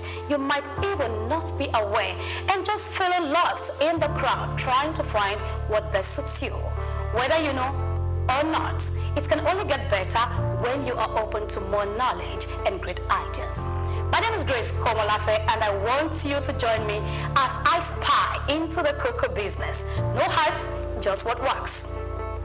Everybody knows cocoa, but not everyone knows the many things it's used for. When you hear cocoa, your mind jumps straight to the chocolate, sweet, dark, rich chocolate. But cocoa is far more than a one-trick bean. Cocoa comes from the cocoa tree, Theobroma cacao, but the part used for cocoa and all the other products is the bean, which grows inside the tree's pod. The cocoa tree produces large, colorful pods. Inside each pod are 20 to 50 cocoa beans surrounded by sweet pod. The beans are the real stars. They are fermented, dried, roasted, and processed to produce cocoa solids, cocoa butter, and chocolates. Cocoa is rich in fat. Beyond chocolate, it is used for food and beverage, beauty and skincare, pharmaceuticals, agriculture and industry, health and wellness. Now, let's talk business. Starting a cocoa farming business can be rewarding, especially in tropical regions where the crop thrives. Here are key tips to help you begin. 1. You need to understand the crop. Cocoa grows best in humid tropical climates like West Africa, South America, and Southeast Asia. It needs plenty of rainfall, shade, and rich, well-drained soil. And it starts yielding from 3 to 5 years after planting. 2. Get training or mentorship. Learning from experienced cocoa farmers or attending agricultural workshops can help a great deal. Likewise, understanding the life cycle such as nursery period to transplanting, maintenance, harvesting, drying and fermenting remains very important. Usually, cocoa trees begin their journey in a nursery where seeds from high-yielding varieties are planted in fiber pods or plastic bags. The seedlings grow quickly, and in just a few months, they are ready to be transplanted to the main farm. 3. Choose the right variety. Select high-yield and disease-resistant cocoa varieties like CRI series from Ghana or Amazonia and Trinitario hybrids. Number 4. Secure land. Choose land in a cocoa-friendly zone. Test the soil to ensure it's fertile and free from waterlogging. 5. Set up a nursery. Germinate seeds in polybags or trays for 3 to 4 months before transplanting. Alternatively, buy seedlings from a certified nursery. 6. Land preparation and planting. Clear the land and provide shade. Cocoa doesn't like direct sunlight. Space your cocoa trees 3 times 3 meters apart. Include shade trees like banana or plantain in the early years. We move to 7. Now regular maintenance. Weeding, pruning, mulching, and pest disease control are crucial. So apply manure or fertilizer as needed. Number 8 tips you need to know is harvest and post-harvest handling. Cocoa pods are ready when they turn yellow or orange. Harvest with care. Don't damage the tree. Ferment beans 5 to 7 days and dry them thoroughly for quality. And now it's time to make the cash. The number 9 tips is to market and sell. Connect with local cocoa buyers, processors, or cooperatives. Remember that quality beans fetch better prices. Hence, focus on good fermentation and drying. Lastly, I bring you the number 10 tip. Think long term. Cocoa is a long-term investment, so be ready for it. No complaints or over-agitation. Consider forming or joining a farmer cooperative for support and better access to resources. May I add that to begin a cocoa farming business, it is important to establish a comprehensive business plan. This plan should encompass key aspects such as the business description, product offerings, organizational structure, marketing strategies, competitive analysis, operational procedures, and financial details. These elements are crucial for laying a solid foundation to successfully launch and grow your cocoa farming venture. Kindly do a very detailed research to support the tips I just shared with you. So when you get in, you can come out with encouraging profits. Note, this is not a professional guide. It is just a heads up, a way to call your attention or pull you out of the lost crowd so you can begin to think differently and think business. Until I see you again, I am Grace Komalafe signing out on Cashcraft. Welcome to the Africa Development Studies Center, ADSC. ADSC is an organization focused on training and research to advance sustainable development and growth in Africa. We exist to facilitate customized training, research, and study exchanges worldwide on leadership, management, and critical development issues. The center offers a platform for the exchange of ideas and best practices. Our comprehensive services encompass research, consultancy, capacity building, training, and education programs, as well as publishing and disseminating development-related knowledge. Our faculty consists of experts and researchers with extensive experience in policy formulation, implementation techniques, and monitoring and evaluation. Our methodology involves talks, individual and group exercises, games, video screenings, and discussion seminar sessions in a cozy atmosphere, making learning enjoyable for our participants. For more information, email us at info@adstudycenter.com or call +234 912 039 2362. Visit our website at www.adstudycenter.com to learn more about our programs and upcoming events. Africa Development Studies Center, rethinking development for Africa.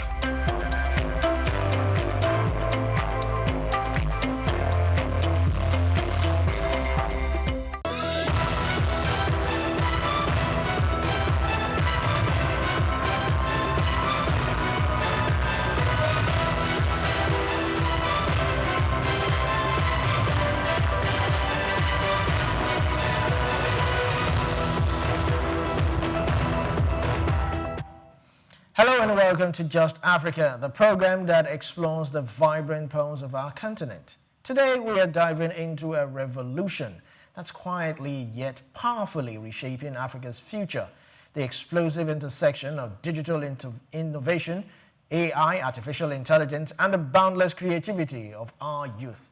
Now, for generations, African storytelling, art, and design have captivated the world. But now, with unprecedented access to digital tools, animation, and artificial intelligence, a new generation of creatives is not just expressing themselves, but redefining industries, breaking global barriers, and creating entirely new economic pathways. How are these technologies truly empowering African artists, animators, and designers? Are we witnessing a golden age of digital creativity, and what does it mean for Africa's competitive edge in the global creative economy? This is Just Africa, reaching you live from Lagos. I am Olumide Shokoya. I also have Omeve Idola.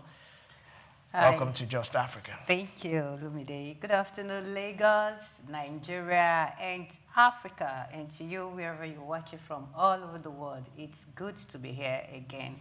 It's a show that we always look up to. Definitely. Yeah. So we're looking at digital creating. Yes. It's a beautiful thing that the world has evolved. Back in the days when you talk about creativeness or being creative, we just think of carving some mask, tie and dye sculptures. You know, even till now, some persons, when you use the word digital creativity or you say AI creativeness, people will be like, what are you talking about? Some persons have not come in terms with reality that we have moved, time has evolved again and again, and things are beginning to change right now as it stands.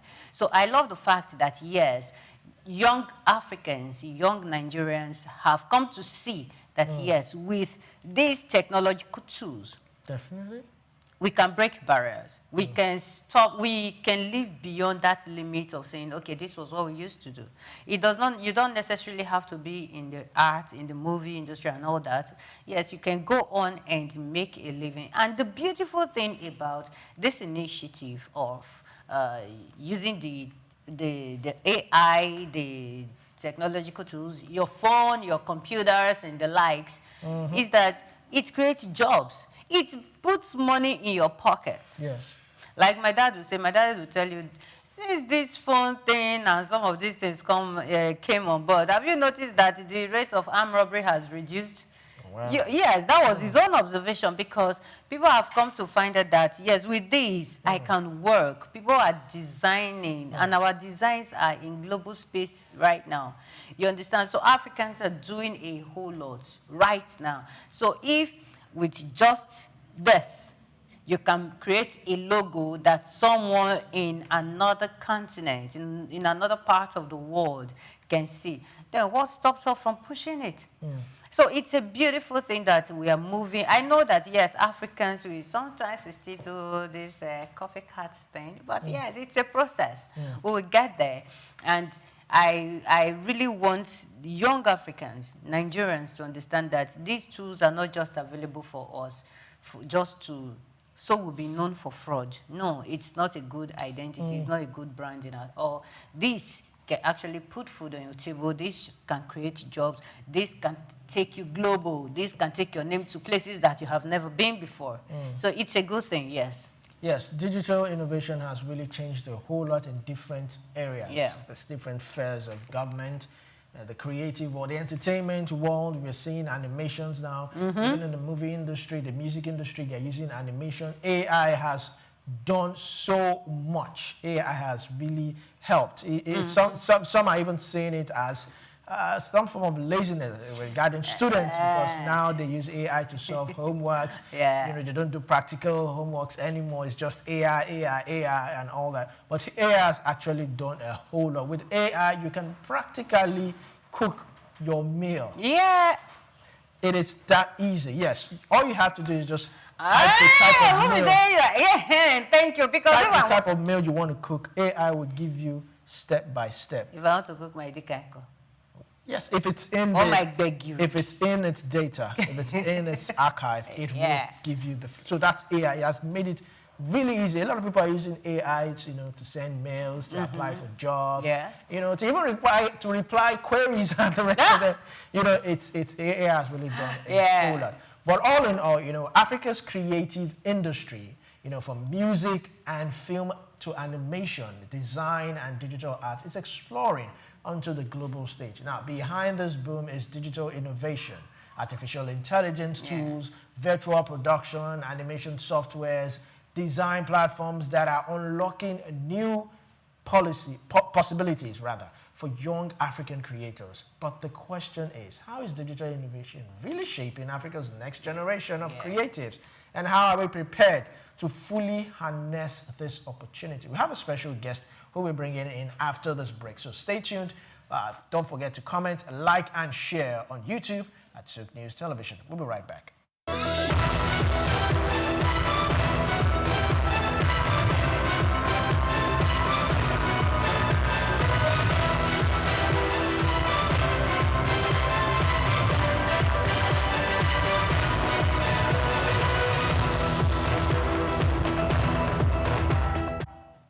Welcome back to Just Africa. Today we look at how digital innovation is shaping Africa's next generation of creatives. Joining us to unpack this robust topic is Olamilekan Giwa. He is a digital transformation expert, AI animation specialist, and a brand designer who is helping to redefine Africa's creative landscape. So glad to have you, Olamilekan Giwa. Thank you so much. Thank you so much for having me. All right, thank you very much. So let's start off. How would you describe the impact of digital innovation on Africa's creative industry right now? Wow, the impact for digital age these days has been mind-blowing.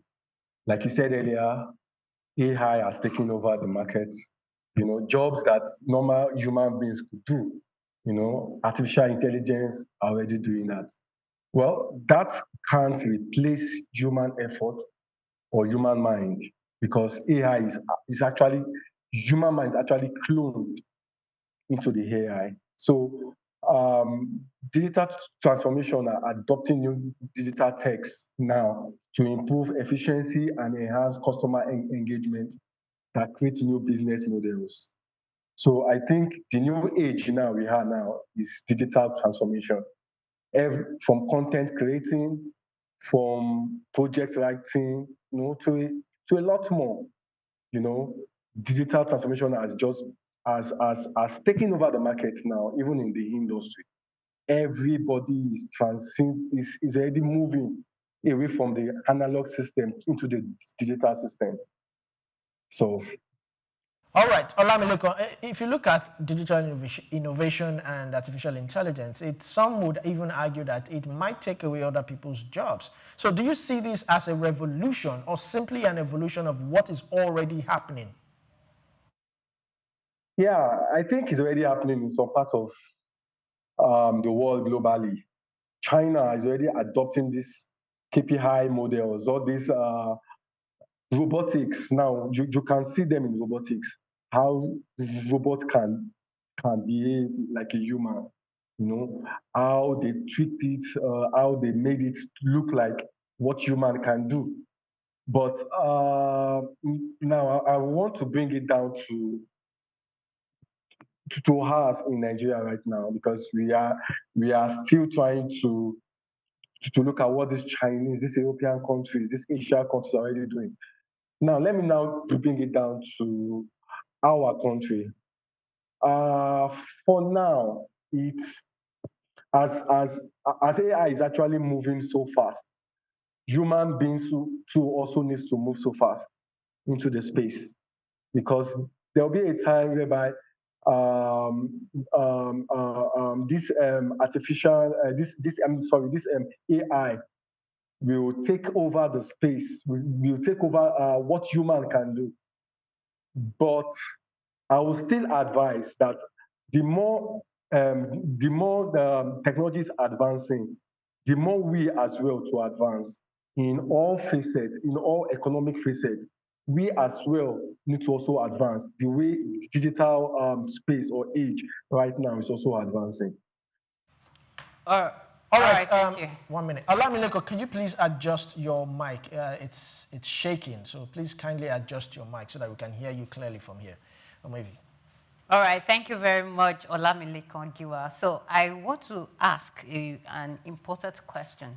We cannot talk about AI, we cannot talk about innovation without talking about the tools that you use for this things, which involves our phones, our laptops, and the likes. Now, how do you make an average Nigerian, an average African understand that the tools at their disposal is not for fraud, but it is for something that will bring out his or her creativity? That's a very good question. I think the youth, we need to step up our game. Now, the whole world is in our front. My superior always tell me, see, you want to learn everything in the world is already in your front. Our phones, our gadgets.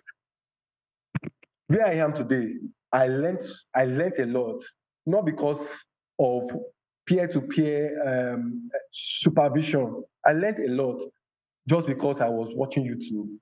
Everything is already in front of us. So we don't need to actually go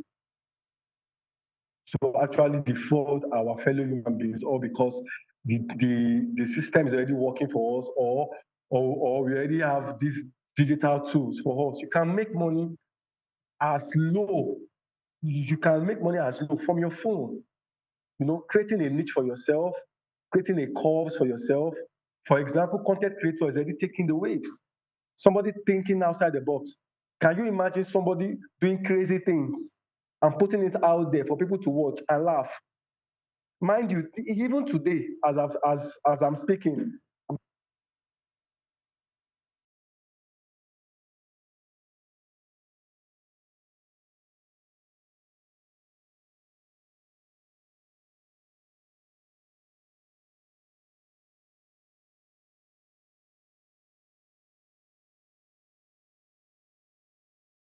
with the user's real-world view, creating a composite experience. This interactive experience integrates various sensory modalities, such as things you can see, hear, and even feel, making the experience interactive and immersive. In recent years, the emergence of this transformative technology has seamlessly integrated digital and physical realms. This groundbreaking innovation relies on specialized hardware like smartphones and smart glasses equipped with cameras and sensors, AR software, and Apple's AR kits and Google's AR Core. Then creates immersive experiences by overlaying virtual content onto the user's real-world environment. AR software such as Apple's AR Kit and Google's AR Core then creates immersive experiences by overlaying virtual content onto the user's real-world environment. AR's applications span diverse industries from gaming to education, healthcare, retail, and manufacturing. In education, AR enhances learning through interactive and dynamic experiences, while in healthcare, it aids surgical planning and medical training. retail experiences are transformed as AR and it's a revolution shaping the way we live, learn, and work. Goma Fortune, Souk News. Human ingenuity has birthed remarkable innovations, none more so than the rise of intelligent machines. Computers, once more calculators, have evolved into sophisticated systems capable of mimicking human thought processes. Powered by an artificial intelligence, AI, these systems are learning, problem solving, and making decisions that were once exclusive domain of humans. From accelerating scientific discovery to tackling climate change, AI's potential is vast, but perhaps its most profound impact lies in healthcare. Artificial intelligence, AI, it's no longer a futuristic concept. It's here with the potential to revolutionize patient care, diagnosis, and treatment. AI is emerging as a powerful tool in the hands of medical professionals. From detecting diseases early to optimizing treatment plans, AI is demonstrating remarkable capabilities.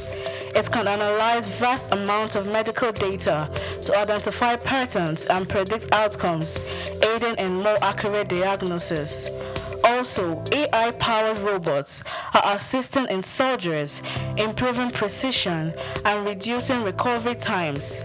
However, despite its promises, challenges persist. Concerns about data privacy, ethical implications, and the need for robust regulatory frameworks are hindering widespread AI adoption. To fully unlock AI's potential in healthcare, collaborative efforts are essential. Healthcare providers, researchers, policymakers, and technology companies must work together to develop and implement AI solutions responsibly. By addressing ethical concerns, investing in AI research, and creating supportive regulatory environments, we can accelerate the integration of AI into healthcare and improve patient outcomes. Joy Chuma, Souk News.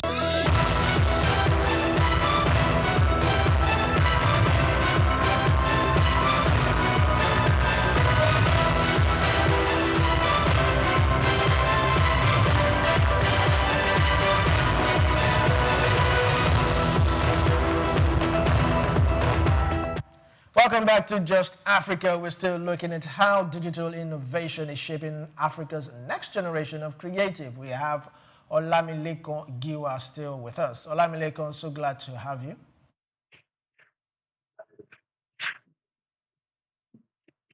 Okay, Olamilekon, I want to ask, how can youth now who have access, or many people do have access though, who have access to these tools, AI, and who are into all this, how can they convert everything, make it a business hub? Now, kind of job creation for themselves, instead of just seeing it as an art, as some kind of tools that we should play with. Some persons now would do it like it is nothing. It's just a side hustle. If it works, fine. If it doesn't work, fine. How can you start? How can they start making wealth out of AI and technological tools generally? All right, thank you so much. First of all, what I would say is first, they need to, what passion do they have to do? Let me set an example. You are into the fashion, you love sewing, you love fashion, and okay. First, what do you need to do? Create a brand for yourself, create an identity. That is where brand designing come into, where you have your designs, where you have your logo, where you have your taglines, where you have all of that.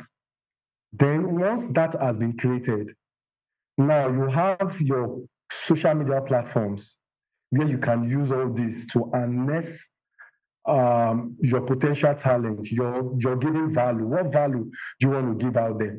So once you can actually create that, then social media is one of the avenues where you can use your digital tools to actually make money. For example, like I said, the fashion space, logging into the Instagram, create an account, post your work there regularly, have a design structure, have a design structure that people can identify with.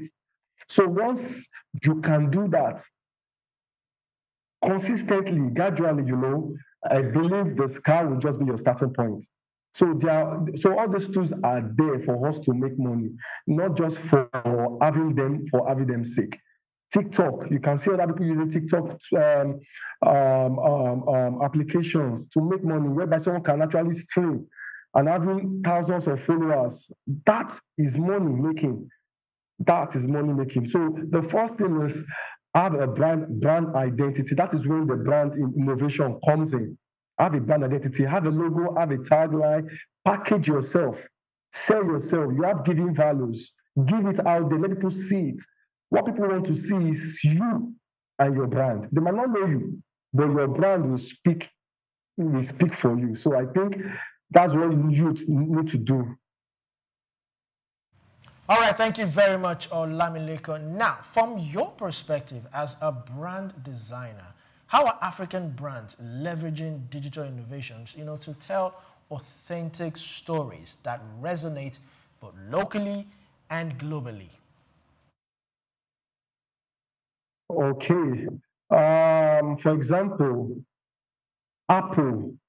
You all know Apple. The iPhones. iPhones is one of the phones that everybody wants to use. One of the is a company that everybody wants to use. A franchise company that everybody wants to associate with. Why? Because of their uniqueness.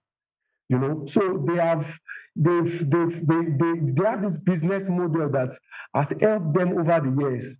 Nothing changed.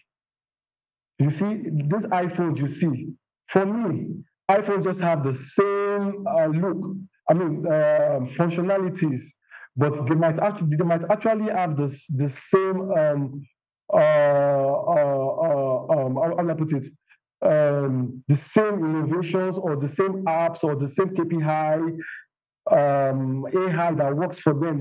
They all have the same thing, but differently work in different ways. The way iPhone 11 will work or the camera will work will be different from the way iPhone 16 camera will work. Look at it, but the same brand. So they have invested so much in their time, they have invested so much in money, they have invested so much in harnessing what they can give.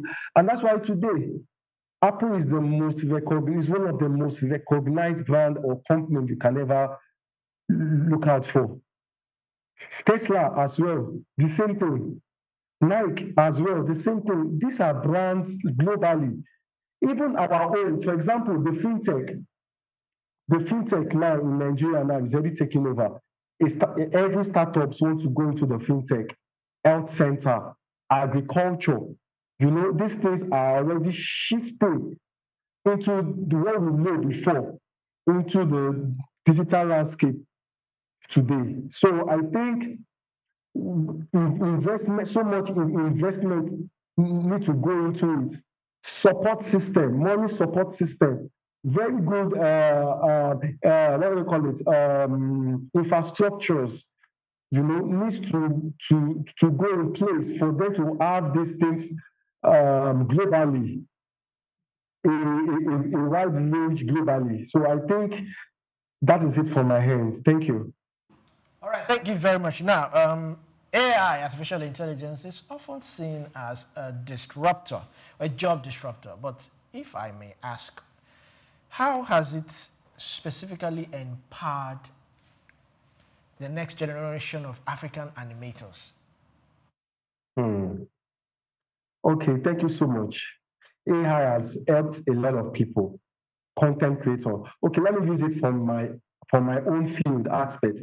I started working with animations, creating animation stories. I actually work in the agri sector. So scientists have a way of projecting their research. So I just came up with an idea of, okay, we can actually use animations to actually portray or tell stories or tell scientists their stories out there. So creating animations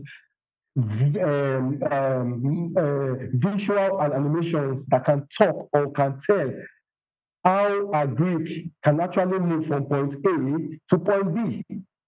So AI is already making the wave. AI is already making the wave. People can actually, content creators are actually making it. You see, somebody using, for example, I have someone that actually use AI animations to create photo shoot. I don't need to even go to the studio anymore. Look at that innovation. I don't need to go to the studio anymore and ask a photographer to take my picture. AI can actually do it. Just give it the prompt. Go into ChatGPT. Just give it a very good prompt. Prompt it very well. It's going to give you, put your picture. It's going to give you the exact thing you want. So it's already taking over. AI is already taking over. Content creators are already using it to make a lot of money and make waves for themselves. All right. Yeah. Now, you mentioned something that you do not need to go to a photography studio anymore. AI can do that. You've taken away the food from the mouth of a photographer. Don't you think that social content creators have now amassed all that money that's supposed to have been spread to different... So how do you see that? Wow. Well, I think those who render these services also need to think big. They also need to think ahead. If they feel that, oh, AI is already taking the market, what can they do? How can they make this interwoven? How can they not separate it? How can they put it together to make it look, like I said, some people don't actually need to go to the studio to actually, okay, the photographer needs to now start thinking big. Oh, okay, if you don't want to come to the studio, bring your picture that you love. Let us create magic. You know, that alone has actually makes sense. Let us create magic with your picture. I don't need to even come to that studio. You can actually make money. That person can actually make money by that. So we need to start embracing new technologies. It might not actually take food away from your mouth. It's just for you to, reorganize, re-strategize, start making use of these things to harness what you already have. Thank you, Olamileko.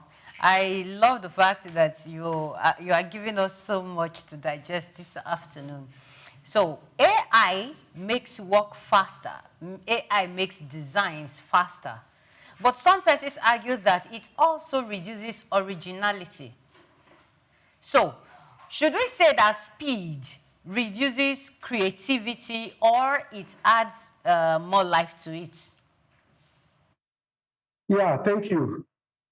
It enhances, I won't lie, the efficiency, it enhances the speed.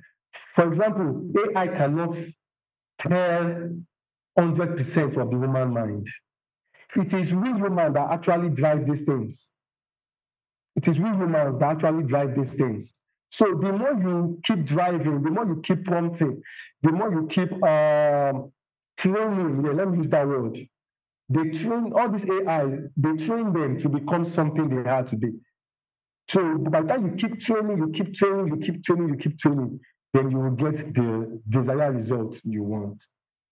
Okay, so as an AI specialist, as a brand designer, and all the beautiful things you've done with AI, which has also enhanced your productivity, has there been a time that you were torn between relying on AI and your own creativity level? Yes. There are many times. Yeah, there are many times I become lazy. Let me use that word. I become lazy to do other things. Any task given to me, the only thing I want to just do is go into the internet. No, it reduces my IQ sense.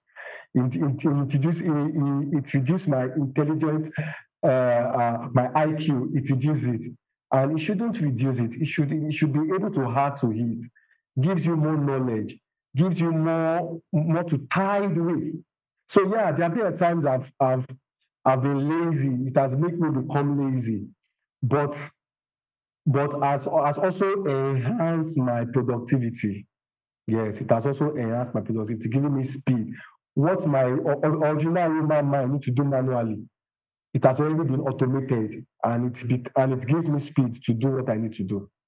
If it has affected you in some way, so why should we encourage other people? Because right now, most people, students, rely on AI, the use of AI. Like my co-host said, most assignments are not done with AI, just for you to prompt and you get it. So how do we get quality? For instance, I'm using students as an instance now. How do you want to get quality students as graduates? Yeah, I said earlier, you will not depend, as a student, you will depend solely on AI.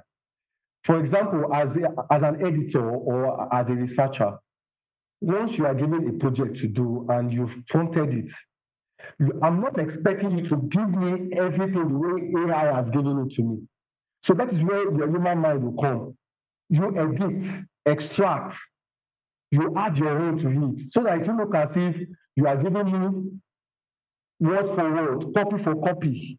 I will eventually know that this is AI work. So this is where your human mind needs to come into. You edit, you extract, then you add your own words to it.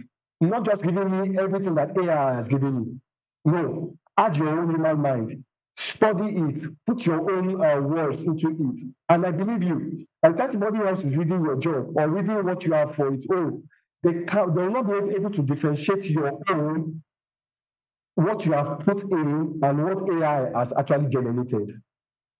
All right, thank you very much, Olamileko and Giwa. Such an interesting discussion we're having here. Now, digital innovation allows creatives, to reach global audiences directly. What are the biggest challenges young African creatives face, in turning their digital artistry into sustainable businesses beyond just, passion projects?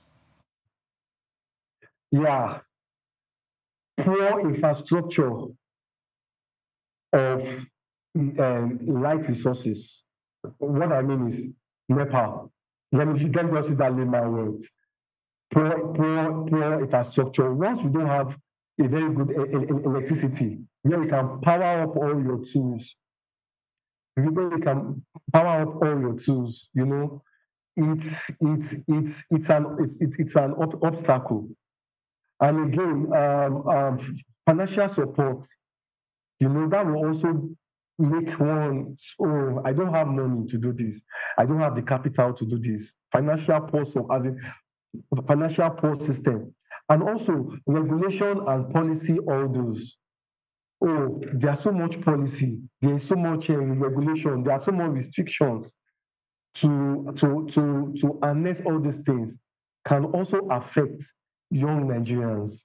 And lastly, what I will say is there is no avenue whereby people can teach people on digital basic skills.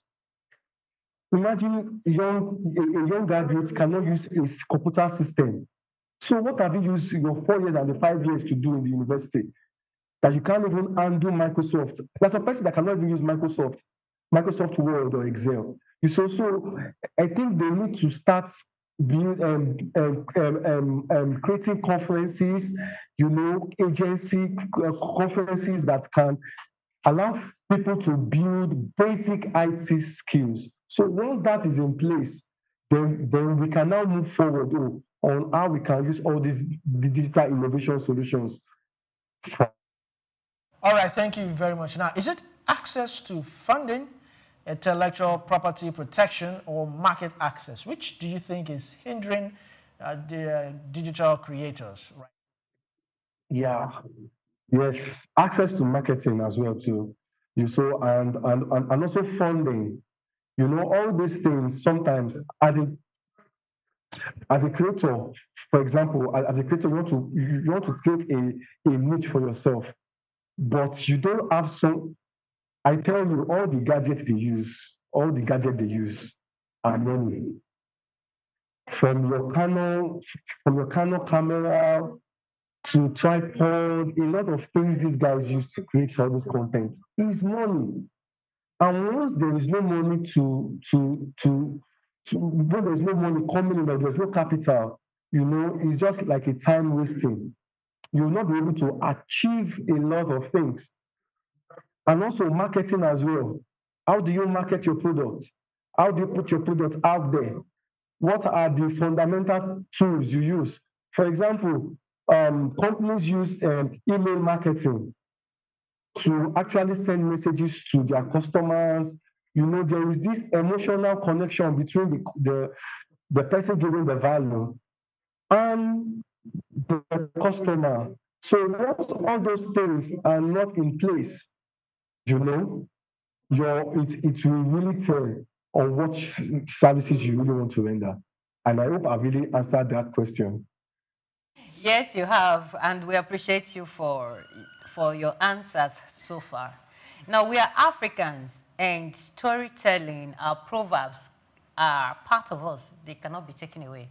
But with the use of AI and branding and the rest, some people feel that we are beginning to move away from our roots, from our culture, to the digital space where we want to bring in what is originally not ours.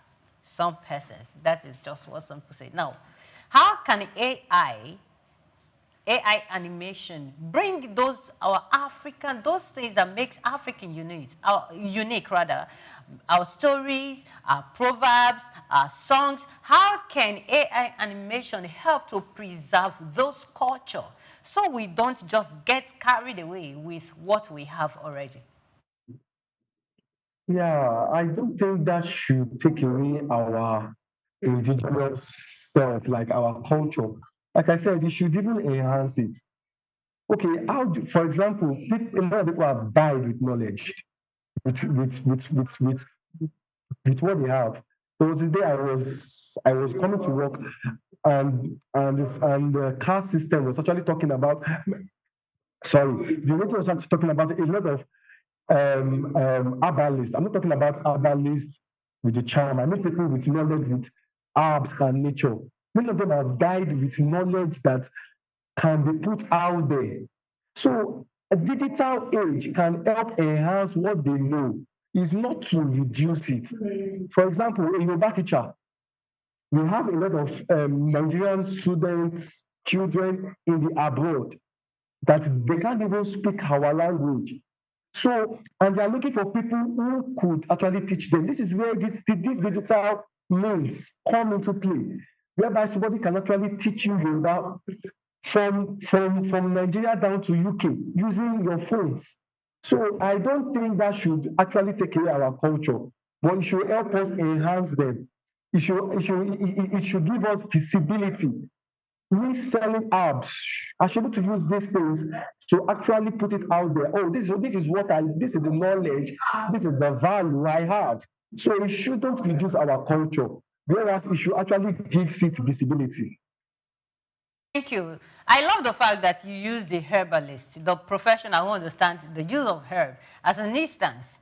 Now, some of those people are in the villages, and they do not have access to data. They do not have access to AI. Some of them don't even know what AI is. Some don't even have a smartphone. So those people, how can they, all those while, most persons have transferred those kind of knowledge to their daughter or to the son by storytelling or by showing.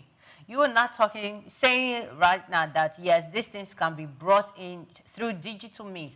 Someone in the rural village who doesn't have access to these things, what will the person do? And how can the person, or those of you who are already in the field now, how can you make it possible for these people to have access to digital tools and AI? All right, thank you so much. I think I love that. Where I work presently, I work in the International Institute of Tropical Agriculture. Now we have a department that we call IITA Radio. Now what they do is farmers that don't have access to these things, they go there to train them. There's what they call farmer outreach. So NGOs can adopt these things, go into the rural areas, teach them, provide these means for them. They might not be able to use it, but they can have people that can help them use it for them. So I think trainings can actually be put in place. Agencies can actually put NGOs, foundations can actually come together. Oh, let's go to this right area. Let us empower them. That's where empowerment come into play. Farmer outreach, create NGOs, create something beyond the normal. Let people go there. They don't need to come to us. Go there. Teach them. Make them be aware that what the knowledge they have can actually be visible. Fund them. None of them may not have the money. Fund them. That's where the funding comes in. So create a ground, a foundation, outreaches, trainings, go there where people can actually know how to use these things. All right, thank you very much, Olamilekan Giwa. It's been an interesting conversation we have been having. We'll go on a short break. Stay there. We'll come back. Of course, we'll continue with the program. Stay tuned.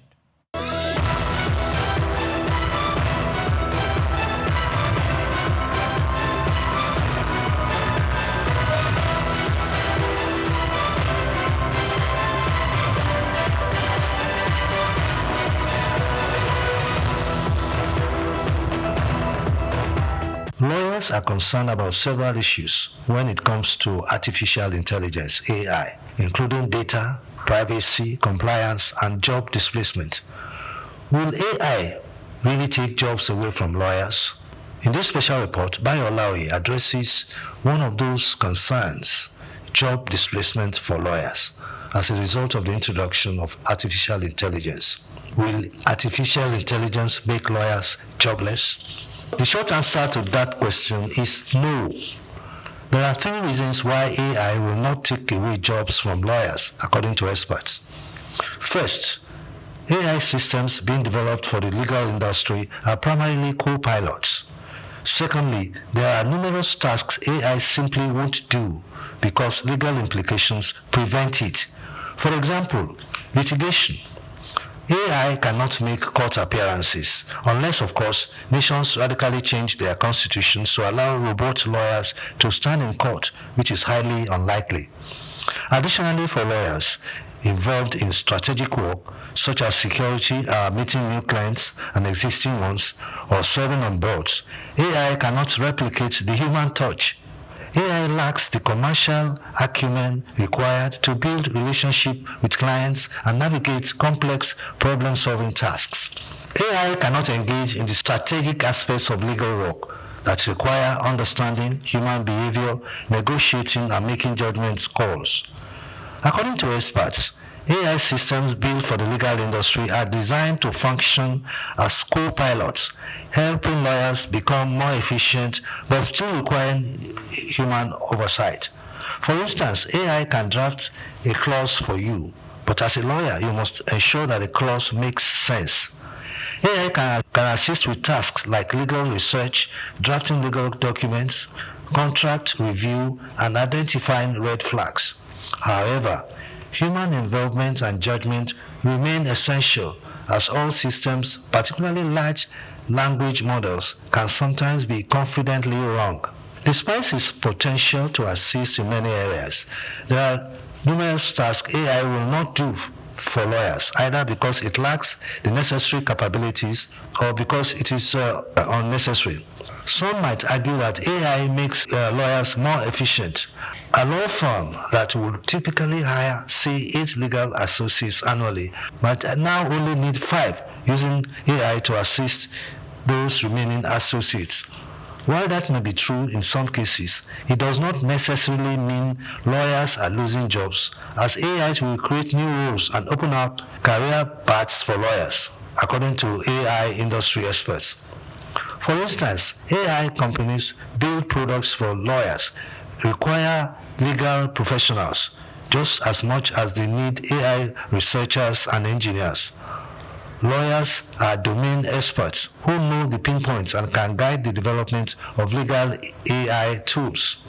In addition, there is a need for lawyers who will build a career in AI governance, working on AI policy auditing, AI existential skills, and AI enlightenment. In fact, lawyers will play a bigger role in AI governance than we can ever imagine. For instance, the AI alignment problem is one of the biggest challenges in the industry. There is ongoing research on whether we can solve the alignment problem using the law. As it is known, law is the most democratic aggregation of human values. How do we evaluate the ability of AI systems to follow the law? Or how do we ensure that AI systems do not misinterpret the law in case of unforeseen contingencies? Humans have the Supreme Court to interpret laws when faced with complex scenarios. What will be the Supreme Court for AI systems? These are questions that require both lawyers and AI engineers alike to ensure compliance. In fact, universities are recognizing the growing need for lawyers to build careers in AI.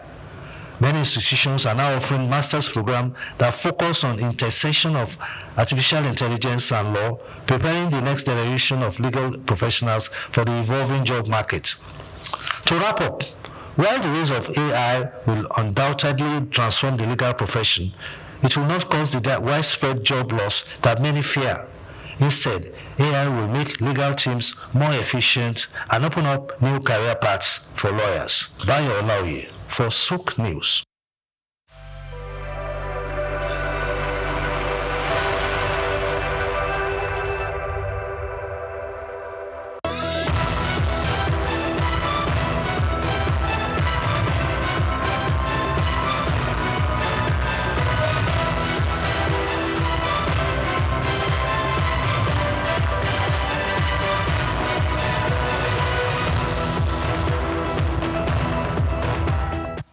Welcome back to Just Africa. We're looking at how digital innovation is shaping the next generation of African creators. And we have Olamilekan Giwa still online with us via Zoom. I'm so glad to have you, Olamilekan Giwa. Olamilekan Giwa, are you there? We seem to be having a bit of network. I wanted to ask him a whole lot. I mean, this issue about artificial intelligence. All right, I think we have him back. Olamilekan, welcome back. Thank you so much. Thank you so much. All right, I'm looking at how platforms like web development, brand identity, design, how is it driving the impact in today's market?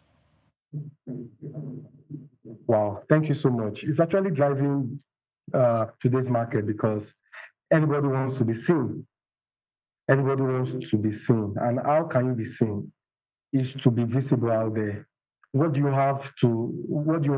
brand are you pushing? For example, as a brand designer, you actually create designs, visual designs for people to see. For example, maybe I want to make maybe I want to create a brand for someone. And I want to incorporate all these digital tools. It is very possible. First, like I said, that is when the brand designer comes into play. Now, even before you can actually even go to the web development, or before you can even create a website for yourself, right?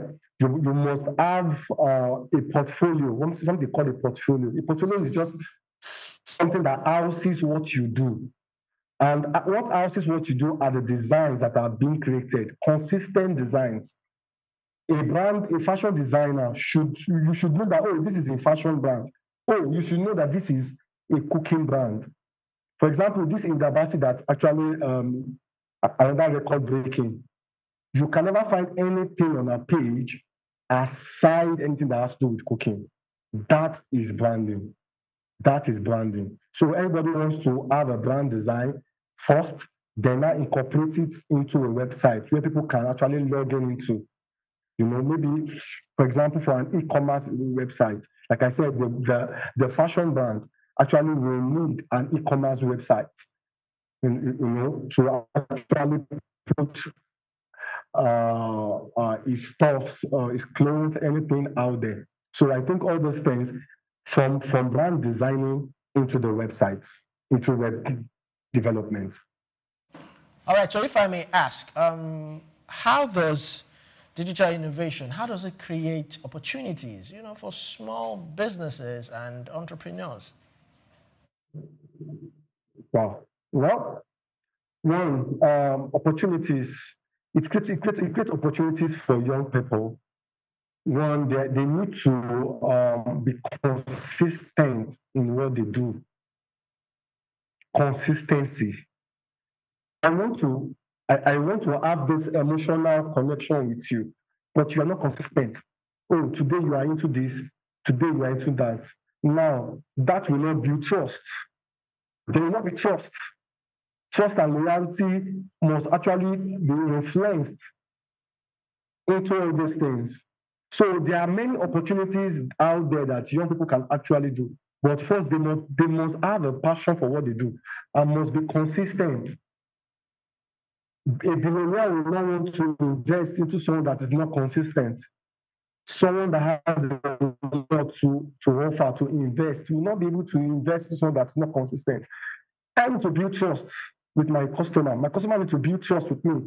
They need to know that I am there for them anytime they need my services or they need my product. So there are many opportunities that reflect true value and purpose. There are many opportunities that will reflect your true value and your purpose. I'm giving you what an identity, a very good identity. So there are many opportunities out there that anybody can actually make use of. All right, thank you, Olamileko, and we really appreciate you for your insights so far. But AI specialists like you, some complained of piracy, lack of copyright enforcement, and poor infrastructure. How do we start fixing these challenges in order to encourage young people or to encourage those in that field so they don't lose interest, so their works are protected, so their intellectual properties are not stolen by others? Well, I think that one would be more for the legal team. The legal team, like I would say, as a musician, for example, and you have these streaming platforms online, you must have a lawyer that can stand in for you to avoid copywriting. There's what they call or as a writer, I want to publish your book, what is plagiarism and all. So you must have a legal backing. Anything you want to do. Now, to have a lawyer self is not a big deal, unlike in those days. You can have a lawyer, you can have well, I don't know much about the lawyer thing, but I understand that into the digital space, you must have a lawyer backing everything you do. So that you must have it into writing, like, oh, you must have a document that this and this state this and this state this, so that to avoid copywriting or to avoid somebody using your intellectual rights. So I think first you need to do is just have a lawyer. Have a lawyer. And having a lawyer these days, I don't think it's a big deal. What if the person can't afford a lawyer? There is someone well, you might not be able to afford a lawyer directly. You can have a lot of people that actually into it, that just pay some certain. Some people will ask to pay some certain amount of money for them to help you, for them to help you legalize these things. You don't need to actually know a lawyer directly. There are a lot of people into this game. There are a lot of people into these things that can actually help you do all those things. Okay, so as an AI animation specialist, has it always been rosy for you going through this path?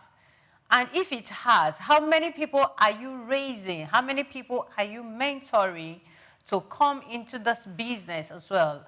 Mentoring in the sense that you helping them come out of the labor market so they can have something that also put food on their table. Has it been rosy for you? And who are those you mentoring? Well, it has not been actually, there's nothing is a bed of roses. Nothing can last. Nothing is always sweet all the time. Well, it has not been easy because there are times where it's challenging for someone in digital space, whereby you want to gain access into some things and you can't. And now let me even talk about those mentoring platforms. Now you're looking for, there are no jobs out there. You can actually create jobs for yourself. Like I've been saying since, creating jobs for yourself is actually creating a niche. What passion do you have? I'll ask somebody, what do you want to do? What do you want to do that we can incorporate digital solutions or innovations into what you want to do? Selling pure water, actually, selling pure water, selling a lot of things. You can actually make money through the digital means. So for me, I've not really tried to really mentor others because I'm still a work in progress. I've not actually done it all. I've not tried to do it all. And the tech world is so big that by the time every day you wake up into new creatives, into new innovations. But what I would just advise is create a job for yourself. Don't wait for the government. Don't wait for private sectors to actually welcome you on board. Create a job for yourself. Become the startups. Might not actually be technology startups. Might actually be startups for other things that you love to do. So other things I love to do. So thank you. All right, Olamileko, YouTube content creator recently contributed. That's YouTube content creators. They recently contributed about 2.2 billion pounds, to the United Kingdom economy. That's in 2024. So my question is, and they also supported about 45,000 jobs. So how are our own creatives contributing to the Nigerian economy? Well, they can in what way? By leveraging or partnership. Yeah, let me use that word, partnership. You can partner with various government agencies. You can also partner with various companies, smaller brands, so to actually be out there. I hope I'm answering your question correctly, and I hope I'm answering your question correctly. Yes, please go ahead. All right. So money is the digital space. There is money in the digital space. Even from the cryptocurrency, even from the Bitcoin, you could see that there was a time because they are trying to ban cryptocurrency. They are trying to ban Bitcoin, whereby even the government and small stakeholder can actually collaborate, to actually make things work and make life become better places. No one should be able to stop one another. We can actually come together, collaborate, make more money, push our foreign investors come in and see what they can. Okay, what do we have to even offer? What do we have to give? By the time we can actually push what we have to give, then we're able to see foreign investors coming into play and helping us push what we have, or even an agenda to push our agenda, what we have there, to push it out there for us. All right, thank you very much for this. So, in moving forward, for those who are aspiring to go into content creation, what area, what skill should the next generation of African creators focus on? Well, there are so many skills an African a digital person could have. There are soft skills, copywriting, web designing, your phones can actually even do all those things, like Canva, for example. Now, Canva is a very unique tools, is a global standard tools. Everybody can actually pick up. Nobody taught me Canva. to use Canva to actually know how to tweak Canva very well, actually make use of it very well. So there are many skills anybody can actually pick up. Copywriting, web designing, there are a lot more, many more among others that anybody can actually pick up to use. Okay, Olamileko, I want to ask, for you who is an AI animation specialist, you are a designer, you are into branding, I want to ask, what is your own vision for Africa's digital storytelling space in the next decades? Wow. I think in the next decades, what we'll be seeing more is AI. Now, thank God that the more you train, like I said, that animations, the more you begin to train AI or animations, the better it will be.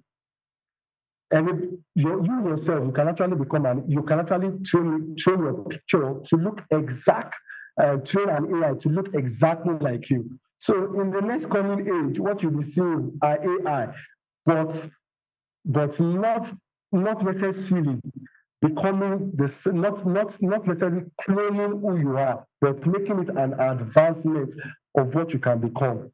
So in the next decades, what you'll be seeing is more of AI. Sincerely, what you'll be seeing is more of AI. Vision for this, for the field, for the industry that you are now? You said? Is that your vision? I was asking about your personal vision for the AI animation, the space you are, the industry where you operate. Is that your own vision for them for the next decades? Yeah, the vision is you can use AI to tell personal stories or storytelling, visual storytelling. You can actually use that. The goal of those days where you will want to go out there to do the labor work to get visuals. You can actually sit down at your convenience and actually tell stories.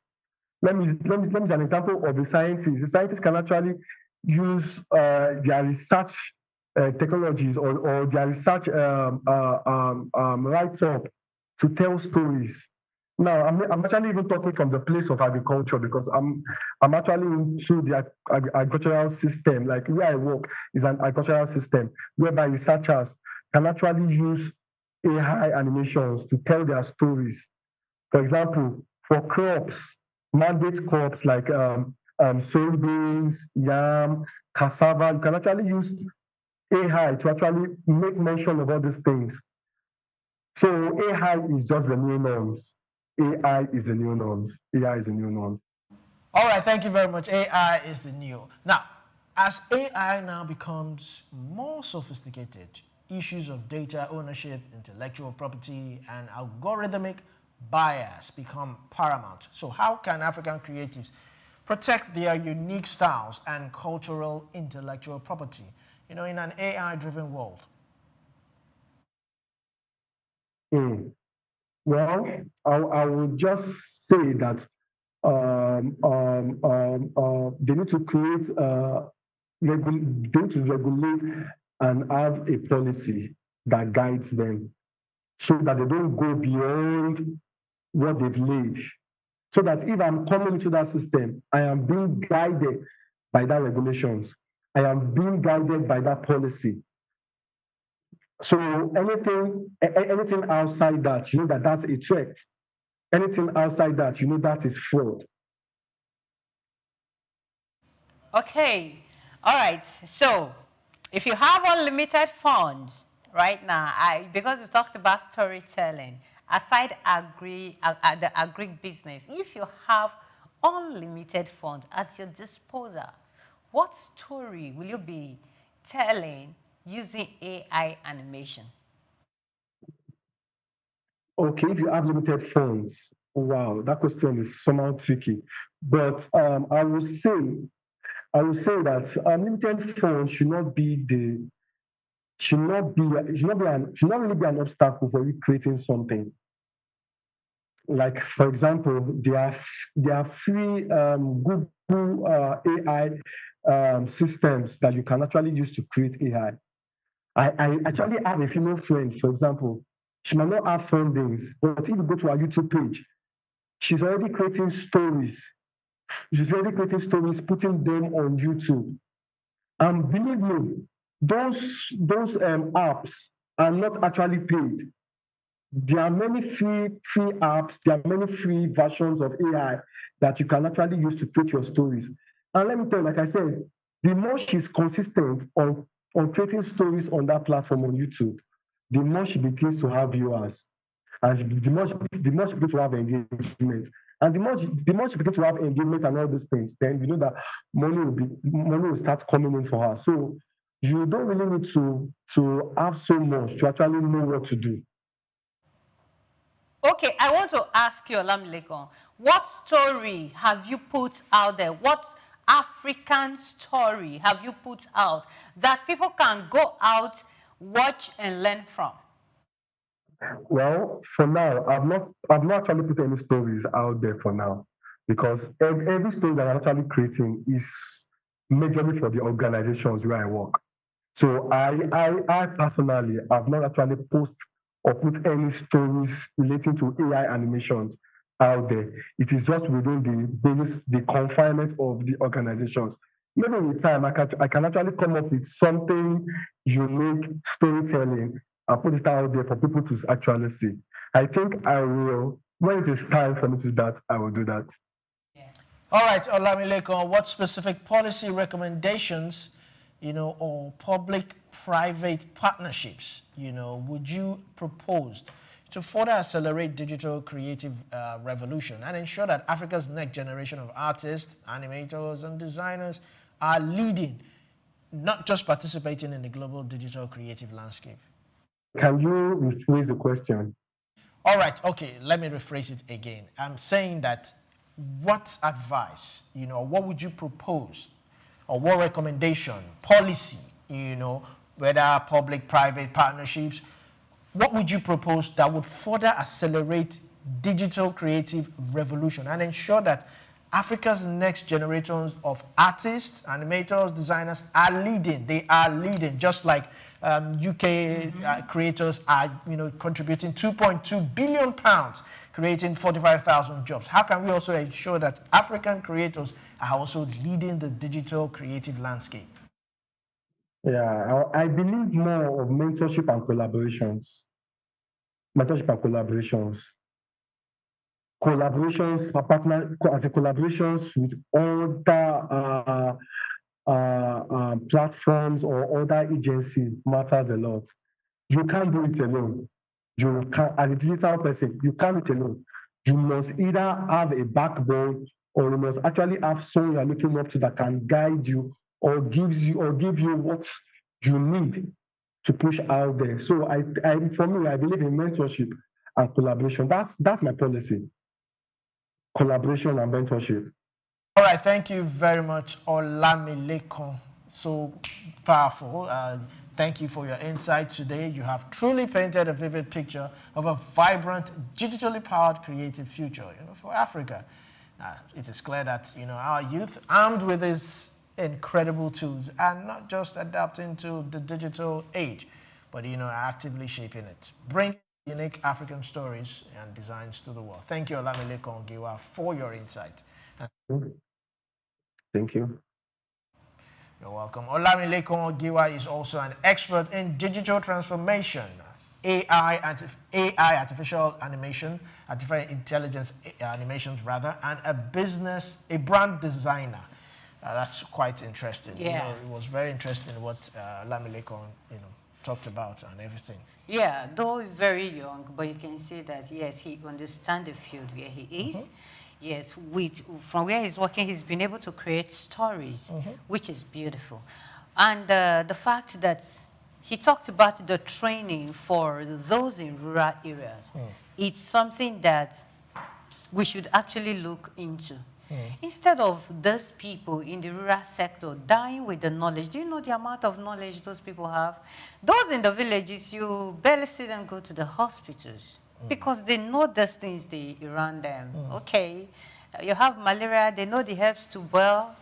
I don't know if you experienced it. I was sometimes boiled or steamed with those herbs. Now, some of those knowledge, you and I do not have it. But some people there, and they are not written in books or in any document. Train those people and see how you can extract that knowledge from there and keep them in a very safe space, whereby people can come in later and said, okay, this is how this works. This was how this person used it at some point, and this was how it worked for the person. So these are ways whereby we can preserve certain knowledge, and from what he said, we can also use it to preserve our culture. Doesn't mean we should let our culture, our traditions, some of those things that are unique to us should go into extinction. No, we shouldn't let them go, but instead it should be a way of enhancing our culture, even putting them out there in the face of the world that yes, we don't live on trees. We are Africans does not mean we live on trees. We are people. We live a normal life. And this is what makes our culture unique. I have a cousin who once said that those of us here that bears or gives our children English names, they said if you know how much they value our traditional names over there, so we will not dare giving your child Stanley and the likes. So because by the time they ask you the meaning of the name Olamide, my wealth has gone, right? Yes. Yes. So by the time they digest the meaning, they'll be like, wow, what a beautiful name. But you agree with me here that some Africans, some Nigerians don't even want to bear that. Now we are hearing Marvel. Well,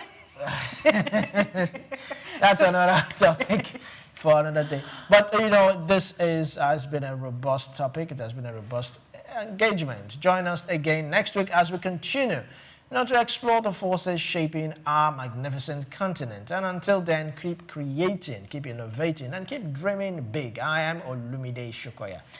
And I am Omevi Idolo. Many thanks for watching.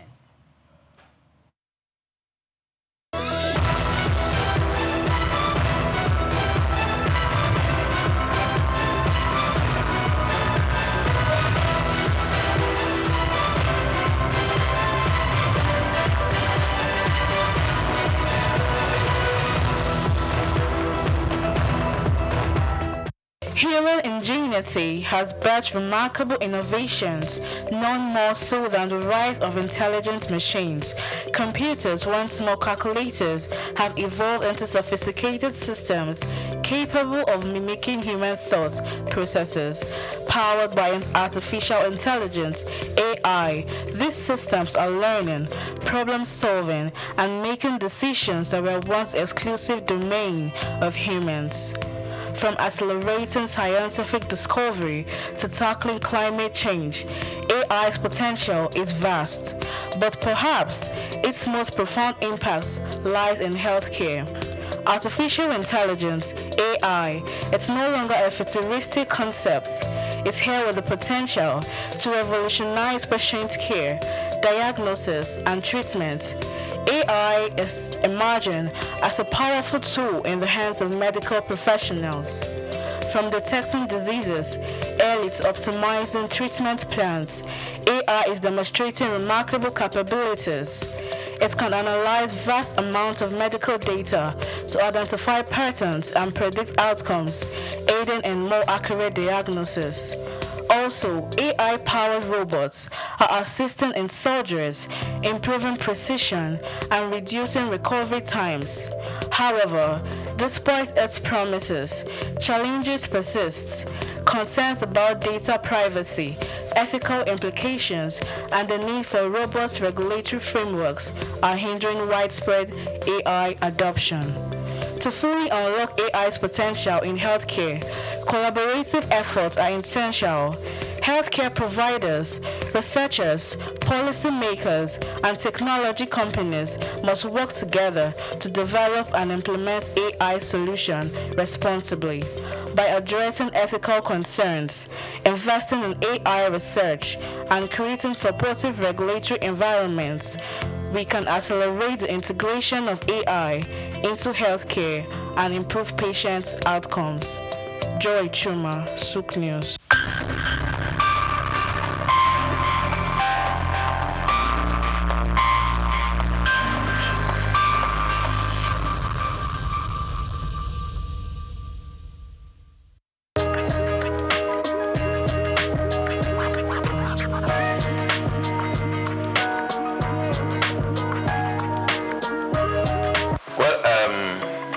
Say now he's gotten the job.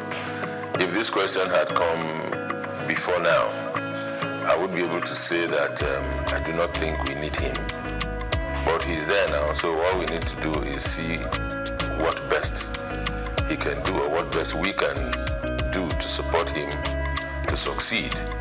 Now, going by his previous records, going by all that he's achieved in sports, ordinarily, one wouldn't have said he's the best for the Super Eagles at this time. But here we are. Decision makers have made their decisions. They've taken the decisions. We can only talk, but they already have their way. I think his assessment will start when he starts playing games. He's not had any game with Nigeria, so we can't assess him. But going by his previous records, I don't think he would have been the best for Nigeria at this time. Not against other homegrown indigenous coaches who have had better records within and outside Nigeria. On a scale of 1 to 10, I don't think Shele will fit in at any point. But of course, having him been appointed, all we need to do is give support and see the best that we can get from him being Nigerians. And of course, at all times, irrespective of whatever decisions are taken, we want Nigeria to excel. Because in Nigeria's excellence, we are proud. In Nigeria's excellence, those of us that are in the media and sporting media, to be precise, we can do business. If Nigeria is not winning, the biggest brand for Nigeria is the Super Eagles, sports-wise. So if Nigeria is not winning, if Nigeria is not making waves, then we don't have business to do. So it's in our interest that he succeeds. So to that extent, I would say yes. But looking at his appointment, I think it's just a part of the over-politicization of the sporting industry, power show by the immediate past president of the Football Federation, Melvin Pinnick Amaju. Having failed in his 2 terms, continues to transverse the terrain to show he still has power. And of course, he brought Shele. And of course, the Gusau, the incumbent president of the Football Federation, has to listen to his master. So his master's voice, that's what we're experiencing.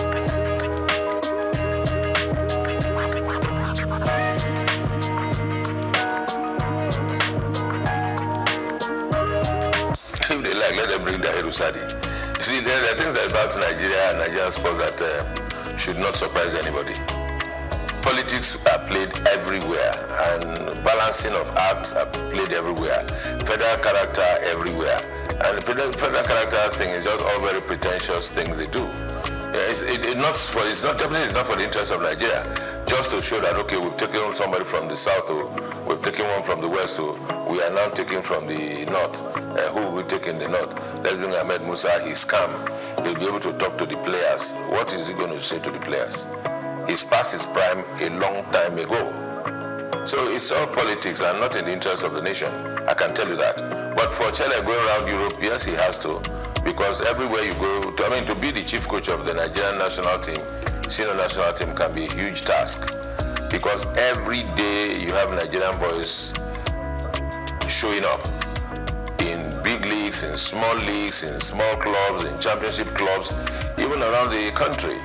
You find players everywhere. Nigeria, I think today, if we are not exporting oil, I think we are exporting footballers to everywhere, even though they are born abroad.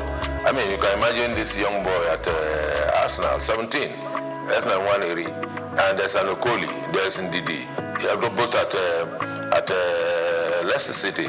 So everywhere you go, you see Nigerian boys showing stuff. So to be the coach of a Nigerian team at the level of Super Eagles is a huge task. One would expect that we should have a scouting department. One would expect that we have a department that should take charge of team psychology. We expect that we have the technical department or the directorate for technical at the Football Federation to be well equipped with people that are sound in mind, sound technically, and have capacity to work and deliver. With all of that put together, then they should be able to advise and situate the coach at the point where he can deliver and work well.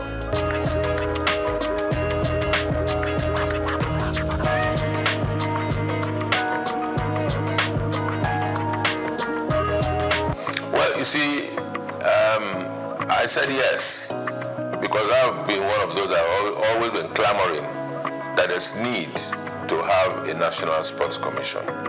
Now, having a National Sports Commission that is populated or that is headed by politicians is neither here nor there.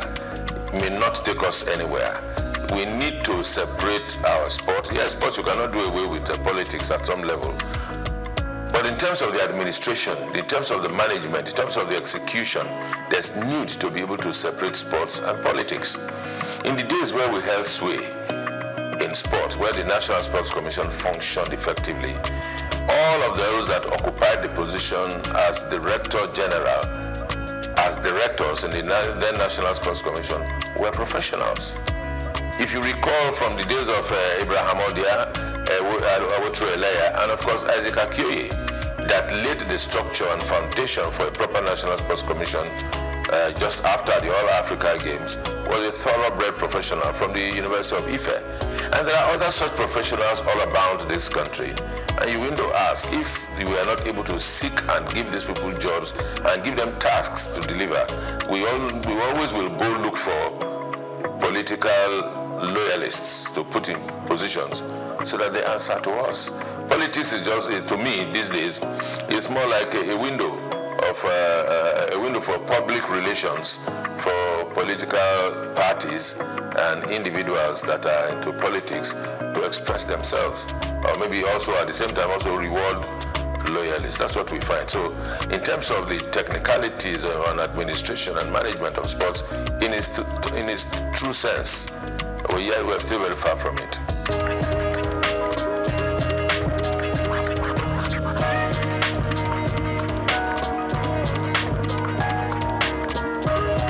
Plenty improvement, I would say. The current managers of the league are doing everything they can to ensure that our league gets back to a competitive level at the continent, gets back to a competitive level at the rate at which we, those of us local people like myself, can appreciate our football and our footballers once again.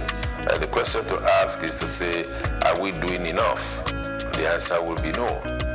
Who are those not doing enough? The media, the sporting media in Nigeria is not doing well enough. When I say sporting media, yes, and also the bigger media is not doing well enough. And because we are not doing well enough, that's why our league is still where it is. We would have gone further than this. The other aspect of it is government across the states. Football business is supposed to be good business. Football business is supposed to be run by private individuals and clubs. There's nothing wrong to say that the people of a particular state cannot run a football club in conjunction with other private individuals who will be stakeholders and are interested in the promotion of sport and football in the sense that we're talking about it now. But what we have is that we have state governments owning football teams, and those that are administering the football teams are SA this, SA that have been appointed as a reward, that have been appointed because they are loyal, that have been appointed because they can talk a little bit about foreign leagues. Somebody can talk about the league talk about the La Liga and the EPL, and that qualifies him to be SA in charge of sports in some states of the federation.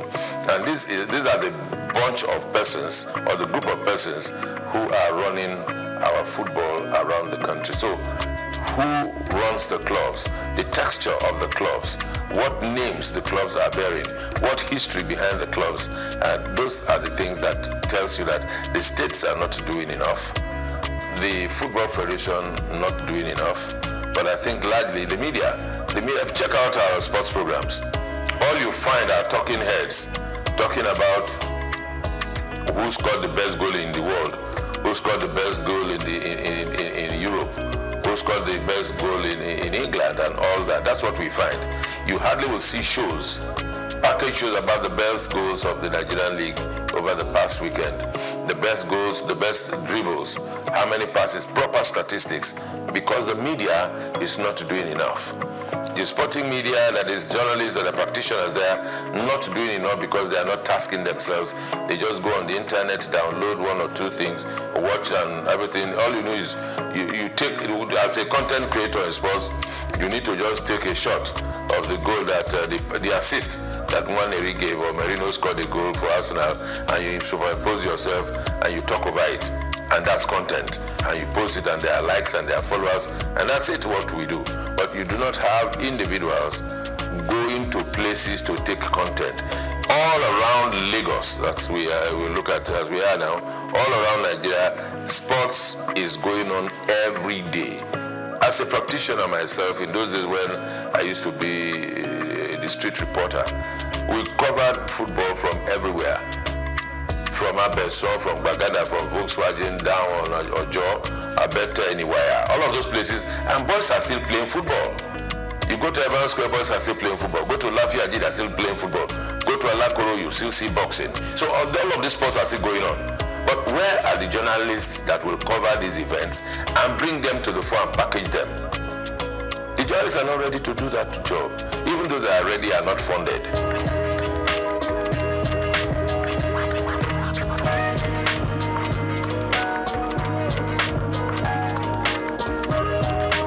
That work are not paid salaries.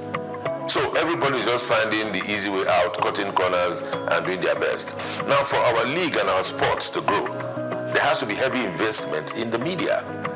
Because everything you see about the EPL, the La Liga, you take the EPL and analyze it, you see a variety of shows all about the weekend games, the weekend wrap, the best goals, the best flops, the referee angle, even the advertising and marketing. Because when all of this are put in a fray, then people can relate to it. People can leverage on it. Brands can come and give sponsorship. But we are not able to attract sponsorship because there's nothing for the brands to take away. Because if you give brands value, they will attach to it. And it never used to be so. Before 2006, the La Liga was not popular. The EPL was not popular. The Champions League was not popular. What were Nigerians watching? Because the media itself sold out. By investing, Nigerian media organizations came together, put money together, and went to buy rights of the EPL and started broadcasting it on Nigerian television for the consumption of Nigerians, so they can make cheap money. From telcos and from the brewing industry, they made more money for themselves. I mean, the media houses, rather than invest in the local league. Then they will tell them, who will watch Nigerian league? I mean, those are the questions they asked at the time. And some of us that were able to find courage, we found courage and we asked them, why would we be doing this? But of course, we were not many enough for our voices to be heard. And that's why we're here. We are where we are. So it's not far when we lost it. Can we redeem ourselves? Yes, we can. If we want to. But it will take a whole lot of courage. It will take a whole lot of work. It will take a whole lot of commitment. God help us.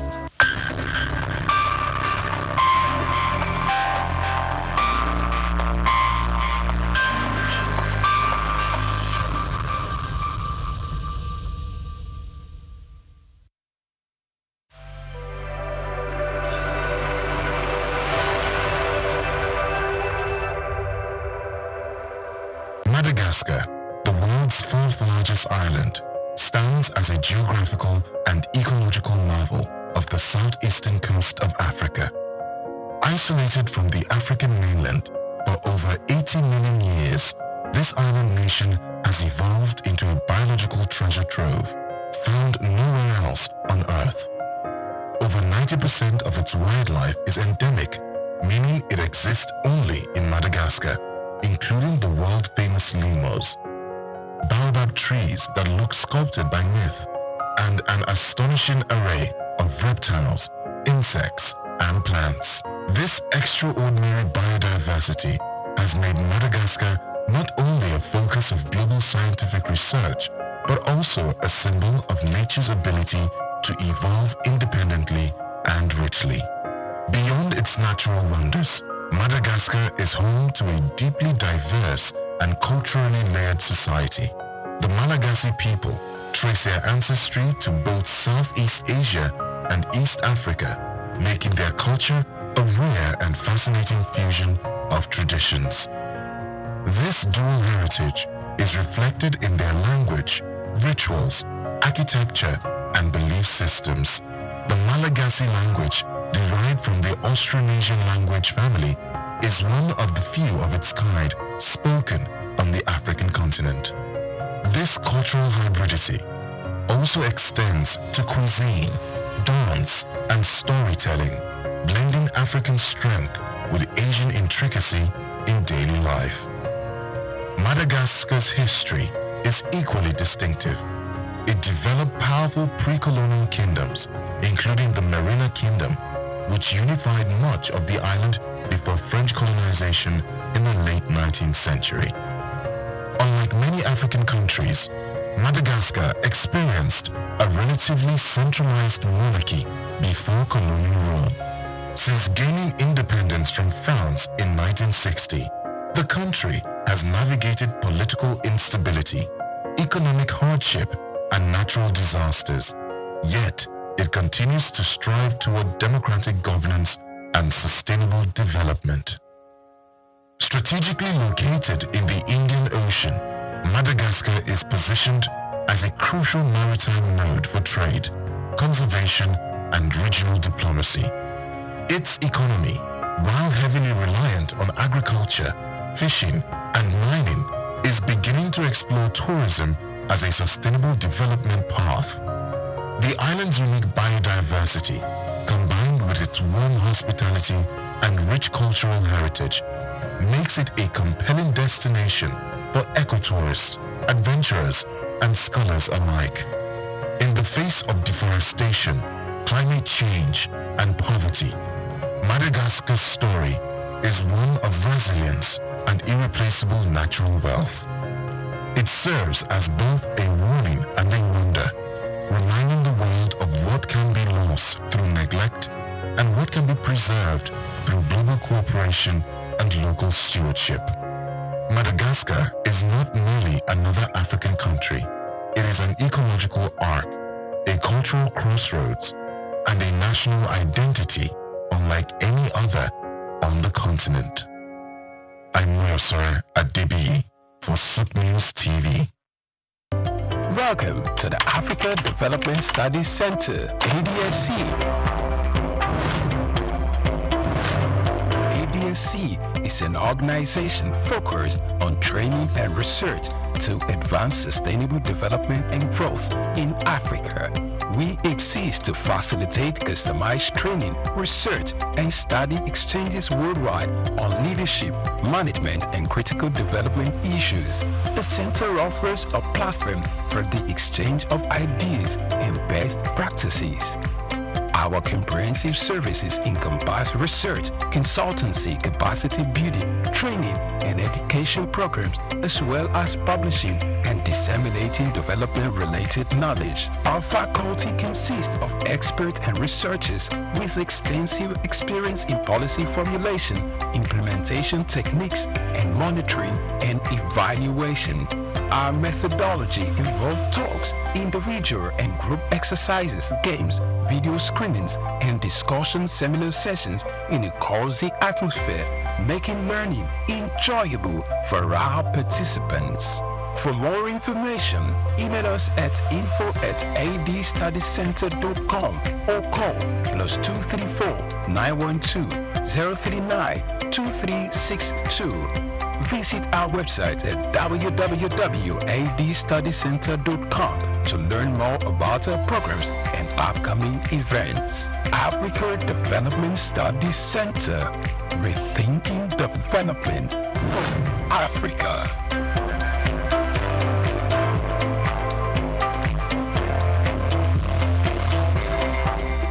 Imagine a world without the roar of a lion, the flight of an eagle, or the rhythmic dance of ocean waves teeming with life. Wildlife is more than just the animals in their natural habitat. It is the lifeblood of our ecosystems, shaping the environment and maintaining nature's delicate balance. Yet, with each passing year, human activities threaten this balance. Deforestation, habitat destruction, pollution, and climate change are pushing many species to the brink of extinction. That is why World Wildlife Day is marked on every March 3rd, a global call to action to protect and preserve the rich biodiversity that sustains life on Earth. It is a reminder that wildlife is not just about the animals, it is about us, our survival, our food, our medicine, our future. Wildlife Conservation Finance, investing in people and planet, shines on a spotlight the urgent need for sustainable funding to protect ecosystems. It highlights the role of financial investment in safeguarding both wildlife and human livelihoods, because when we invest in nature, we invest in ourselves. From individuals to policymakers, businesses to conservationists, every tree saved, every habitat protected, and every species conserved is a step towards securing a healthier planet for future generations. As humans, let's act before it's too late. The fate of wildlife is in our hands, and in saving them, we just might be saving ourselves. Chike Okulu, Souk News Television.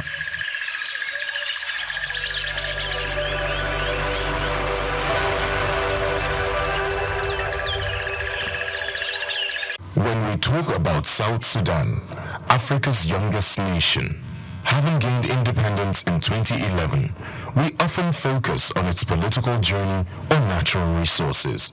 But there's something else that holds deep generational value in South Sudanese lives, which is cows. In South Sudan, cows aren't just animals, they are everything. They are currency, they are status, they are identity. Among groups like the Dinka and Nuer, a man's wealth isn't measured in cash, it's counted in cows. Cows pay dowries, settle disputes, mark the birth of a child, and even the death of an elder. Boys grow up in cattle camps, learning not just to herd, but to lead. Songs are written about prize bulls. People name themselves after their cows. It's love, not ownership. And no, they don't eat them. Not casually. Cows are sacred. They are milked, admired, and even mourned. Only in rare ceremonies, funerals, farming, or great misfortune is a cow killed for food. To eat one is to part with a piece of your soul. I'm Moyosore Adibi for Just Africa, only on Souk News TV.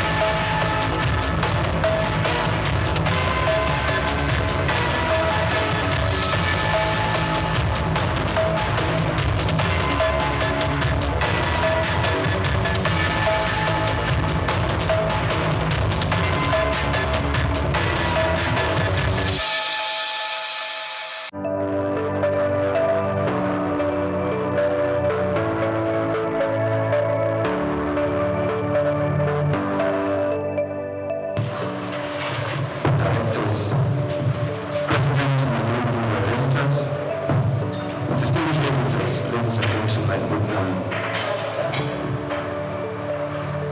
Mr. Chairman, as part of your engagement to engage with various stakeholders, you have met with various groups, and another critical group that you are meeting today are members of the Nigerian Grid operators. Of course, we had a meeting with NG, where they selected journalists from states of the Federation, where we share their vision and also seek for their support. It's the same thing we are here today. Editors, before we meet the chairman of the ICPC, before becoming the chairman of the ICPC, he was the Commissioner of Justice in Jigawa State. And he has a vision that he intends to unveil, or he wants you to help him so that he achieve this vision. Dr. Musa Ali Sana is currently pursuing a vigorous restructuring of the ICPC that requires your support, your understanding. And that is why I came to Lagos purposely to meet with you and to seek for that support. Distinguished editors, I present you as one of you. I present you the chairman of ICPC and Dr. Musa Ali Sana. Mr. Chairman,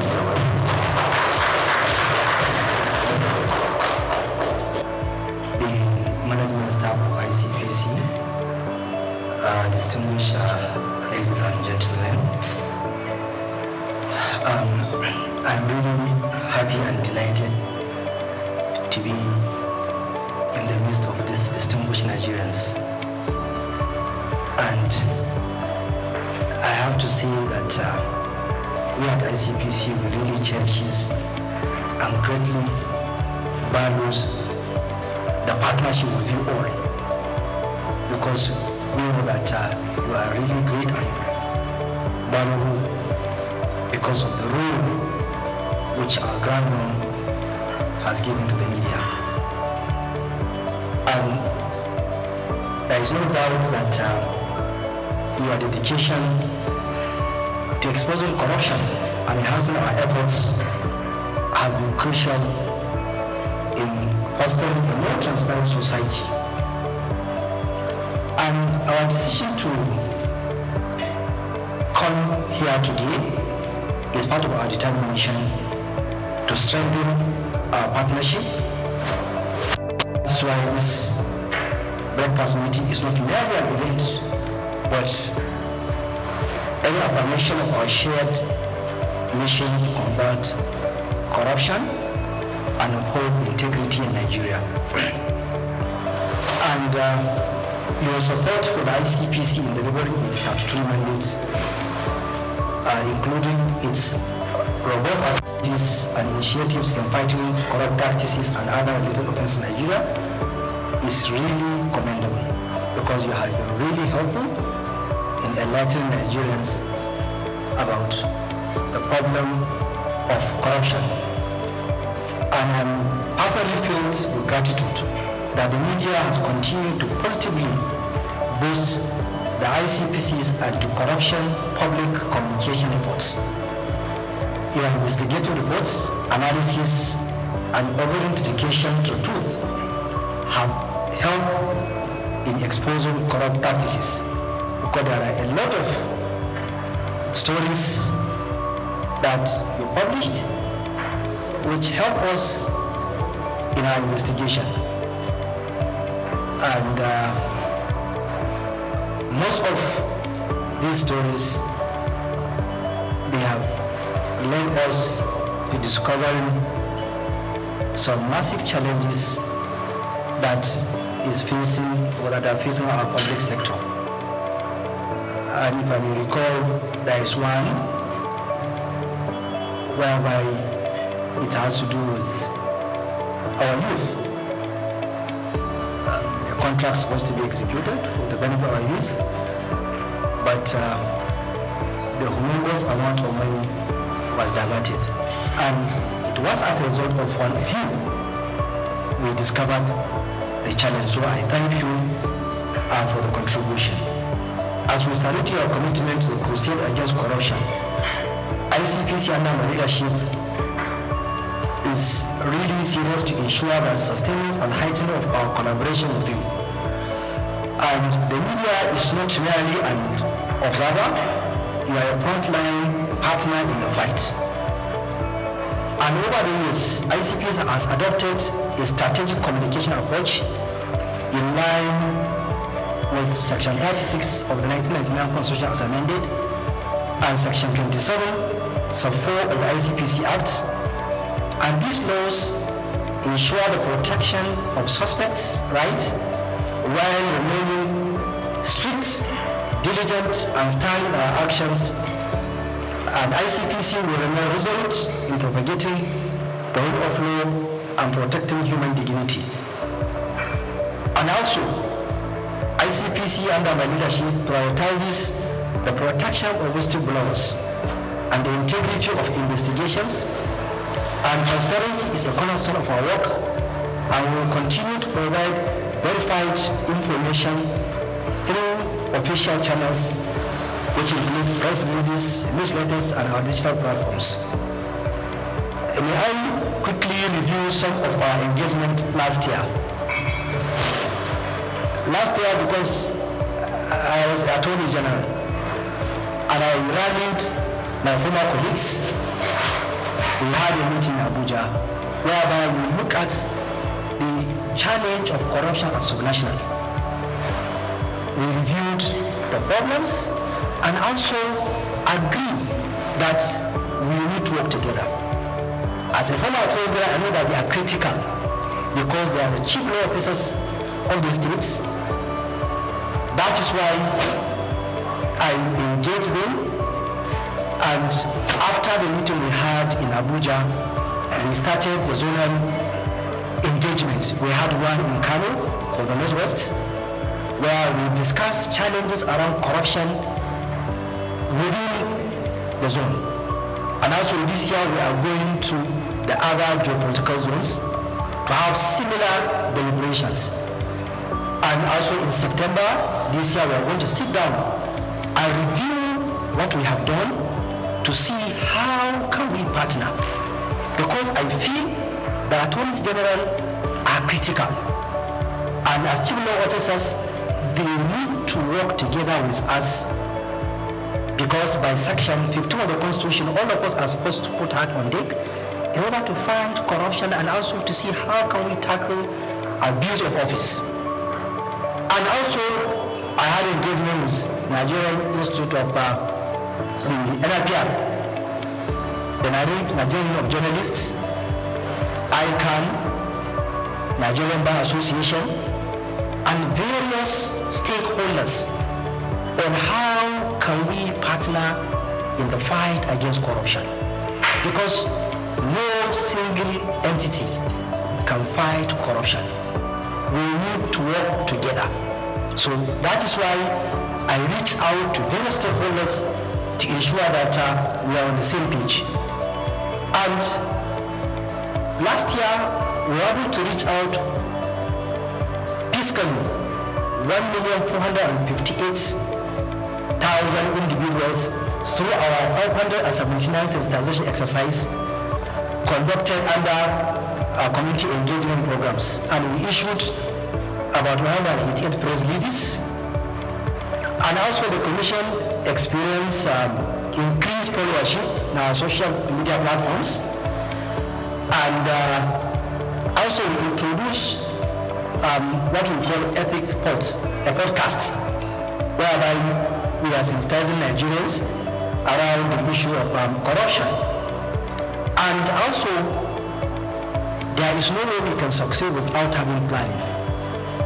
Our strategic action plan 2024 to 2028 was unveiled last year, whereby we gather stakeholders and discuss it, because that will be our focus on how we can work. And our strategic action plan is in line with the National Anti-Corruption Strategy, which has 5 pillars: corruption prevention, issue of enforcement and punishment, ethical orientation, and also enlisting public support of Nigerians, so that, and also recovery of proceeds of crime and management. And this is the area whereby we have upscaled our activities to see that we trace, recover, and manage the process of crime, and also to remit it back to the Consolidated Revenue Fund, so that we won't allow those allegedly took away what do not belong to them to go away with it. Because if you allow them, once they accumulate the process of crime, no doubt they will use it and also to fight back. And also they will deprive Nigerians with what they are supposed to have in the issue of infrastructure.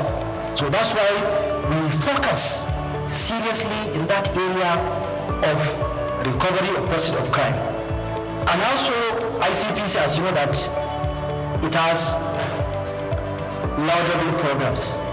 And one of the key issues which I focus is that I ensure that I consolidate all what the previous chairman of ICPC have done, from late Justice Mustafa Akandi to Professor Wason. I ensure that all their programs are intact and I'm building up, so that I want to ensure that we maintain that organizational culture of ICPC, and also for me to enhance what they did, most especially to focus on digital transformation, because this is an area whereby we need to use technology in the fight against corruption, most especially in the area of analytics, artificial intelligence, that will be able to analyze huge data.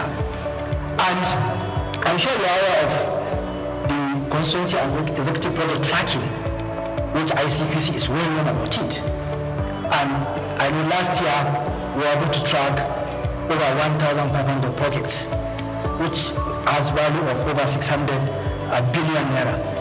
And so that at least Nigerians can get good quality projects that is in the budget.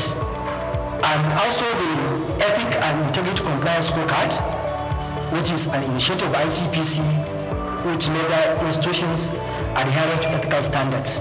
We release the results, and I have seen the impact, because most of the head of agencies that have not done well, they reach out. Chairman, why? What are our challenges? Can you help us to see that we overcome these problems? Which is really good, because I have never thought that it will have that impact. And why? Because of you here. You have given wide publicity. So because of that, most of the head of agencies now, they reach out. Please, how can we do well next year? So I thank you for the assistance. And also our sexual harassment prevention program, which is tackling corruption linked to abuse of power. Last year I know that we had engagement with the one civil society, where the ministers of the Minister of Education, then Professor Tayyip Mamman, and the State Minister Yusuf Tankosunu, they were there. The former Minister of Lagos was there, and also over 20 commissioners of education across the country, they attended, because we discussed the challenge around the problem of sexual harassment, most especially in our tertiary institutions, because our students are victims of this challenge. So that's why ICPC has been doing its best in that area, so that we ensure that we help our students, we protect them from sexual harassment. And I'm sure that you are aware that currently there is one of the senior academics that is facing trial at Abuja Federal Harcourt on this issue of sexual harassment. So And we are determined to ensure that where there is credible evidence, any sexual harassment complaint taken for us, we will make our efforts to ensure that we investigate it and also take the matter to court where there is evidence. Then there is our anti-corruption and transparency unit up to that they have been doing well in the various MDAs in order to help in ensuring that there is transparency and accountability in MDAs in this country. Then when I came in, I tried to bring up my policy, which I call it Care for Impact, to ensure that ICPs as an agency, I consolidate the good culture of that agency, and also an agency which is unaccountable, responsible and efficient in approaching all issues that are taken before us. So that one too is something that I unveiled last year, and we have been using it. Now recently we are aware of the decision of the Supreme Court about the local government autonomy. So we have looked at the decision, and also we have been having various engagement with civil society to see how can we give our quota, how can we control our quota in ensuring that the local government autonomy operates the way it's supposed to, and also how can we follow what are happening in the local government councils. And we are trying to bring up what we call corruption prevention program for local governments, whereby we monitor activities at all the 774 local government areas in this country. One problem we notice is that in this era of technology, there are only 7 local government areas in this country that have functional websites. So we feel that is not right. So we will now try to see how can we use technology to force the local government council to make information available to Nigerians so that Nigerians can follow what they are doing. You, also the editors and other media stakeholders, can be able to follow what are they doing so that we will monitor if there are issues, questions can be asked. We can follow because we don't have the enough manpower to go over all the 774 local government areas. But we feel technology can help us. And we know that practically, I don't think there are procurement processes in our local government councils. This is an area that we need to look at. And also we will ensure that there are mechanisms around control of corruption, around the issue of finances of local government councils. So we will team up with the media, with the civil society to ensure that information are available. Nigerians know what is happening so that at least it will reduce the challenge of corruption at local government level. Last 2 weeks, we are in Gombe, myself and Ola, the chairman of the EFCC, and we discussed around the challenges at local government level. So, and we are determined to ensure that we focus there so that Nigerians at the local level can get the dividend of democracy. And even recently, we have been facing challenges around the issue of this local government autonomy because there is even one caretaker local government chairman whom we charged to court because after the decision of the Supreme Court, he continued to spend government money to award contracts despite the fact that the Supreme Court said, look, stop. And also we know how challenging this issue of local autonomy has been since 1999. But ICPs as an agency, we will ensure that by virtue of Section 287 of the Constitution, we have the power to ensure that the decision of the Supreme Court is implemented fully. And also I'm appealing to those who are making attempts not to comply with the decision of the Appeals Court to please desist. Because Supreme Court is the last court. Once it delivers a judgment, we must comply. That's what is rule of law. Because ICPC will continue to monitor and investigate, because any caretaker local government chairman from 11th of July 2024 who spent public funds, who owed contract, that is corruption. Because we don't have the mandate. And also the Appeals Court has already spoken, so we must comply. Now, in my 1 year in office, there are a lot of international engagements which ICPC engaging.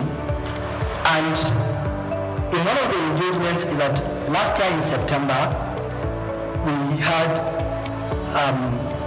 an event in Beijing, China, whereby there is Global Network. Global Network is a coalition of over 200 corruption agencies across the globe from 124 countries. And I had the privilege of leading ICPC delegation and Nigeria, whereby Nigeria participated in an election of steering committee member, and Nigeria was elected as one of the top steering committee member of that Global Network. And also, one area which I made mention that we have been focusing is the issue of asset recovery. Asset recovery is really an area whereby we in Africa, we must focus on it. Because we have seen how our own resources have been taken outside the continent, going to the global north. So that was why at the African Union level, if you may recall, in 2015, there is Thabo Mbeki high-level committee, whereby the heads of state of African countries agree that there is need for a forum of asset recovery practitioners in Africa. And the processes of bringing up the forum, it was last year that the forum was established in Ethiopia, Addis Ababa, and I was elected as one of the representatives of West Africa, whereby we met in Arusha, Tanzania in November, whereby I was elected as the interim chair of that forum to try to galvanize the 55 African countries and corruption agencies to ensure that we come together to see how can we help Africa to recover and repatriate stolen assets that are kept somewhere else. And we agree that, look, apart from slavery, which is our own human resources that was taken to other continents, there are a lot of stolen assets of Africa outside the shore of Africa. And we know what is happening. Whenever you want to trace and recover, the experts outside Africa will charge you huge amount of money to recover all professional fees, to recover those stolen assets. So that was why we say, no, we need to come together as Africans. Let us identify our experts within the continent. If we need somebody to trace, Nigeria doesn't have the expert. It can look for Ghana, Kenya, or any other African country. Do you have the expert? Yes. So that's why we are coming together to see that we trace, recover, and repatriate the stolen assets. Also, we will keep on raising this issue of stolen assets at various fora, because the United Nations Convention Against Corruption has already backed the issue of stolen assets that we need to recover it.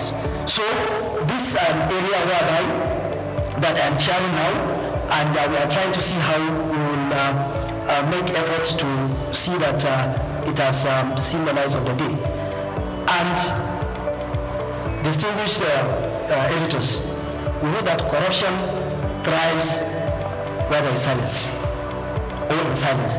But your voices are the ones that can shatter that silence. Your role in shaping public perception and holding institutions accountable cannot be overstated. The more Nigerians see what you write, what your opinion, about this issue of corruption, the better for us. Because they will be enlightened, they will know what is happening, they will ask questions, and that will put us on our toes. That will minimize the challenge of corruption. Because we at ICPC are trying to see how can we use our mission to diminish corrupt practices through our public mobilization, our own doggedness in investigation, and also to ensure that we follow rule of law. We will be patient in investigation. No matter how long it will take, we will do it slowly but surely we will reach our destination. And also, we at ICPC will ensure that we deepen our own relationship with you, the media.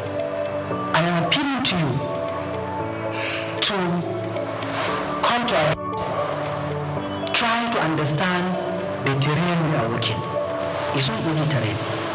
Whoever works within the anti-corruption cycle will know that it is not easy, because it is an area whereby we are fighting those who are already determined to continue to prepare our resources.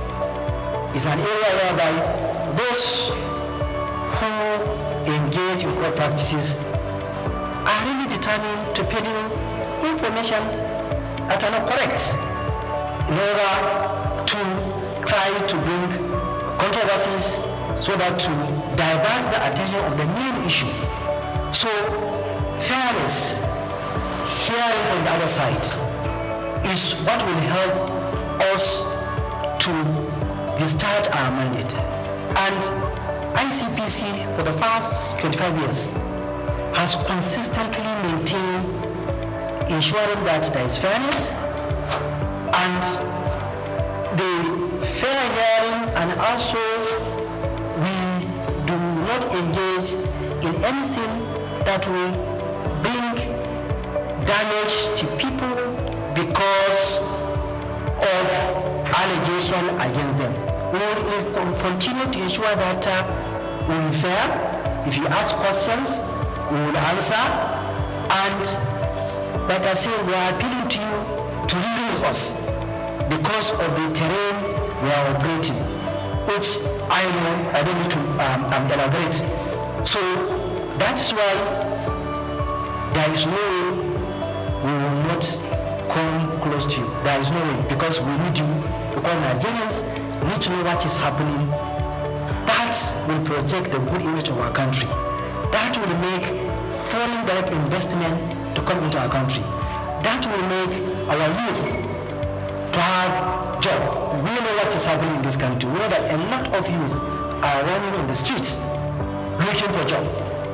And the youth are the future leader of this country. So, and it is through you, by helping us to propagate our activities and also to bring issues that will project good image of this country. By doing that, we will make Nigeria great, and also we will tackle the challenge of our corruption. And conclusively, I want to emphasize that you mean a lot to us, and that we count on you as dependable partners in ensuring that Nigeria is corrupt free, and also I'm sure that partnering with you will continue to help ICPC to move forward, and also ICPC will continue to record achievements, and we hope that the aspiration of Section 15 of the Constitution will be realized, where Nigeria will be a country free from corrupt practices and abuse of office. Thank you so much. Money and property last year, and I even know even this year too, we recovered some amount of money and also property. Even currently, we are tracing and marking some assets in one of the states where some people diverted public funds. Even this morning, I know that there is an amount of money which we recovered from the diversion of public funds. So we are talking about both the fixed and movable property. That's if you are talking within Nigeria. Even abroad, it is the same thing. Although during my time, ICPC did not recover any assets from taken outside the shores of Nigeria. But I know that we are collaborating with one of the African countries about money that was brought into Nigeria from that country. We are tracking to trace the money so that we will see how the money can be taken back to where it was brought in here. So this is what I can say. And some of the issues you raise are part of the problem. Like I said somewhere else, and I kept on saying I will say it here. My first contact with public working is when I was Attorney General. That was when I now realized that all what I was thinking, when I came into contact with the reality, then I now realize that we Nigerians are part of the problem. One of the issues you raised about societal pressure. I'm not saying that it's a justification for any public officer to engage in corruption. But if you, I'm sure you have had one or two discussions with those who are holding public office. The kind of stress, the pressure that public officers are undergoing in this country is too much. Because the family, the friends, associates expect you to give them money. And this is one of the factors that is now pushing those in public office to go into that. And I noticed that any public officer who resists, you are considered as awkward, very difficult, and they will keep on pressurizing you that if only people that are strong that can stand that pressure. And also some people too, they are even daring, will tell you, I was a victim when I was Attorney General. And I want to say it here, maybe the person who did it will hear. An issue which I say, look, AG, we want you to do this thing. I say, sir, it's not even a public officer, it's not even a public officer.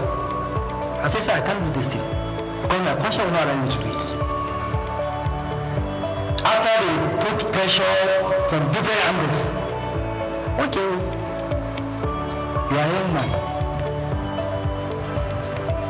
How? I don't want to destroy your career. And I say, sir, my career is not in your hand. It's in the hand of God, my Creator. And I left.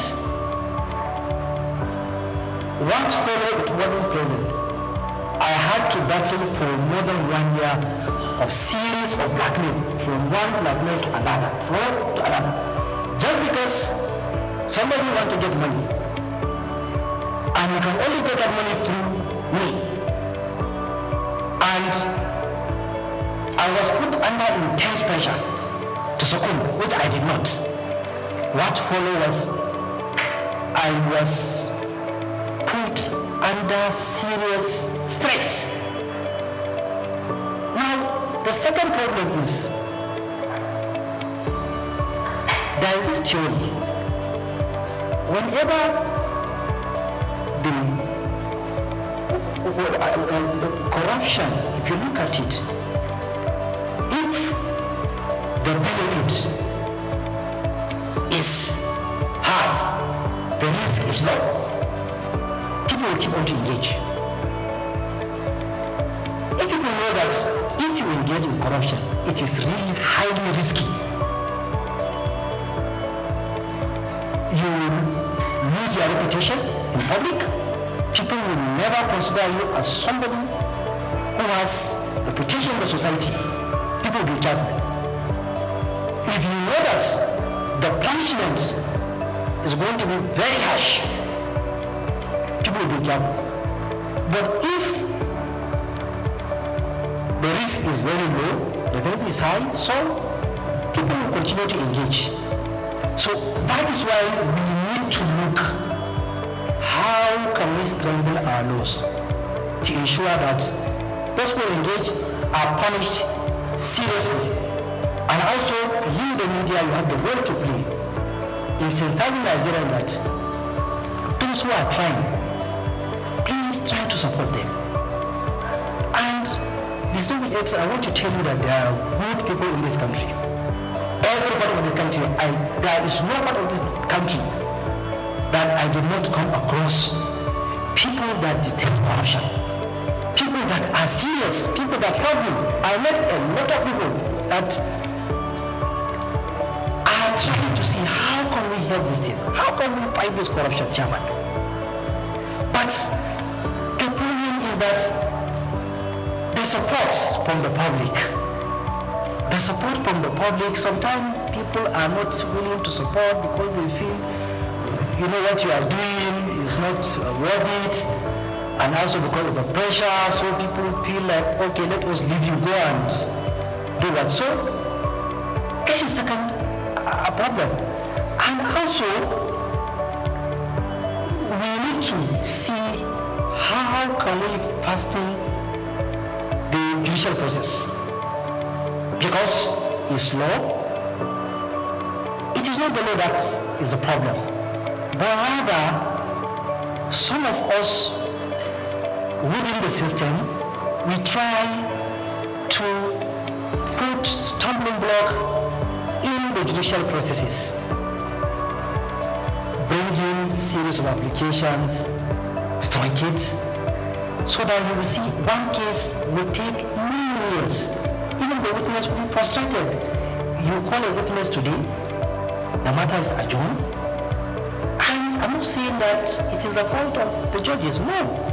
It is all of us, the lawyers, and also other stakeholders, that we know if your client has an issue, as a lawyer you know, because once you look at the facts and the proof of evidence, you'll be able to know that my client has an issue.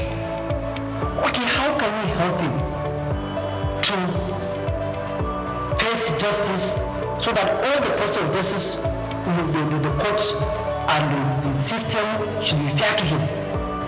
But you will see that that's going down is also another factor. That you will see somebody engaged in corruption, when you take him to court, it will take many years. And before you know it, you will see another corruption case. And also another problem, especially in the public sector, I now notice, is that our public service rules also has a problem, because it has given a leeway that people engaging in corruption, there is no specific provision which provides that, look, once you are engaged in corruption, you should automatically be dismissed. But some, you will find that after ICPC are investigating an issue, it has taken somebody to court, even if you secure conviction, you will not realize that the agencies are not willing to edge out those people. They will leave them to continue working. Because I feel any public officer that is convicted, he is not supposed to continue working in public agency. He should go. If the Constitution will say that conviction of embezzlement and fraud attracts disqualification for a certain period of time, I think there is need any convict should not be allowed to work within the public service. It should just be aged out. And that is why now, as chairman of ICPC, we are now going to exploit the Code of Conduct, Bureau and Tribunal. Any public officer with secure conviction and the agency refuses to aid him out, we will send him to Code of Conduct because they have the power to aid him out. So there is another way, so that we don't allow people to continue. So these and other issues are part of the problem why the problem of corruption will keep on coming and coming and coming. Also, the institutions are really weak because there are a lot of vulnerabilities where people are exploiting in order to commit corrupt practices. That is why we need to focus on technology. Technology will be able to give you the thread. You will be able to know some of the things that are happening, most especially around procurement. These are areas where there is serious problem because of the laxity and the challenge around that. So that's why you will see that almost you will be seeing issues around procurement being raised in public sector. So this is also another factor that is bringing this issue of corruption to keep on going. And also there's international dimension too. Because if those who are taking or stealing the humongous amount of money, they don't have a place to hide it, then it will reduce. But we know that they can wear it somewhere else. And most countries, I keep on saying, when you say that we have challenge of corruption, why are you keeping the process of crime in your country? Why can't you turn them back? This is process of crime. Please take it back to your country because there is United Nations Convention Against Corruption. And it is a global legal instrument. But you find out that when they wear the money outside the country, there are a lot of technicalities and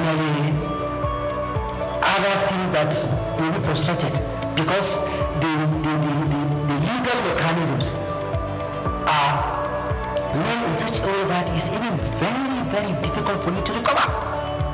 So if they know that they cannot take it somewhere else, I think the problem might reduce.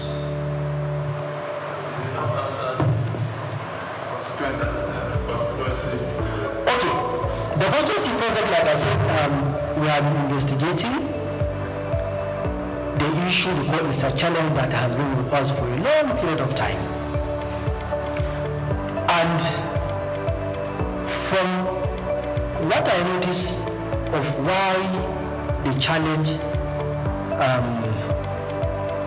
keep on coming is one of the issues we made mention.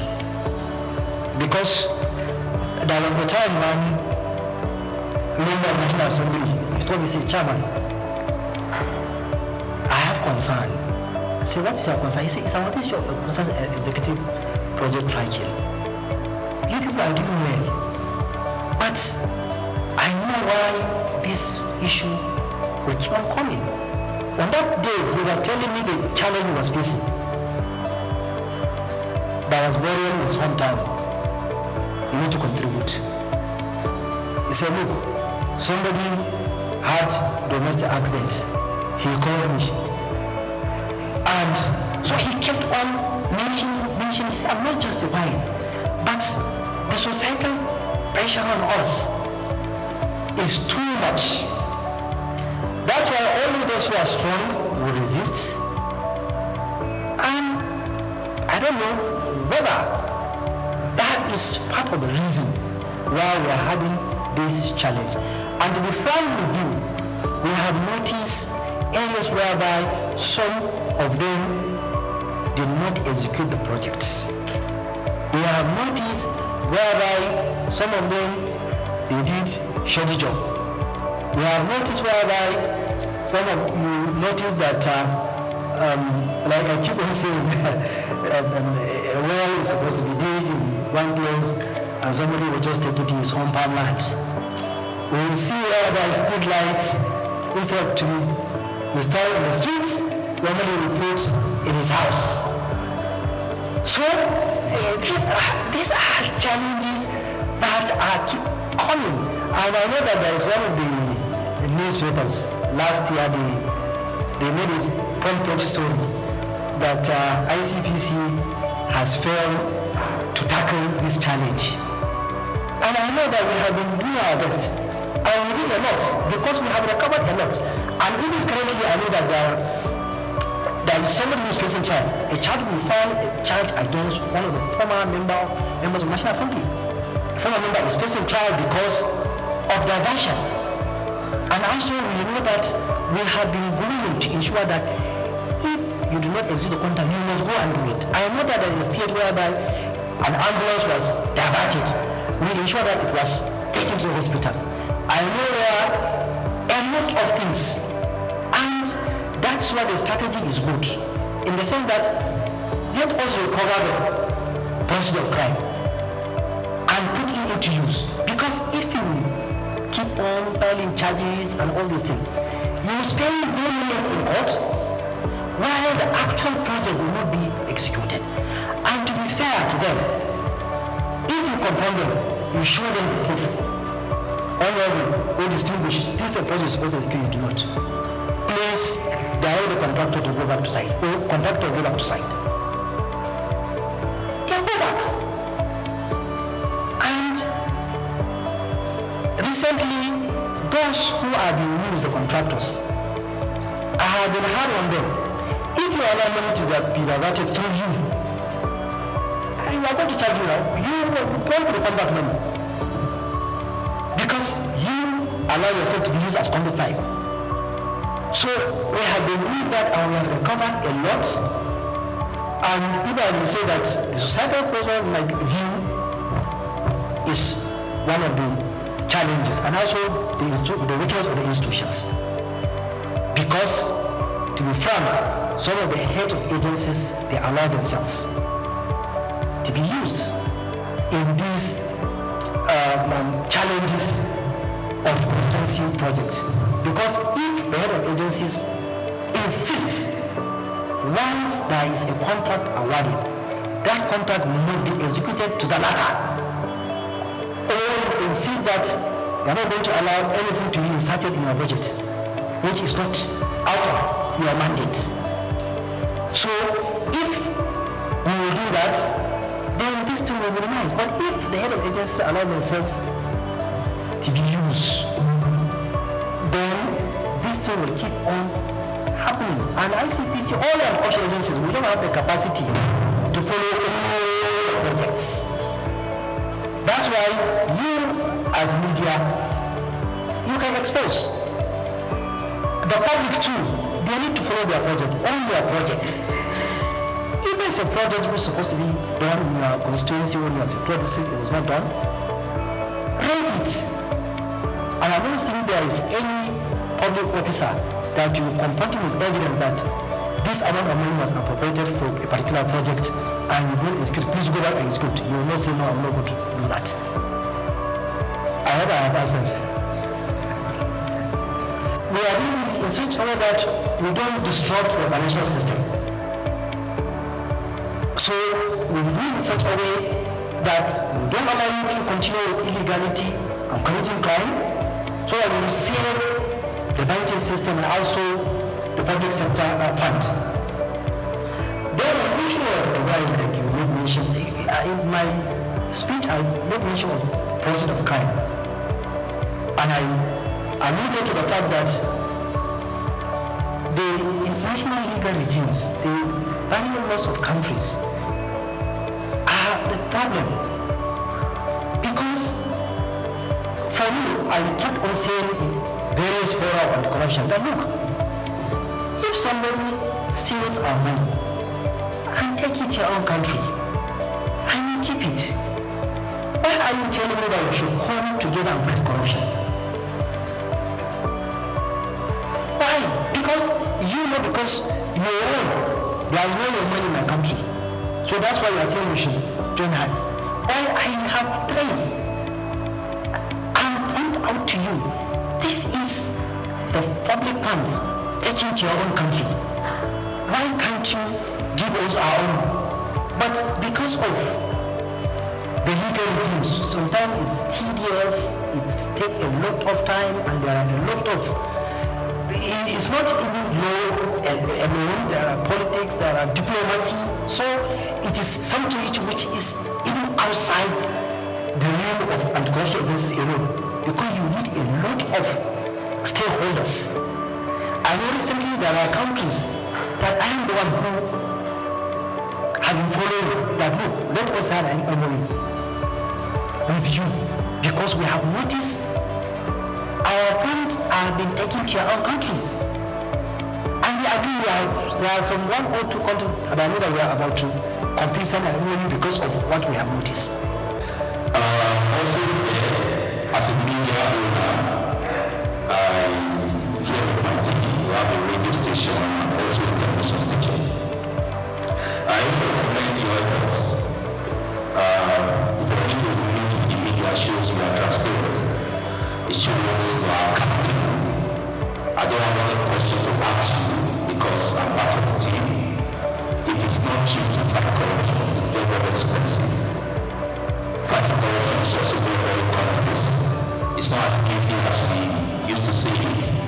It is only the person that is going to issue that will know where it produces. So I commit to efforts and I believe in always that God should call your efforts.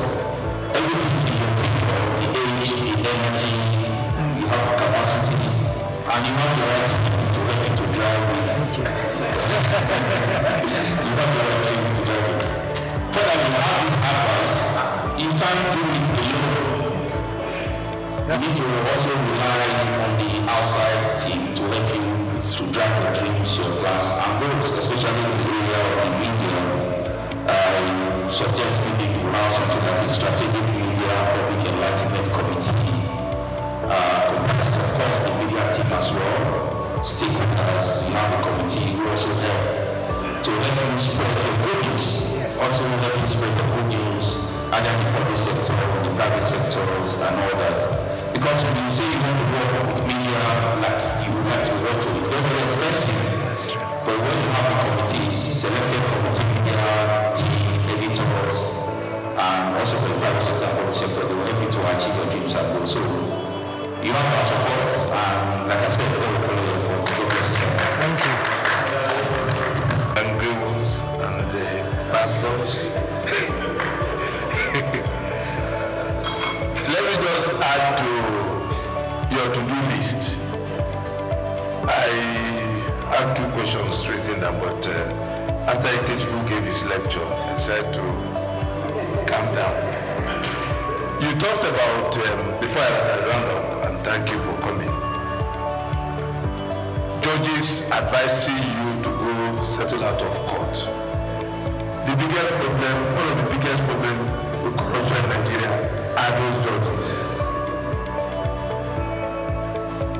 Recently, I think it was the Chief Justice of Nigeria who said election cases constitute about 70 or 80% of the cases they have in their docket, which suggests that election cases are very lucrative for them.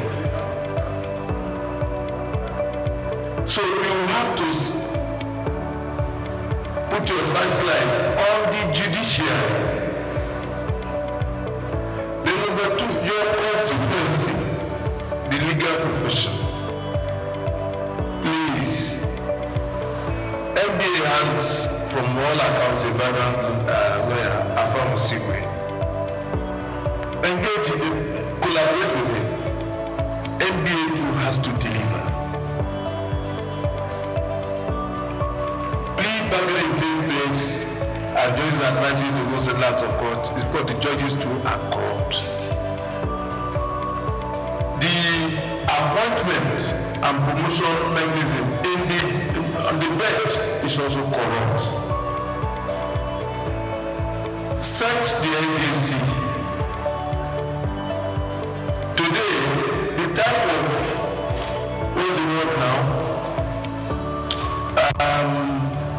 corruption in terms of judicial promotion in Abuja is huge and impacts on the quality of judgment delivered.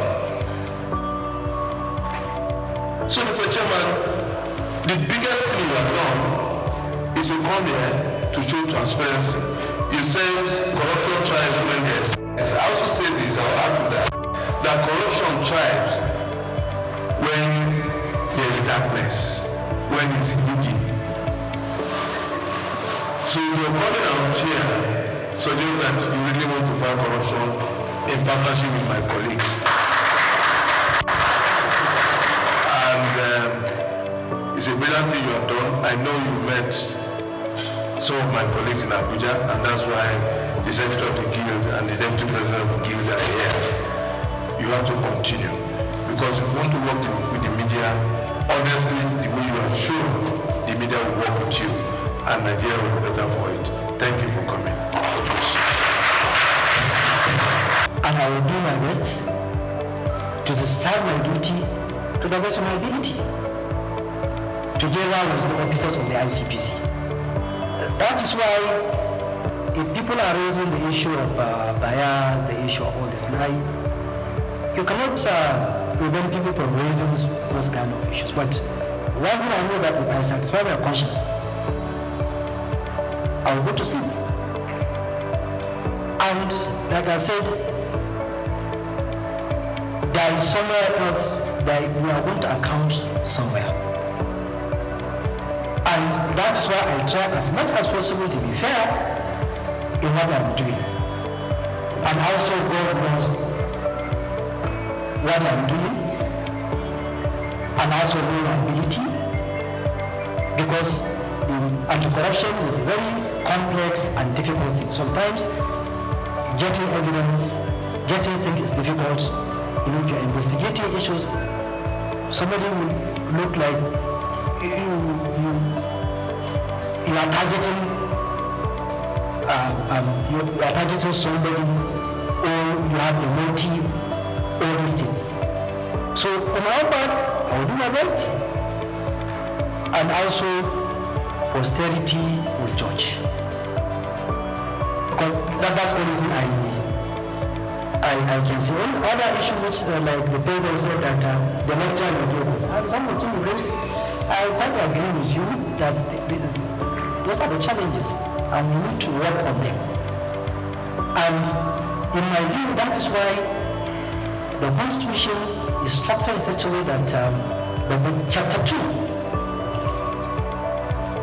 it is left in such a way that is you, the leader, that should strive to ensure that Chapter 2 is realizable. You attain that aspiration: education, healthcare, good environment, all other social amenities. You as a leader, you must think out of the box to ensure that you reduce the poverty level, which I agree with you, the level of poverty is really high, and we need to tackle it, because without tackling the poverty, we will continue to face this challenge of corruption that keeps on coming. And also, we are not justifying or depending the public office holders or the politicians, like you said, that we are saying that there is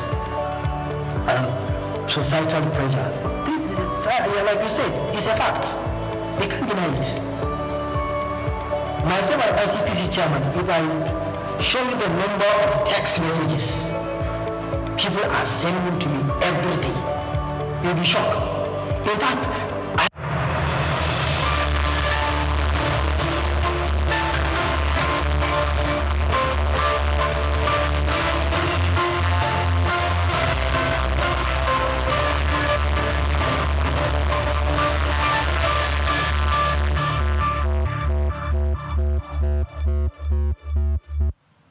A beautiful afternoon to you, and welcome to the World News here on Sook News Television, where we'll bring you news around business, economy, and development. My name is Grace Komolafe.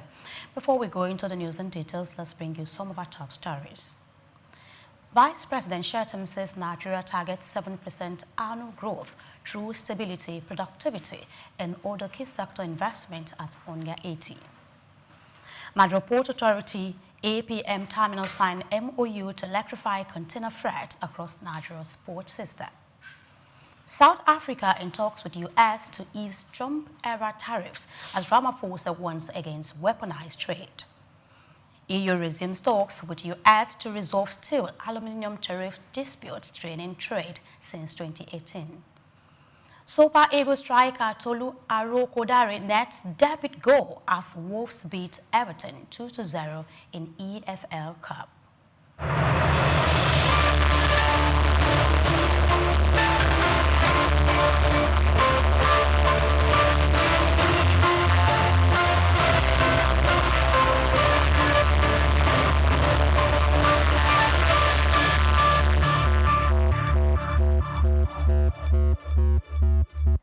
Thank you for joining us. Now we'll bring you the news in details. Vice President Kashim Shettima has signed Nigeria is targeting annual economic growth of at least 7% anchored on macroeconomic stability, higher productivity, and strategic investment in infrastructure, healthcare, agriculture, and education. Shettima stated this on Tuesday during a series of high-level bilateral engagement on the sideline of the 80th United Nations General Assembly UNGA in New York.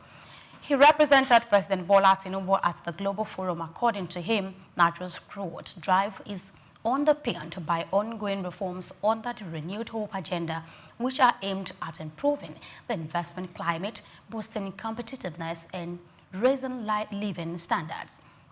The Vice President also called for stronger ties between Nigeria and Namibia, stressing the need for deeper collaboration in trade, investment, and energy to advance prosperity across Africa. Shettima assured partners that Nigeria remains committed to building an inclusive, resilient economic capacity and capable of meeting both national and continental development goals. The Depot and Petroleum Product Marketers Association of Nigeria, DAPMAN, has called on the Dangote Refinery to embrace an open-door supply policy that guarantees fair access to petroleum products at competitive prices. DAPMAN spokesperson Ikem Ohea stressed that partnership with the refinery would strengthen fuel availability nationwide and eliminate queues at filling stations. He dismissed claims of conflict between the association and Dangote Refinery, noting that marketers were only seeking collaboration that benefits consumers. He explained that while the refinery's emergence as the dominant supplier was a welcome development, challenges remain around access and pricing. DAPMAN maintained that fair distribution and transparent pricing were vital to ensuring the refinery's potential translates into lasting relief for Nigerians. And now the Manufacturers Association of Nigeria, MAN, has cautioned the federal government over its proposed plan to introduce a tax stamp system for excisable products, warning that the policy could undermine industrial growth and consumer welfare.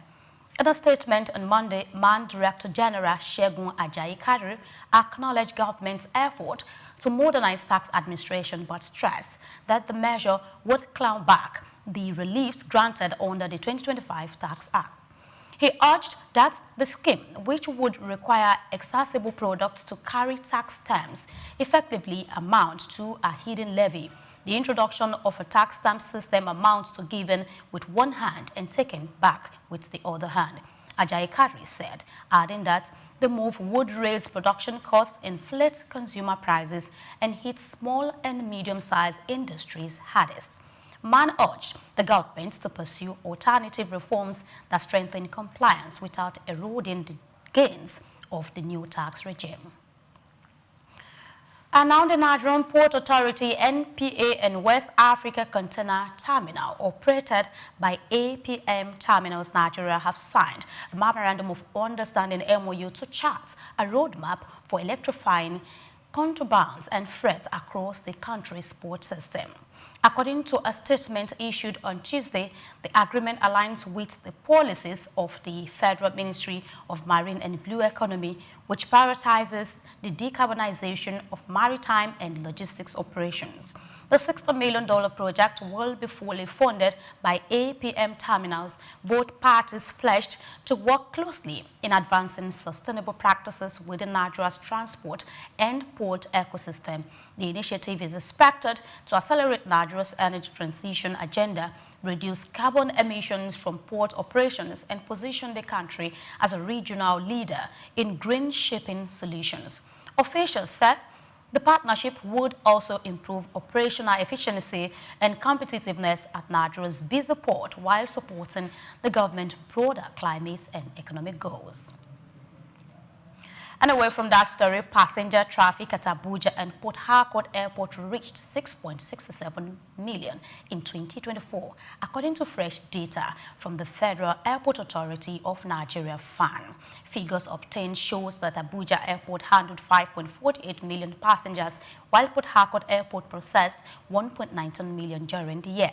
The data also revealed that Abuja Airport recorded 77,909 aircraft movements in 2024, underscoring its role as one of Nigeria's busiest aviation hubs. FAN, which manages and operates the country's federal airport, has in recent years embarked on terminal upgrades and service improvements to boost passenger experience and expand capacity. Industry analysts note that the rising traffic volume highlights steady growth in domestic and regional connectivity, though challenges such as infrastructure gap and high operating costs remain hurdles for the sector.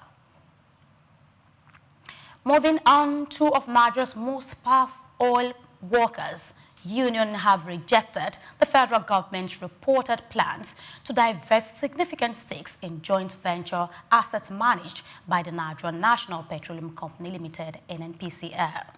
The Petroleum and Natural Gas Senior Staff Association of Nigeria, PENGASEN, and the Nigeria Union of Petroleum and Natural Gas Workers, NUPENG, warned on Tuesday that the proposed divestment could destabilize the economy, weaken the oil industry, and threaten the welfare of workers. At a joint press briefing in Abuja, PENGASEN President Festus Osifu and NUPENG President Williams Akporeha said they would resist any attempt to cut government holdings in the joint venture asset by as much as 30 to 35%.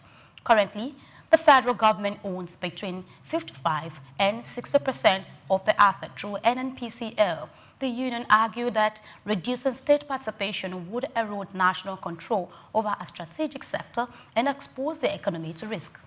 They called for wider consultation with labor before any major reforms could proceed. Still in the news, the Lagos State government has signed a Memorandum of Understanding MOU with two technology firms, Automat and iCell Software Solutions, to modernize parking management and reduce traffic congestion in the state. The agreement was formalized by the General Manager of the Lagos State Parking Authority, LASPA, Adebisi Adelabu, alongside representatives of Automat, Pereira Shion, and iCell Hassan Fayyad and Fayyad Fad Adelabu. They said the partnership will introduce advanced technology and modern infrastructure into Lagos's parking system. She noted that the initiative forms part of the state's broader strategy to improve traffic flow, enhance revenue collection, and deliver more efficient services to residents. She explained that the MOU would enable the deployment of smart solutions such as automated payment platforms, digital monitoring tools, and intelligent parking system to curb discriminate parking, which contributes to gridlock. The LASPA boss assured Lagosians that the reforms will align with global standards while addressing the unique challenges of a fast-growing megacity. And now we'll take a break. We'll be coming back shortly. Stay with us. It's still the World News.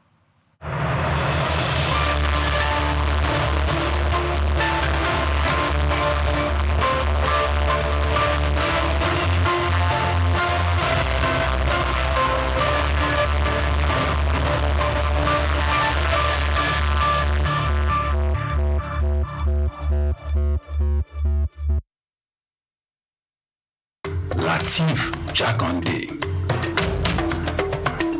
Born Lateef Kayode Jakande in the Ekpetedo area of Lagos Island, Lagos State on July 1929.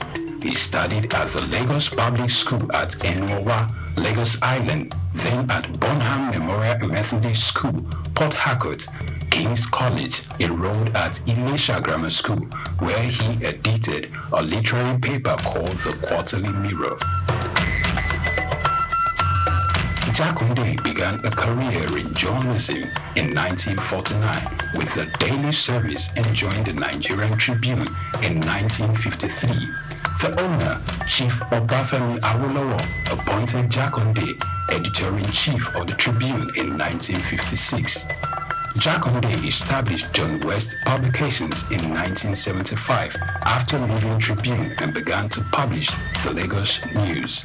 He served as the first president of the Newspaper Proprietors Association of Nigeria, NPAN. Jakande ran for election as executive governor of Lagos State in 1979 on the Unity Party of Nigeria platform. His administration was effective and open and implemented the cardinal policies of his party.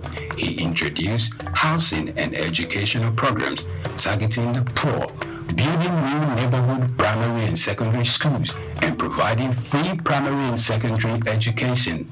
He gave poor people's children education, and many of them are now very prominent in the society today. Jakande established the Lagos State University and constructed over 30,000 housing units. After the military takeover in 1983, Jakande was charged, prosecuted, and convicted of treason and later pardoned. He served as Minister of Works under the Sani Abacha military regime. He died in Lagos on February 11, 2021. Lateef Jakande was the first civilian governor of Lagos State. Lateef Kayode Jakande, Suk Enlightenment.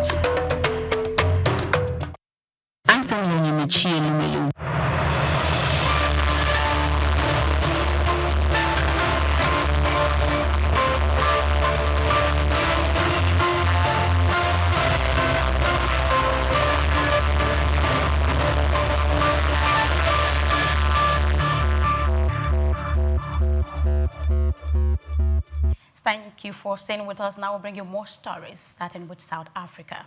South African President Cyril Ramaphosa said on Tuesday that Pretoria is in discussion with a U.S. trade representative aimed at easing tariffs imposed by U.S. President Donald Trump. Speaking after addressing world leaders, Ramaphosa warned that the trade is now being used as a weapon, stressing that developing economies like South Africa are disproportionately hit by protectionist measures. The United States remains one of South Africa's largest trading partners, but relations came under strain in August when Trump introduced levies on key South African exports following stalled attempts to reach a comprehensive trade deal. Ramaphosa acknowledged that his government had made several unsuccessful efforts before the tariffs were imposed, but insisted that the ongoing negotiations could help rebuild momentum. Analysts say resolving the dispute is crucial for safeguarding billions of dollars in bilateral trade and investment flows. The Chief Executive Officer of Air Tanzania, Peter Ulanga, has said Nigeria stands to gain vast economic and business opportunities from the airline's new direct flight between Lagos and Dar es Salaam. Speaking over the weekend at the inauguration of the East African carrier's entry into Nigeria, Ulanga said the route would expand trade, tourism, and cultural exchange between the two countries. He added that the initiative aligns with the African Union's Agenda 2063 and the Single African Air Transport Market, SATM, highlighting the commercial potential. Ulanga noted that the connectivity could open up new markets and supply chains, citing examples such as Nigerian yams reaching Tanzanian consumers and Tanzanian coffee entering Nigeria. He said the service would not only deepen bilateral ties but also strengthen regional integration by making air travel across Africa easier and more affordable. Industry analysts say the move could stimulate intra-African trade, drive investment flows, and support job creation in both countries. Away from that, the Global Energy Alliance for People and Planet, GEAPP, has announced a $16 million investment in mini-grid solutions as part of an effort to scale energy access and accelerate clean power deployment across Africa. The announcement was made on the sideline of the 80th United Nations General Assembly UNGA 80, where energy transition and climate action topped discussions. The funding is tied to Mission 300, a joint initiative led by the World Bank Group and the African Development Bank, AFDB, that seeks to connect 300 million Africans to reliable electricity by 2030. According to GEAPP, the investment will support new projects designed to bring renewable power to underserved communities, reduce reliance on fossil fuel, and unlock local economic opportunities. Africa remains home to over 600 million people without access to electricity. Development partners say target investment in mini-grid are critical to bridging this gap while advancing the continent's transition to cleaner, more resilient energy system. Still in the news, China has purchased at least 10 additional cargoes of soybeans from Argentina this week, capitalizing on the South American country's temporary suspension of export taxes. The shipment, mostly scheduled for November loading, reflects Beijing's strategic diversification away from United States supplies amid prolonged trade tensions.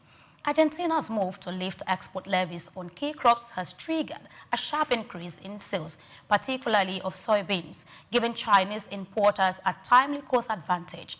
Traders familiar with the matter says this window could reshape short-term supply flows into Asia's largest market. The buying spree signals a calculated shift in China's sourcing strategy using market dynamics to buffer against geopolitical disruptions.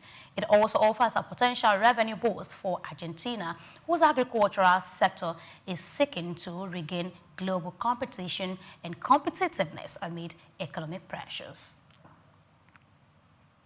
In India, Trade Minister has intensified effort to secure higher energy imports from the United States as bilateral trade talks resume, aiming to bolster the country's energy security amid rising global demand and market uncertainties. The discussions prioritize expanding access to U.S. oil and natural gas supplies to diversify India's energy portfolio. Key issues include reducing tariffs, particularly secondary tariffs that increase costs on imports, and addressing trade barriers that have hindered smooth commerce. India also plans to leverage recent tax cuts to enhance competitiveness and stimulate cross-border investment and trade flow.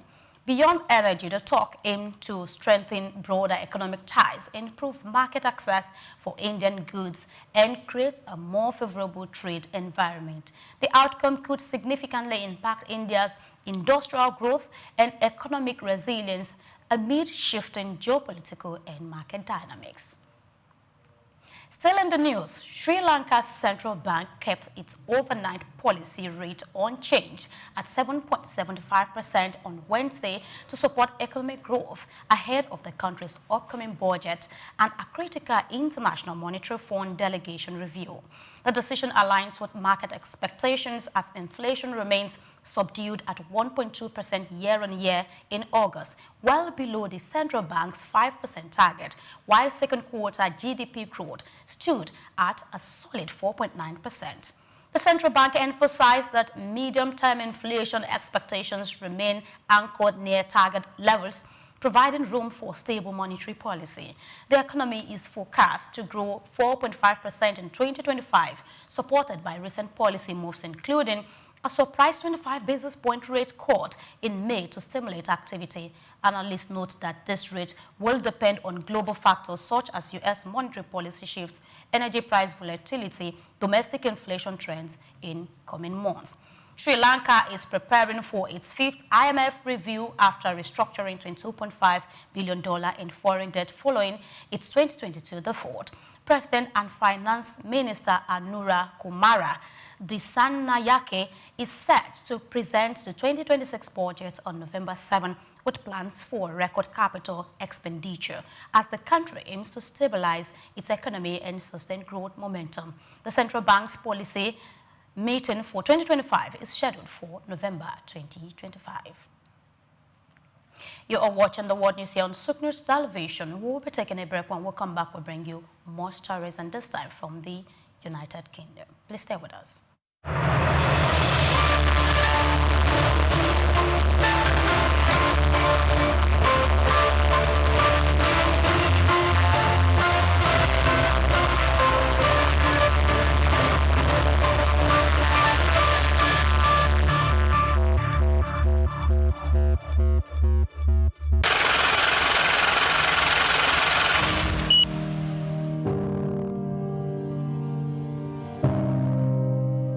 Wale Soyinka, born Akiwande Oluwole Babatunde Soyinka on July 13, 1934, in Abuja, Ogun State, southwest Nigeria, stands as one of Africa's most celebrated literary figures and a global icon of resistance against oppression. His life and works reflect an unwavering commitment to justice, culture, and the transformative power of art. Soyinka was born into a Yoruba family in colonial Nigeria, an environment that exposed him to both traditional African culture and Western education. His father, Samuel Ayodele Soyinka, was a school headmaster, while his mother, Grace Eniola Soyinka, was a devoted Anglican. This blend of indigenous and colonial influences deeply shaped Soyinka's world. Soyinka attended Government College Ibadan and later proceeded to the University College Ibadan, where he studied English and literature. Soyinka completed his education at the University of Leeds in England, earning a degree in English and later a doctorate degree. In the late 1950s, Soyinka began working as a dramaturgist at the Royal Court Theatre in London. However, his passion for storytelling and cultural preservation drew him back to Nigeria, where he founded two theatre groups known as the 1960 Masks and the Orisun Theatre Company. Soyinka's works, often a fusion of Western dramatic techniques and African themes, address universal issues of justice, freedom, and human dignity. His early play, titled A Dance of the Forest, which was introduced in 1960, written to celebrate Nigeria's independence, critically examined the nation's socio-political trajectory, setting the tone for his career as both artist and activist. Soyinka's activism became more visible during Nigeria's post-independence years. In 1967, during the Nigerian Civil War, he called for a ceasefire between federal forces and Biafran separatists. This led to his arrest by the military government, and he spent 22 months in prison, where he wrote a short drama titled The Man Died, Prison Notes, a harrowing account of his imprisonment and a profound critique of authoritarianism. Soyinka has authored more than 20 works, including plays, novels, poetry, and essays. In 1986, Soyinka became the first African to win the Nobel Prize of Literature, an achievement that brought global recognition to African literature. Soyinka remained an outspoken critic of oppressive regimes, often at great personal risk. His activism extended beyond Nigeria, addressing global issues of injustice and human rights. During periods of military rule in Nigeria, he went into exile, continuing to write and speak against tyranny. Today, Soyinka is celebrated not only as a literary giant, but also as a symbol of resilience and moral courage.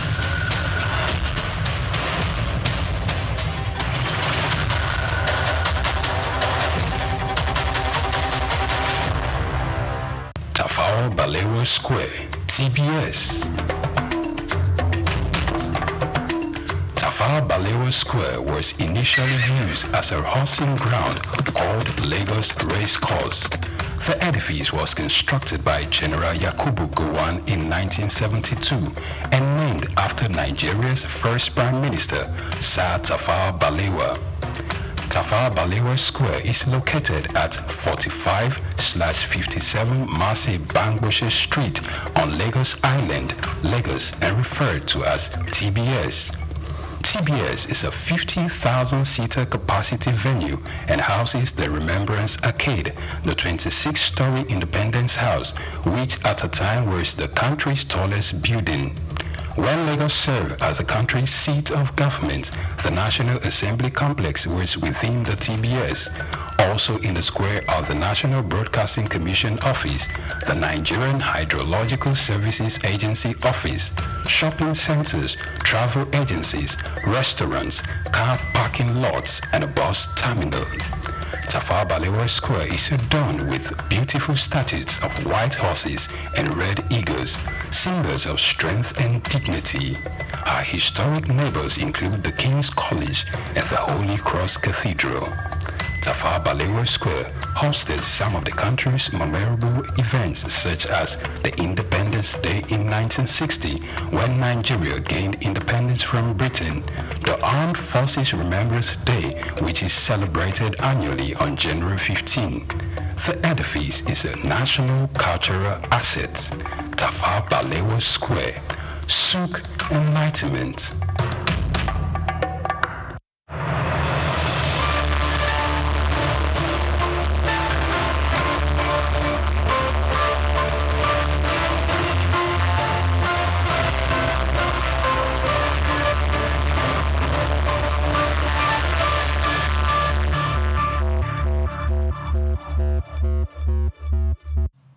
Glad to know you never left. Now bring you more stories here on Souk News TV.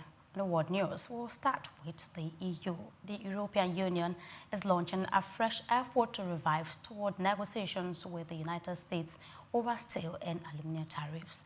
EU Trade Commissioner Maros Stefkovic will meet this week with the U.S. Trade Representative Jamieson Greer to push forward talks aimed at reducing or eliminating the duties that have strained transactions and transatlantic tariff trade relations since 2018.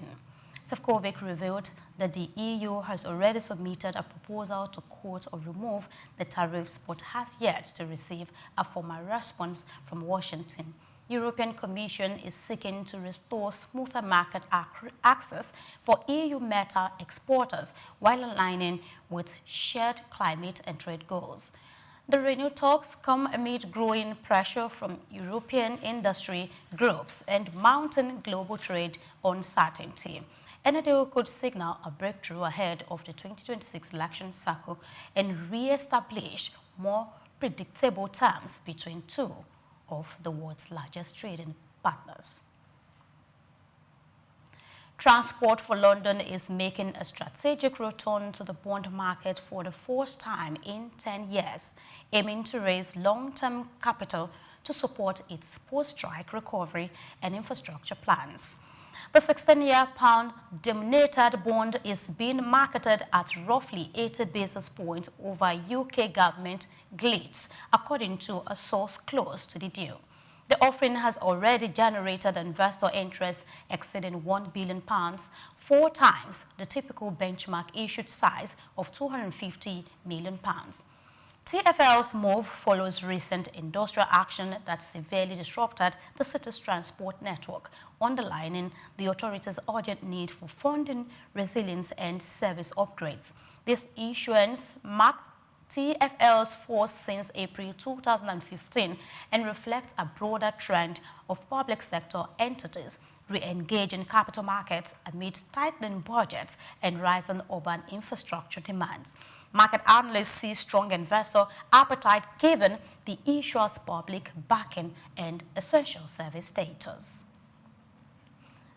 Moving ahead, oil prices posted modest gains on Wednesday, buoyed by a drop in the United States crude inventories and signs of tightening global supply, offering fresh optimism for market stability. Brent crude rose to $67.89 per barrel, while United States West Texas Intermediate settled at $63.67. The uptick reflects growing confidence that fundamentals are strengthening with near-term supply pressures balancing global demand outlooks. Positive market sentiment was supported by progress in curbing excess supply. Key pipeline exports from Iraq Kurdistan region remain paused pending financial guarantees, while Chevron is managing output flows from Venezuela due to evolving U.S. regulatory procedures. These factors, combined with ongoing effort to streamline global energy trade and reduce reliance on sanctions oil, are contributing to a more disciplined and resilient market environment. In the U.S., the American Petroleum Institute reported a decline in crude and gasoline inventories, signaling steady domestic consumption. Investor awaits official data for confirmation, while broader expectations of long-term energy transition and strategic reserves management suggest improving fundamentals.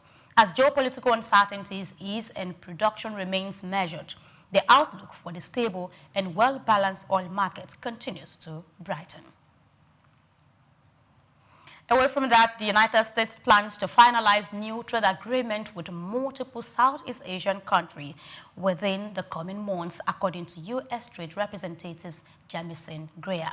Speaking at a meeting with economic ministers from the Association of Southeast Asian Nations in Kuala Lumpur, Greer emphasized ongoing progress in tariff discussions amid concerns about the impact of U.S. tariffs on the export-driven regional economies.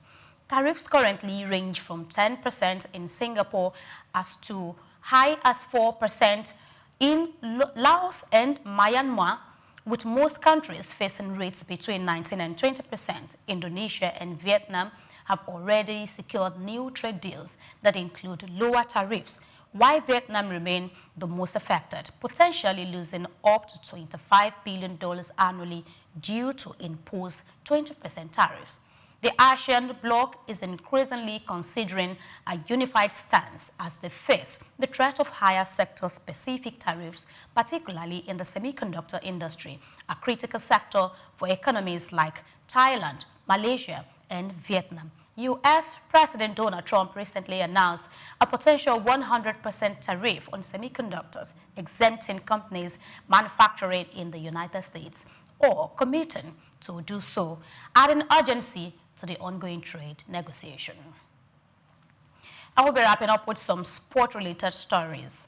UEFA is determined in reshaping its Champions League media strategy to lure global streaming powerhouses like Amazon and Netflix. In a major overhaul of the broadcast rights tender, the governing body will now allow bidders to acquire multi-market packages, marking a decisive shift from its traditional fragmented approach. This unified bidding model is designed to attract high-stakes digital-first contenders by offering broader market access and scalable rights opportunities.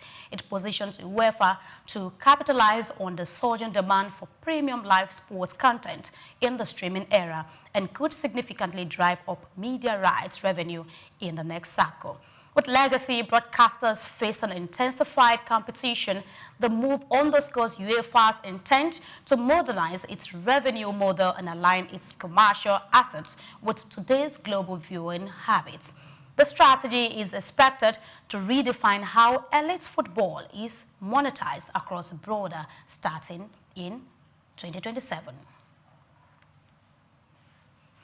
And now Super Eagles striker Tolu Arokodare opened his account for Wolverhampton Wanderers in their 2-0 victory over Everton in the EFL Cup on Tuesday at the Molineux.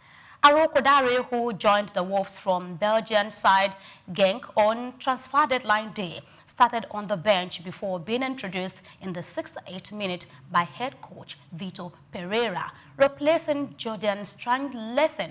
The 23-year-old made an immediate impact, sealing the win in the 88th minute after combining with Joao Gomez to score Wolves' second goal of the night. The strike added to the opener earlier in the game and confirmed Wolves' progression to the next round of the competition. The Nigerian forward's performance drew applause from home fans, making a memorable start to his career in England's top flights. And now lastly on the news, Ugo Ekitike scored a dramatic late winner as Liverpool edged Southampton 2-1 to reach the 4th round of the Carabao Cup on Tuesday. The French striker struck in the 85th minute, sending Anfield into celebration, but the heat of the momentum Ekitike removed his shift and held it up to the home fans, an act that earned him a second yellow card. The dismissal means the forward will miss Saturday's Premier League clash against Crystal Palace, a setback as he continues to fight for a starting role with a key striker struggling with match fitness. Despite the sending off, his decisive contribution helped Liverpool keep their domestic cup run alive. And that's a wrap on the news this afternoon, but do not forget to follow us on all our social media platforms. Before we go, let's bring you some of our top stories as a recap. Vice President Kashim Shettima says Nigeria targets 7% annual growth through stability, productivity, and other key sector investment at UNGA 80. Nigeria Port Authority, APM Terminal signed Memorandum of Understanding to electrify containers freight across Nigeria's port system. South Africa in talks with U.S. to ease Trump-era tariffs as Ramaphosa warns against weaponized trade. EU resumes talks with U.S. to resolve steel, aluminum tariffs disputes straining trade since 2018. And lastly, Super Eagles striker Tolu Arokodare nets debut goal as Wolves beat Everton 2-0 in EFL Cup. Well, so many thanks for watching That's the News this afternoon. Once again, don't forget to follow us via our social media platforms at Souk News TV for more information. My name is Grace Komalafe. Do have a good afternoon.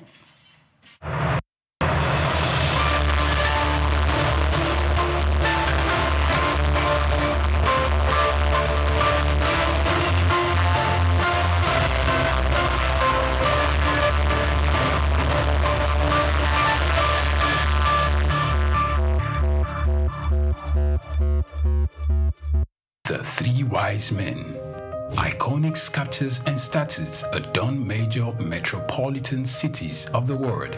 In Lagos, Nigeria, the statue of three men designed to depict the state's cultural heritage and to usher in visitors and tourists into the ever-accommodating center of excellence is no doubt an astounding work of art.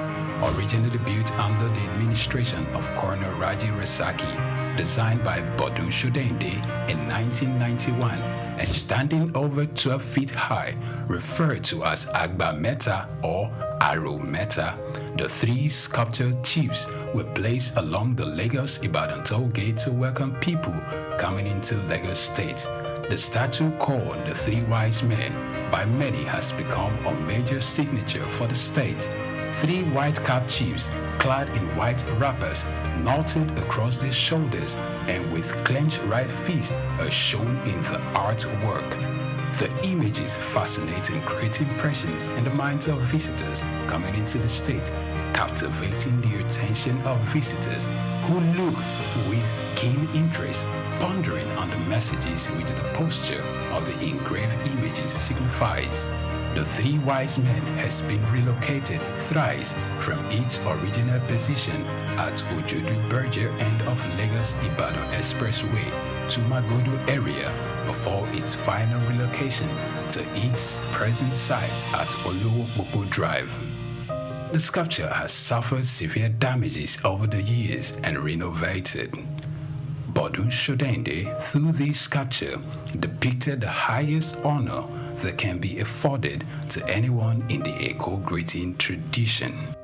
The Three Wise Men, Arometa, Souk Enlightenment.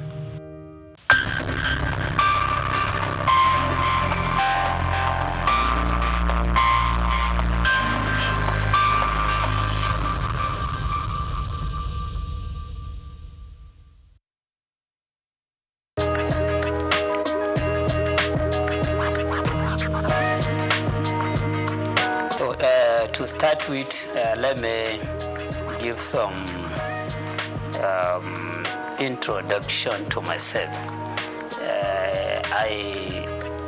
As you said, I was a former commissioner of finance. I was a commissioner of finance during the Ganduja's administration from June 2015 to October 2018. I was there for 28 months, okay, as a commissioner of finance. And I had been with Bayero University, Kano, before I was appointed commissioner of finance.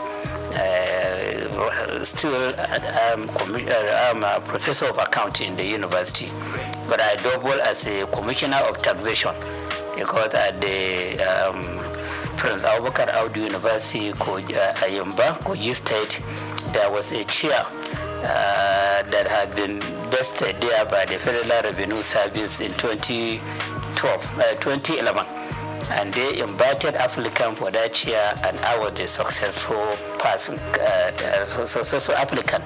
So I still occupy that chair, even though the chair is not functioning. But I got the privilege of serving as the elected or selected professor of taxation in that university. So I am in the area of taxation. I've done a lot of researches in that. And then I serve as the Federal Commissioner of the Tax Appeal Tribunal. So it was on 15th November that our tenure came to an end, from 2018 to 2024 November. So you can see that I have been involved at various levels on the issue of fiscal policy, tax revenue generation, tax revenue utilization. So this reform that we are talking about was brought about by the president with a view to maybe perfecting the tax system in the country. So he formed a committee to advise him as to how to go about coming up with very good national fiscal policy, not just tax policy, and then how to reform the taxes in the country to make them better so that Nigeria can compete with other economies that are advanced in the area of utilization of taxation as a means of growing up the economy and achieving sustainable development. So this I know, the process and all that have gone into this project of reform. So bills were developed out of the report of that committee appointed by the president under the chairmanship of Mr. Tayo Oyedele. And for the first time in the history of forming a committee in Nigeria, we had a committee that the president has given the power of implementation. So it's not just about recommending something to him. It is about coming up with a report which will be convincing to him, and if he is convinced, he will ask them to be involved in the implementation of the recommendation of the report. So I think that is why the committee just presented the proposed bill to him without taking this bill to the public domain. Because of the trust that he has on the committee, he just sent the bill to the National Assembly for consideration, for passage into law. And in the bill, they even gave deadline as to when the bill to be passed into law. They expected that the National Assembly would deliberate on this committee, on this bill, to the extent that the bill will be passed into law before 1st January 2025. So that by 1st January 2025, the content or the provision in these bills will begin to be implemented by the government. 4 bills were developed and proposed. And then unlike the expectation, the comment you made that people are more concerned about the administrative, tax administrative bill. What the bill that is generating the highest controversy is the Nigerian tax bill. That is the bill that has made provision for repealing about 11 taxes that are currently existing, including the VAT itself, including petroleum profit tax, including personal income tax, including companies income tax, and other taxes like capital gain tax, casino tax, etc., etc. And then about 14 laws that are related to taxation, including laws that are designed to exercise control over consumption, over production. They made substantial amendment on them, and then take the amended part of those laws into the Nigerian tax bill, which means that the laws have suffered from, or they have enjoyed consequential amendment. So this bill, which is expected to become an act by 1st January, is now becoming an amalgamation of most of the taxes that Nigeria is using now. Most of the taxes, those that have been repealed, part of the provision in them have been injected into the Nigerian tax bill. Those that have been considered for consequential amendment, they are also captured in the Nigerian tax bill. And then they made a lot of paragraphing, creating section, etc., etc., to the extent that the content of that bill is about 220 pages. So you have to develop the stamina, you have to be used to reading before you read everything from the beginning to the end. And if you don't do that, you may miss a lot of things. And you may be talking ignorantly about the content of the bill. And unfortunately, that is what is happening in the public domain. You hear people talking ignorantly about the content of the bill. They just listen to news, radio, television. When they hear the comment of somebody, then they will amplify that comment ignorantly without reading the bill and understanding the content of the bill. So that is the one that is enjoying the greatest controversy. Of course, others too are enjoying some controversy. The Nigerian tax administration bill, because it is in that bill that the new sharing formula for VAT was stated.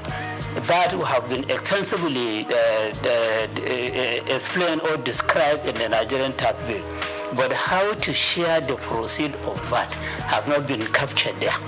That provision could only be seen when you go to Nigerian tax administration bill, which is the bill that has been designed to show how the tax authorities in the country at the federal level, state level, and local government should be relating with one another, so as to avoid conflict, so as to avoid a situation whereby all of them may go to a taxpayer with different dimension of claim. The bill was designed to achieve this main objective, to resolve the conflict that has been happening between tax authorities or even revenue generating agencies. Because when you talk about the revenue, we shouldn't be talking just about the tax revenue. You have revenue that custom is collecting. That bill, second bill, is saying that customs should no longer be involved in collecting revenue. It is the Nigerian revenue service that should be collected. Customs, let them take care of their responsibility of checking item coming in, item going out, which is another area of clash. These custom people, they are used to collecting money. Okay, and they are used to, many of them, a lot of allegations are there as to how they are collecting this money, how they are not remitting the correct amount.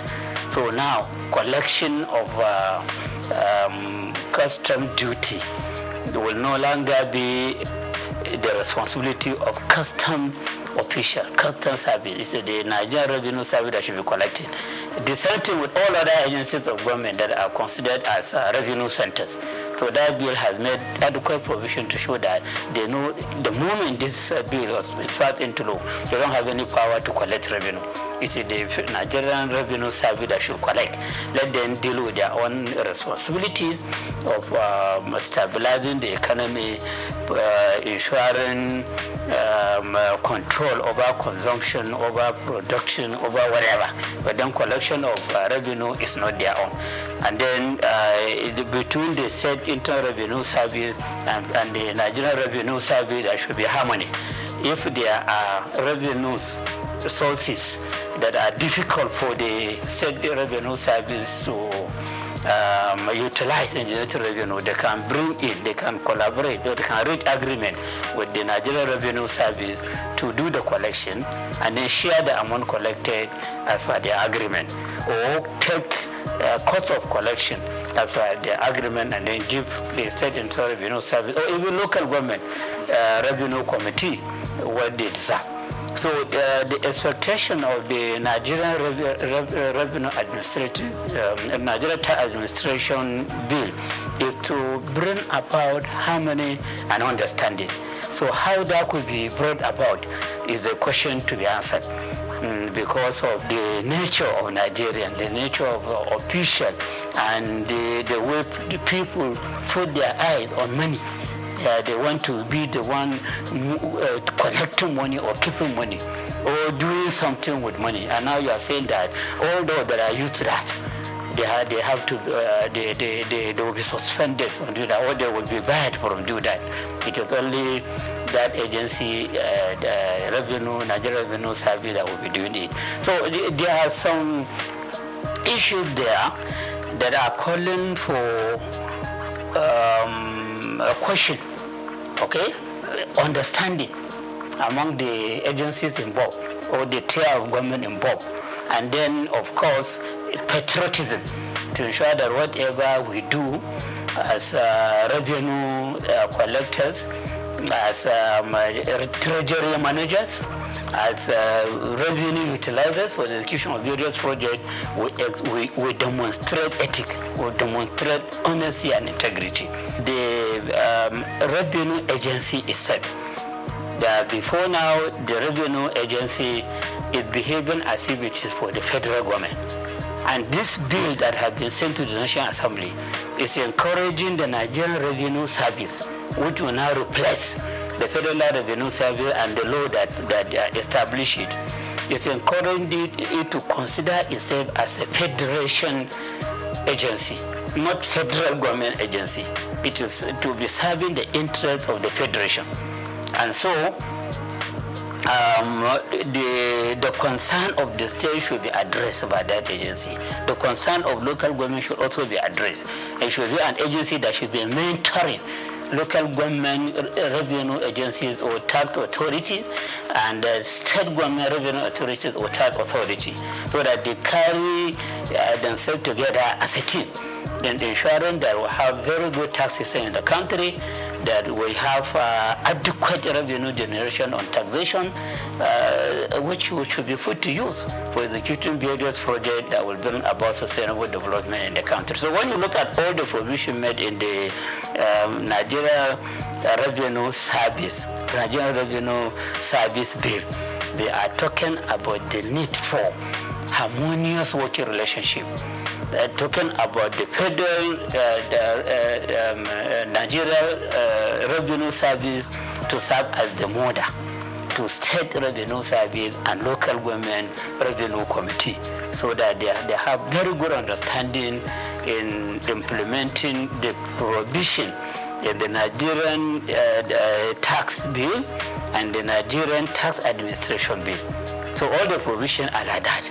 And then provision have been made adequately as to the position of the executive chairman of the State Internal Revenue Service, the need for governing board, which will have that chairman as the chairman, the need to have the technical committee at the state level, and who are to be members of that committee, the whole and representation to be drawn from various MDAs and other agencies of government and federal government into the committee, and many other issues.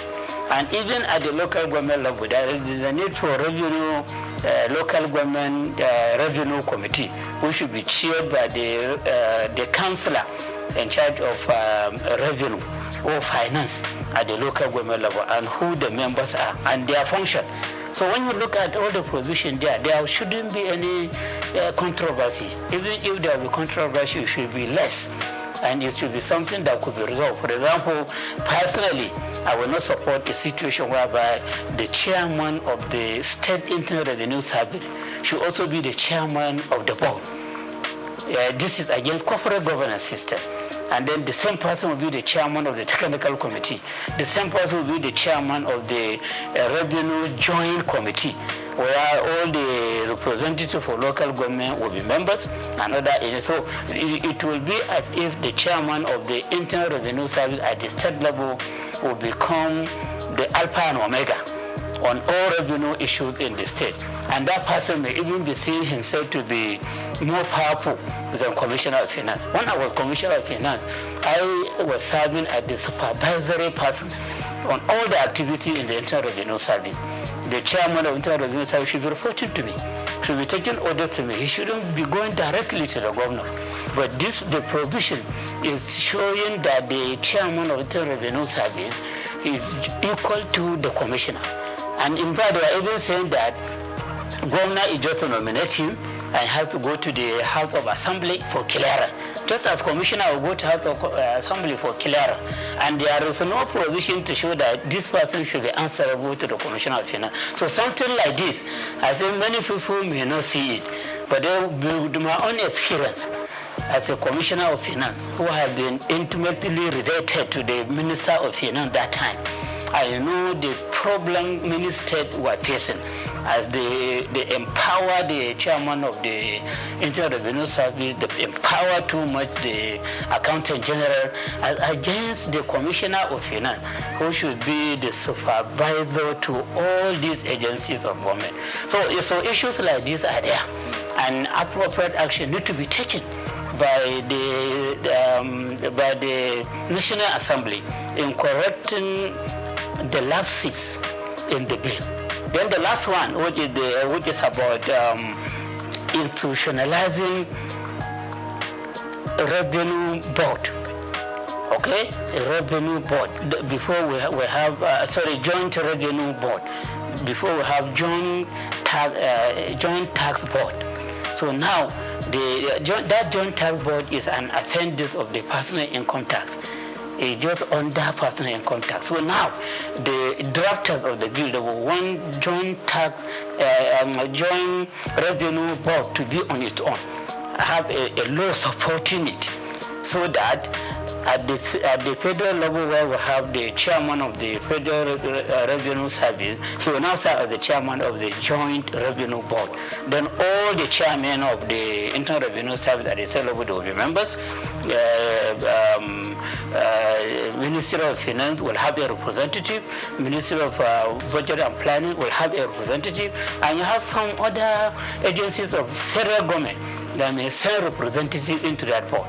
So that board will be taking decision on monthly basis on where improvement should be made, how to solve problem between one tier of government and another, and many other things, which will be very, very beneficial to the president or the Federal Executive Council, and then beneficial to governors and the various state executive council on fiscal policy and on utilization of taxation to generate revenue and on utilization of the revenue being generated by these agencies. Because many people are having the feeling that the agency, they collect this money and they spend the money. But in real sense, they only collect. But they remit to the government, into the treasury of government. So while they collect, they have the responsibility of collection, they don't have the power to spend a kobo from the amount generated. It is the government that takes care of that. So the Joint Revenue Board has been given a lot of responsibilities in that bill. So when it becomes act, become a law of itself, so the Joint Revenue Board will now be more powerful than what the world. They are tax-based economies. And most of the natural resource-based economies, they are among the backward economies in the world. Look at it. All the members of OPEC, none of them is part of the G20. They have the revenue, they have the oil, they are producing it in great quantity, but they are still being considered as developing economies. Well, when you look at UK, Germany, France, US, other countries like that, they don't claim to be having enough revenue, enough oil to refine for their use and then to export the excess for sale. They don't claim for that, and that's why they don't belong to the OPEC, Organization of Petroleum Exporting Countries. They base their economy on taxation, but then they have very good tax system, which is just attracting minimal complaint. And the moment they hear some complaint from either the taxpayers or the tax administrators, they take appropriate action immediately, so that at the end, nobody will complain. And because of the reliance on taxation, the citizen of that countries, both natural and artificial person, companies and individual, with the citizen of the country, as they pay tax, they have the right to demand accountability. They have the right to demand prudence. They have the right to demand transparency. And for that, those imposition of austerity, they are always in fear that whatever, if they steal a kobo, people will shout, this is our money. We contributed this money for execution of progress that will amount to a project that will amount to sustainable development, not for the money to be stolen. So this person that is stealing money, appropriate legal action should be taken against him. Sometimes you hear some leaders being hung. Sometimes you hear some leaders being shot, the firing squad, because of the misuse of public money. So members of the public that are contributing this money in the form of taxation, they complain, and then they insist on appropriate action to be taken. So before you come out and claim that you want people to vote for you to go to the parliament, or to be the governor or the president or whatever, you will have it in your mind that when you go there, you touch public money, that may be the end of your life. Because the contributors of that money will be, their eyes and attention will be on the money. And the moment you misuse it, they will take appropriate action against you. Your image will be tarnished, you may even lose your life. So those economies that are considered as developed, they rely substantially or totally on taxation for their development. And then those economies that are reliant on natural resources, oil, cocoa, solid mineral, whatever, as they use the money from this to execute projects, the members of the citizens of that country, both natural and artificial, they don't care if they see them stealing the money and abusing the money, because it's not their money. It's not their own contribution to the economy. Number one, the prohibition on VAT, which you said earlier has attracted a lot of attention from leaders in the northern part of the country. VAT could be addressed in two ways. Okay, the first way affects everybody, and then the second way is what the leaders in the north are complaining about. The first way is on the increase in the VAT rate. Increase in the VAT rate. We have never had a situation whereby progressive increase will be brought to VAT rates in any country in the world. From my region, I have never experienced it. But this is being brought about in Nigeria through these laws. They said VAT rate now, which is 7.5% as per the Content of Finance Act 2020, will be increased to 10% from January 2025. Just about a month away. If the bill are passing to law, VAT will be increased to 10% of all VATable goods and services. And then just 1 year after, 2026, it will be increased to 12.5%. Then you have a small raise for 3 years. By 2030, the rate will be increased to 15%. So you can see the progression in the increase of VAT. And the moment you increase VAT rate, inflation will come up very powerfully, especially as you are increasing from 20 to 2025, 2026, you are increasing 2.5%. So the goods and services throughout the country, you see their prices going up. And there is no separate market for VATable goods and services and non-VATable goods and services. No separate market. Don't just feel that when you increase VAT rate, the increase in price will be on VATable goods only. All other goods and services, their prices will go up. And how do you survive that? Nigerians now are complaining about fuel subsidy removal, electricity subsidy removal, and many people have become unemployed. Many people have become disabled. Nobody, any earner of salary can claim to be saving anything for investment. People are borrowing money to top up to the income that they have for survival.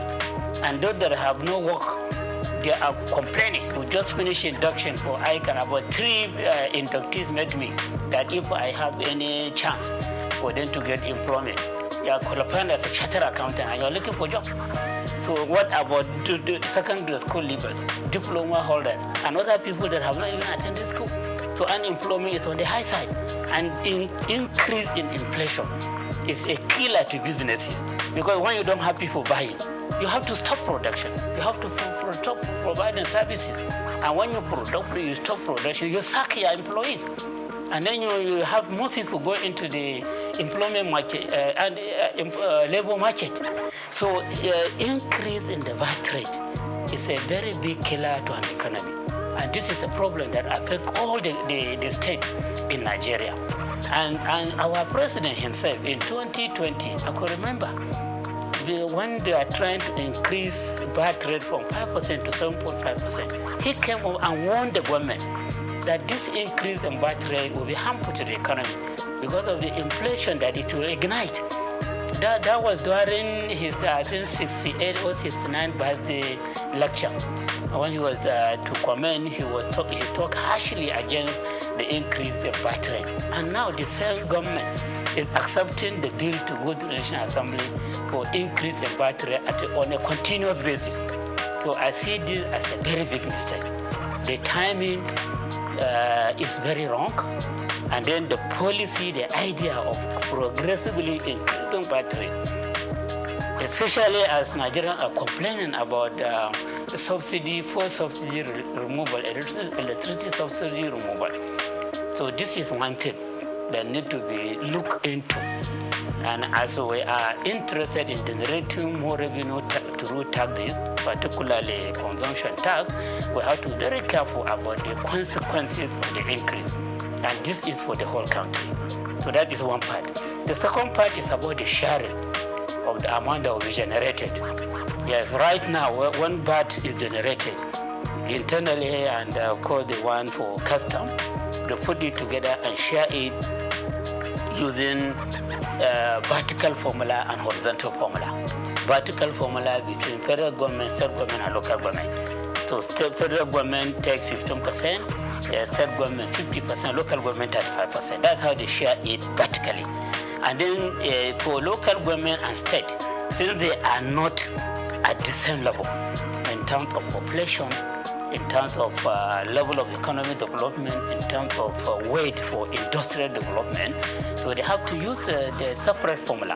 And they agreed that 50% of whatever belongs to state government should be shared equally. 30% should be shared on the basis of population, and then 20% should be shared on the basis of derivation.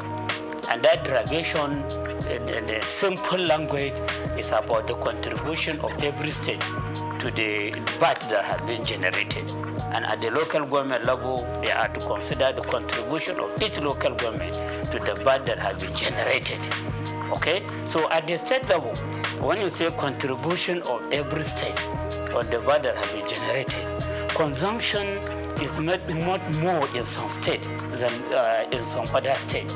But then the formula, the derivation, the term derivation, this date, that is being applied now, is giving priority to states where the head offices of companies providing services and goods are located.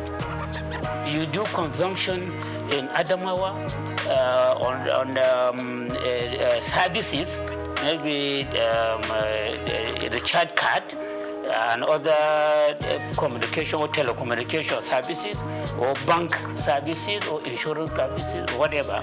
So since you are just dealing with the branches there, the head office of the bank producing these services is in Lagos or in Rivers or whatever.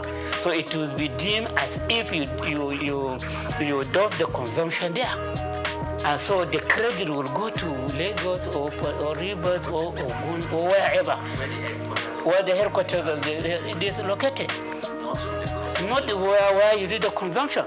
So at the end of the day, you see that states like Lagos, its own contribution may be 50% or 60% or more every month.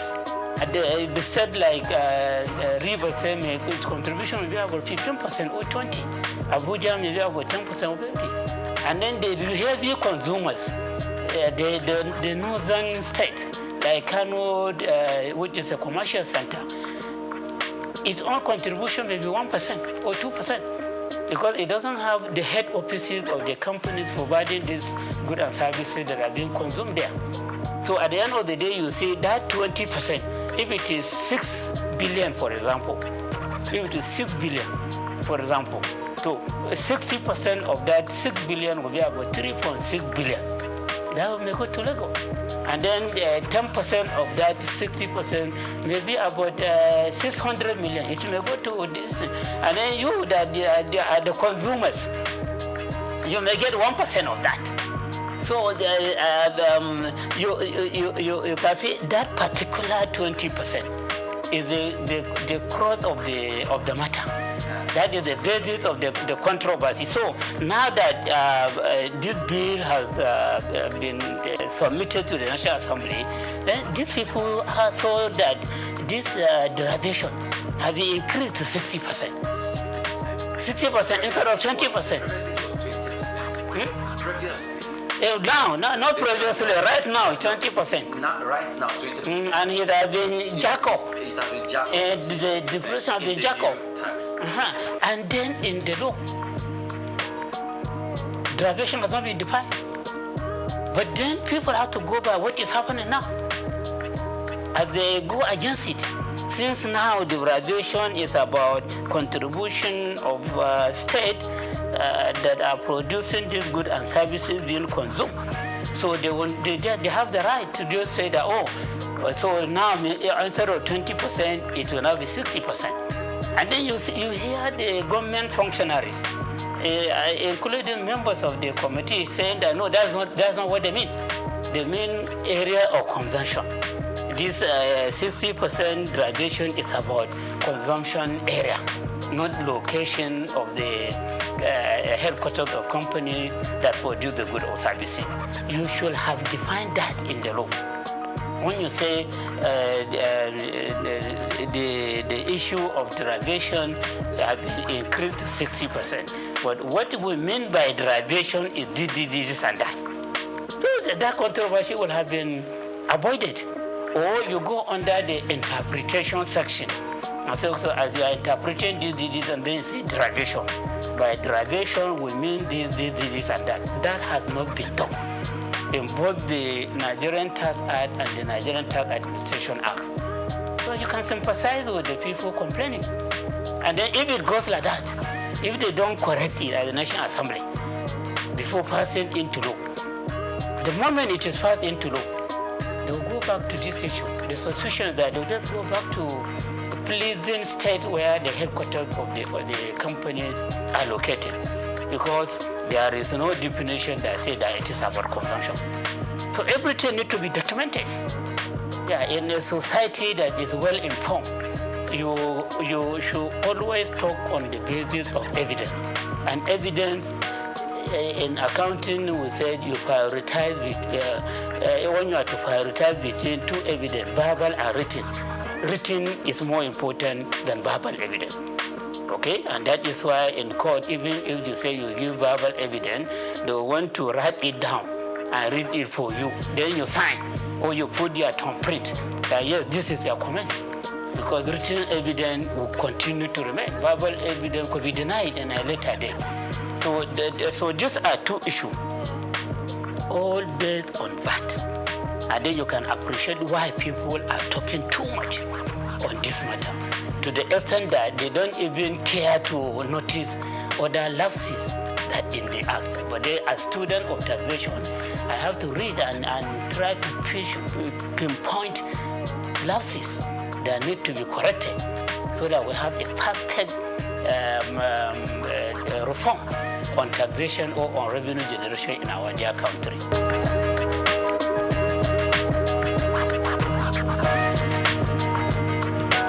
So you see, I saw provision on development levy. That there will be development levy. And that development levy will be 4% of accessible profit of companies whose turnover is more than 50 million per annum. So their accessible profit, 4% will be charged as development levy from 2025 to 2026. From 2027 to 2029, development levy will be reduced to 3%. From 2030 and up thereafter, development levy will go down to 2%. So that development levy will be the reason for wiping out other development levies that is used by some government agencies that are providing vital services for this country. You have TED Fund, Tertiary Education Trust Fund. Now they are relying on 3% of accessible profit of companies for all the projects that they are executing across the country. TED Fund, as I hope you know it very well. So it's the one that is most of the infrastructure development in federal university, federal polytechnic, federal college education have been executed by TED Fund. They sponsor lecturers of various institutions to go for further study, to attend conferences, and they have what they call National Research Fund. They take care of all the researches that are being conducted by all these tertiary education institutions using that money. So TED Fund will now get some share for this new development levy. And then you have NIDA, Nigerian Information Technology Development Agency, which is given the mandate of making Nigeria to become an ICT economy. And that agency is relying on 1%. 1% of the profit before tax of GSM companies, banks, insurance companies, etc. These are companies that are pushing for ICT technology development. So the agency is the one to be monitoring the activities, and they want to be funding ICT development in various institutions and taking many other measures which should take Nigeria to ICT economic level. You have NASENI, Nigerian Agency for Science and Engineering Infrastructure. So that is an agency that has been given the mandate to make Nigeria become science and technology economy, to promote local manufacture of cars, local manufacture of motorcycle, and many other things that we show that we have grown up as an economy that can compete with all these developed economies. So that agency is also relying on a particular share, I cannot remember, from what internal, I think, Federal Revenue Service is collecting. And now the government has introduced NEL fund. So NEL fund is collecting 1% of the total taxes, levies, etc. that are passing through the Federal Revenue Service. So these are 4 agencies of government that are reliant on levies, charges, etc. for them to take care of the mandate given to them. So this development levy is designed to ensure that 3 of them are phased out systematically. Only NEL fund, which is for giving loan to students, will survive. By 2030, that 2% that we are talking about, from 4% to 3% to 2%, the whole of that 2% will be for the NEL fund. While all these have been put aside, it's up to the government to decide whether to disband them or to put them into the mainstream budgeting system. So in 2025 to 2026, TED fund will get 50% of that 4%. And NEL fund will get 25%. NIDA will get 20%, and SEMI will get 2%. So by the end of 2026, NASENI, NIDA will no longer get anything from that development levy. So they will be on their own. It's up to the government to decide whether to cut them out or to continue to fund them through the budgeting system. And then by the end of 2029, TED fund will not be getting anything. But from that 27 to 29, they said TED fund will be getting 66 and 2/3%. And NELDA will get 33 and 1/3%. That is what will happen for 2028 and 2029. By the end of 2029, forget about TED fund. It is only NEL fund that will be getting that 2% development levy that will be charged. So you can see that by 2029, all these 3 agencies that have clear mandate for moving the Nigerian economy forward, they may either be passed out or they may be taken back into the mainstream federal government budget. And agencies that are used to being independent, are being to working on target, how can they survive under the mainstream government budget? So the other implication is that as you have only NEL fund, even before transferring everything to NEL fund is there to give loan to students. All this money that will be coming to you just for giving loan to students. So this shows that a Nigerian student will mainly become debtors. And when they become debtors, will they have the mouth to complain about the government being a debtor nation? Nigeria as a whole becoming a debtor nation. Every day loan is increasing. So students too will now become debtors. Secondly, the federal institution, all these federal universities, they are not charging tuition fee up to now. They only charge registration fee. University of Lagos, University of Ibadan, University Kano, ABU, all these federal universities, and many of the state universities, they don't charge tuition fee, just to encourage children of the poor to attend university or polytechnic or colleges of education. So as TED fund is put in place, nobody can claim that he or she cannot pay tuition fee. And then no university or polytechnic should be going to government asking for money. In fact, government may even give them target of the amount that they should be remitting to the government. Because you are charging tuition fee, you are charging registration fee, you are having enough money to take care of yourself. And then we want you to remit something to us because we own the federal university college education polytechnic. So at the end of the day, you see that students will become debtors, students and their parents who insist on making sure that their children attend universities or polytechnic or college of education. And then the universities will no longer be complaining about insufficiency of funds. Because private universities are not complaining of it. They have their founders who are funding them and they are charging fees. Some are even charging 2.something million per semester. In Nigeria here, some are charging 2 million, some are charging 1.5 million per semester, and some per session. And so they have a lot of money to execute various projects, to pay high salary to their staff. And then the private universities, they are complaining that no money. When you go to go, they say no money.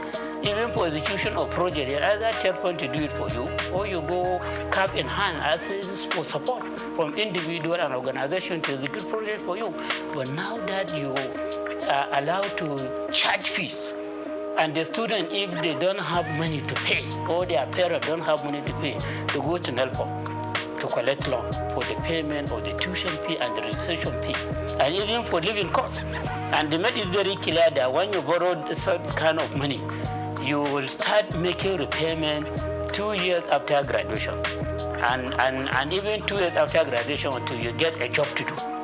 And then from the job that you are doing, you'll be paying 10% annually up to when you finish paying the loan.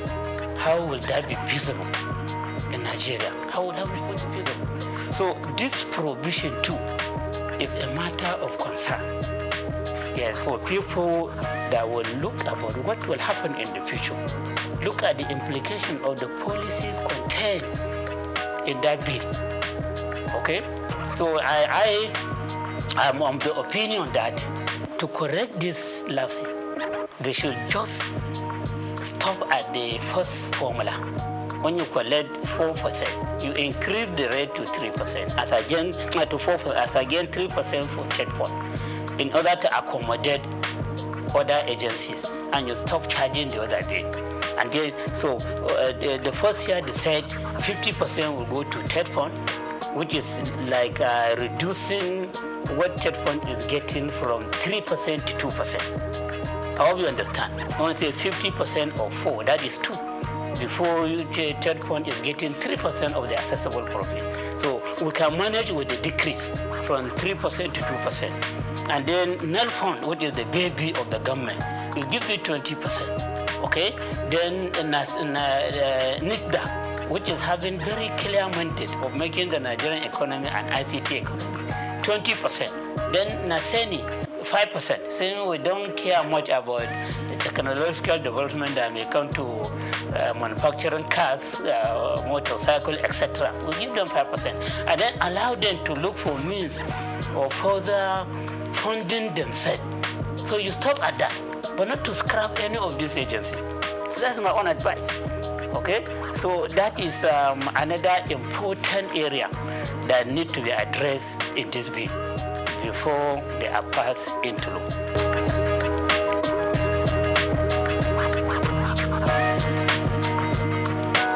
In taxation, as I said, we encourage payment of what you can afford. A situation whereby, this is my own personal opinion, yes, and people may feel that I am in support of taxing the poor. No, I'm not talking about the poor. Anybody that doesn't have income, that doesn't have profit, that doesn't have gain, it should not be considered for taxation. But if you are making some gain, you are making some income, no matter how small, and you are paying something, no matter how small, out of what you are gaining, that will make you to have greater moral right to challenge government. But if you are put outside the tax net, you are not contributing anything, you don't have much moral right to come and challenge the government for inefficiency, for poor accountability, for poor transparency. When I was Commissioner of Finance, I had Harcourt to be organizing some town hall meetings with small, medium, micro, small, and medium enterprises across the market that we had in Kano. I will invite their leaders and inform and address them. You see, we are introducing presumptive tax. We are doing that with a view to ensuring that you own the government. You own the government. This government belongs to every one of us. But then those that are contributing money into running the affairs of the government, into executing various projects for the state, they have greater stake than those that are not contributing anything. And no matter how small your contribution is, you have the right to claim ownership of government. So many of them were encouraged. So I say, okay, you are in this business, you are at this level. How much can you afford to pay as your presumptive tax? So we say they themselves, yeah, they will accept, yeah. So there was a time that we had meeting with some of them. I was saying that you are too small, or maybe every month you should be contributing 100 naira. Some say no. If that group of people can contribute 150, we can contribute 200 naira every month.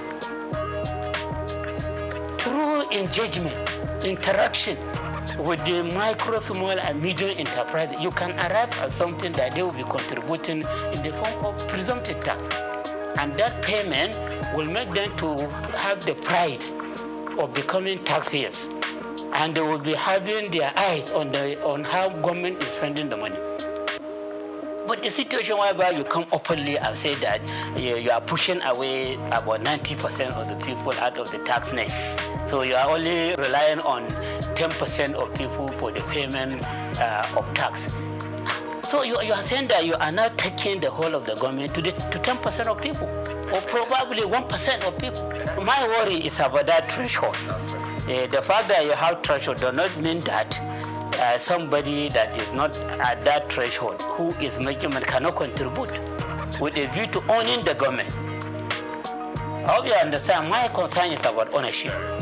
Taxation is a way of owning the government. So if I pay tax, like now I pay tax, I know every month they deduct something out of my salary as a lecturer in the university. I will look at my pay slip and see the contribution that I have made. So if I need tax clearance certificate, I can go there and collect it, whatever reason. But you that are not paying anything, what tax clearance will you ask for? Okay? And then if something bad is happening in government, you see them stealing money, do you have any right to complain? Is it their money? What have you contributed there? So a situation whereby we want people to be economically empowered to own government. And then we are now having a reform that is saying that that is even proud to say that about 90% are made not taxable, even presumptive tax. So in other words, I am of the view that as we claim for transactional tax to be paid by the rich and luxury asset to be taxed as that are at the lower level, they should also be paying some presumptive tax, even if it is 10 naira per month or 20 naira per month, so that as those rich people claim that the government belongs to them, this one too will say, yes, the government belongs to us. So provision like this is not there in the act. All they are just claiming is that they have pushed people away from the tax net. And pushing them away from the tax net, just pushing them away from ownership. So you are just surrendering the whole of the government to very few people who will now be teleguiding those in the position of authority. And you will just be asking for help all the time. Where you can also claim ownership with pride, or no matter the amount that you are contributing to government.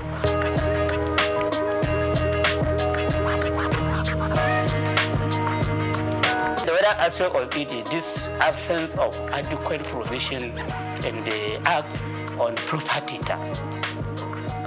Property tax, yes, property tax. Like I was talking about luxury asset. Those with luxury asset, they need to be taxed on the value of this luxury asset so that we generate more revenue. Those that are doing the transaction of high volume of money, they need to be taxed for this transaction. That's what we call transactional tax.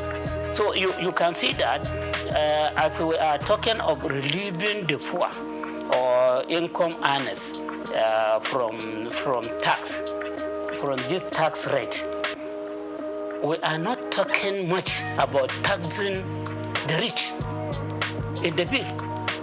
It is not clear as to how properties of the rich people in this country who are very small. Someone was even telling me that in Nigeria, where you see 99% of the wealth of the country is in the hand of 1% of the people in the country. That 99% of the people of this country, they own only about 10% of the wealth of the country. What a gap! if this is true, we have not done any study empirically to ascertain these figures, but you can see some sign of it, and you need taxation to bridge the gap. And then as you are arguing for the bridging of the gap, you now have a reform that is throwing away 90% of the people from the tax net, and then the people drafting the bill are even proud to say it. So I have reservation on this. If I found my way, I will agitate for appropriate correction to be done. And that does not mean that I'm agitating for the taxing of the poor. I'm talking about those that can afford. They are not for the personal income tax rate, but then they pay presumptive tax with a view to owning the government, with a view to ensuring that the government is not allocated to only the very few rich. And then these few rich, and the other way around, there are no adequate provision, there are no clear provision to see how their wealth will be taxed.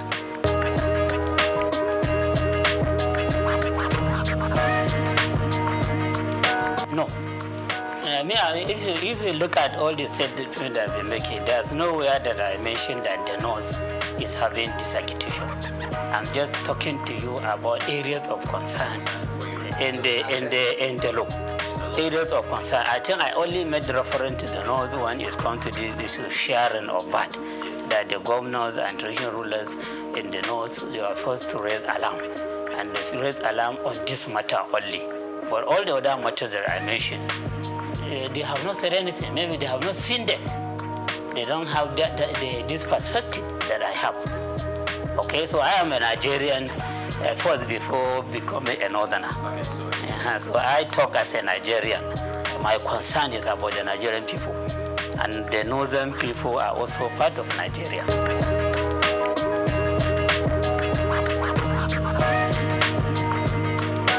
Yeah, you see their position, or the worry they express is just about the injustice they suspect from the issue of VAT collection and sharing.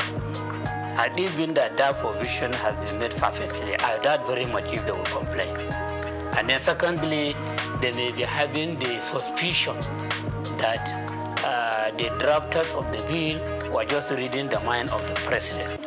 A president who was a governor in Lagos State, who developed, people are just having the feeling that he was the one that developed the Lagos agenda, which is about making Lagos State to have a special status in Nigeria.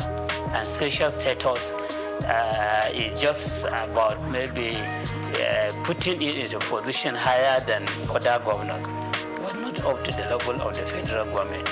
And then when you are targeting that special status position, then a lot of things could be designed that will be favoring Lagos. So those that are attaching the bill, one, they are doing that in view of the formula they discovered, which may not be, will not augur well for them on the VAT allocation.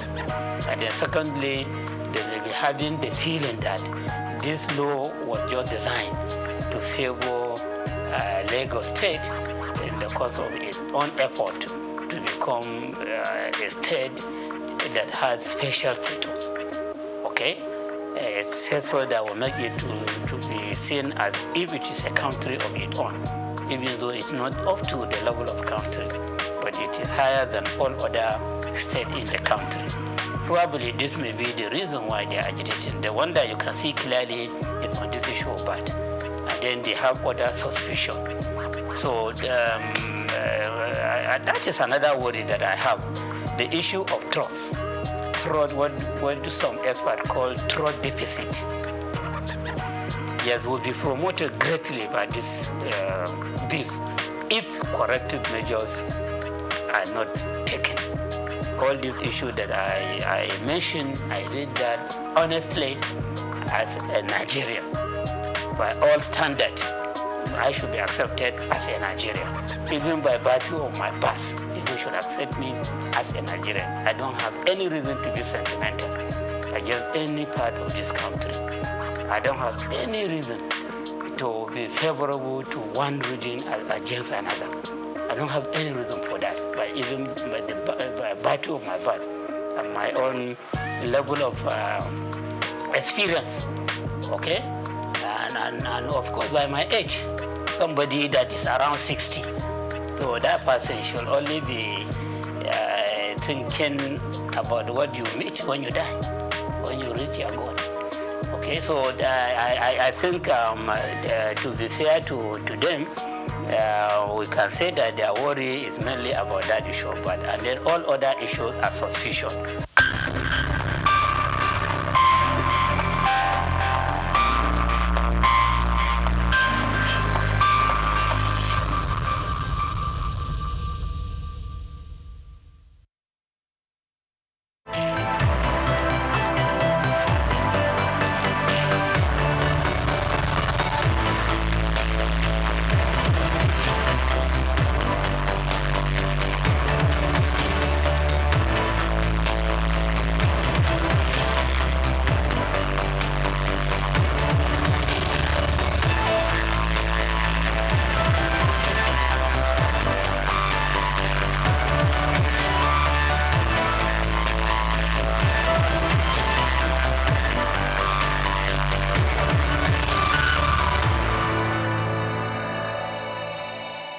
Optimism is a strategy for making a better future, because unless you believe that the future can be better, you are unlikely to step up and take responsibility for making it so. Responsibility is the price of greatness. How else can one explain the thought process of a 24-year-old youth leaving the luxurious comforts in the United States to fill in for his incarcerated father in sub-Saharan Africa, Nigeria, and run a family business holding the fort till stability was achieved? This is the story of Abdul Samad Rabiu, an unassuming, silent achiever.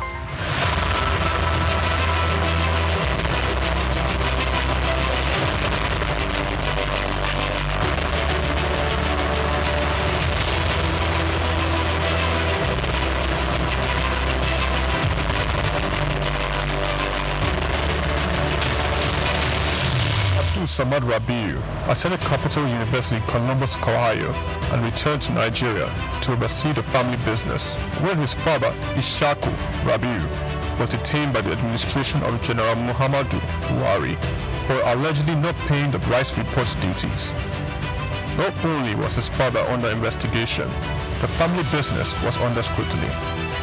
These harsh realities of being thrust right into the middle of it all shaped the young man's resolve to hard work in silence.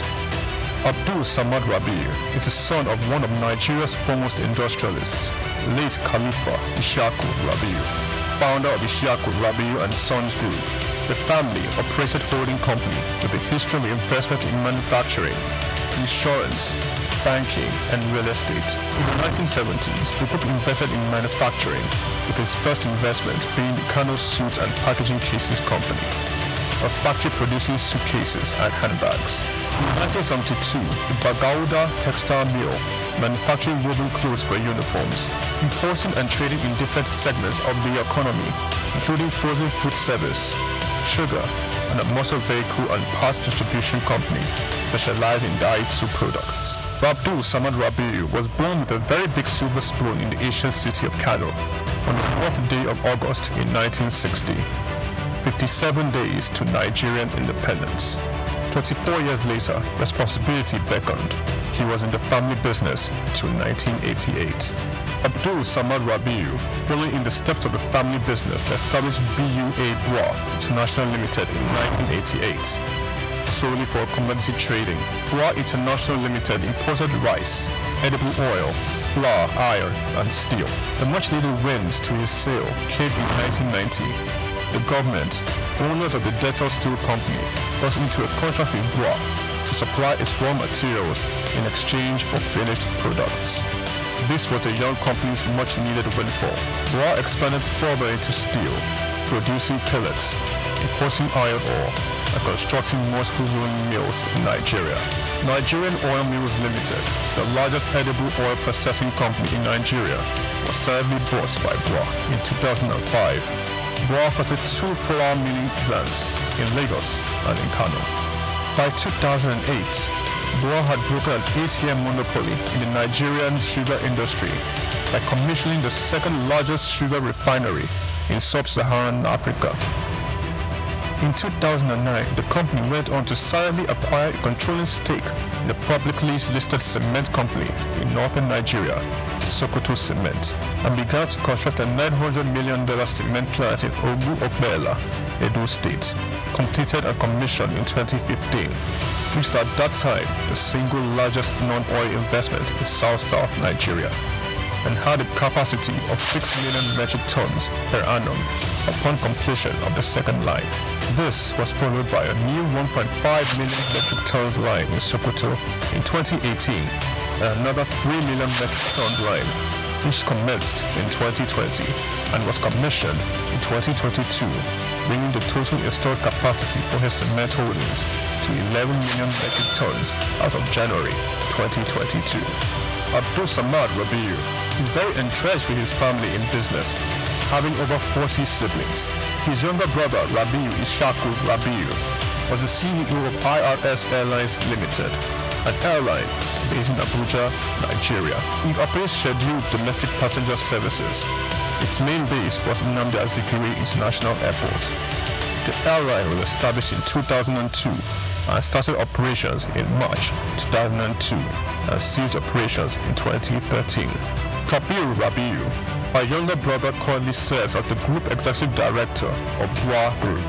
In 2020, Kabiru was named the Best African Economic Leader under the age of 40 in the 100 African Economic Leaders for Tomorrow Awards by the French Institute, Chausseo. BUA invested $300 million in a 20,000 hectares Lafiaji Sugar Estate project, which comprises a sugar mill, sugar refinery, ethanol processing plant, and 35 megawatts power plant.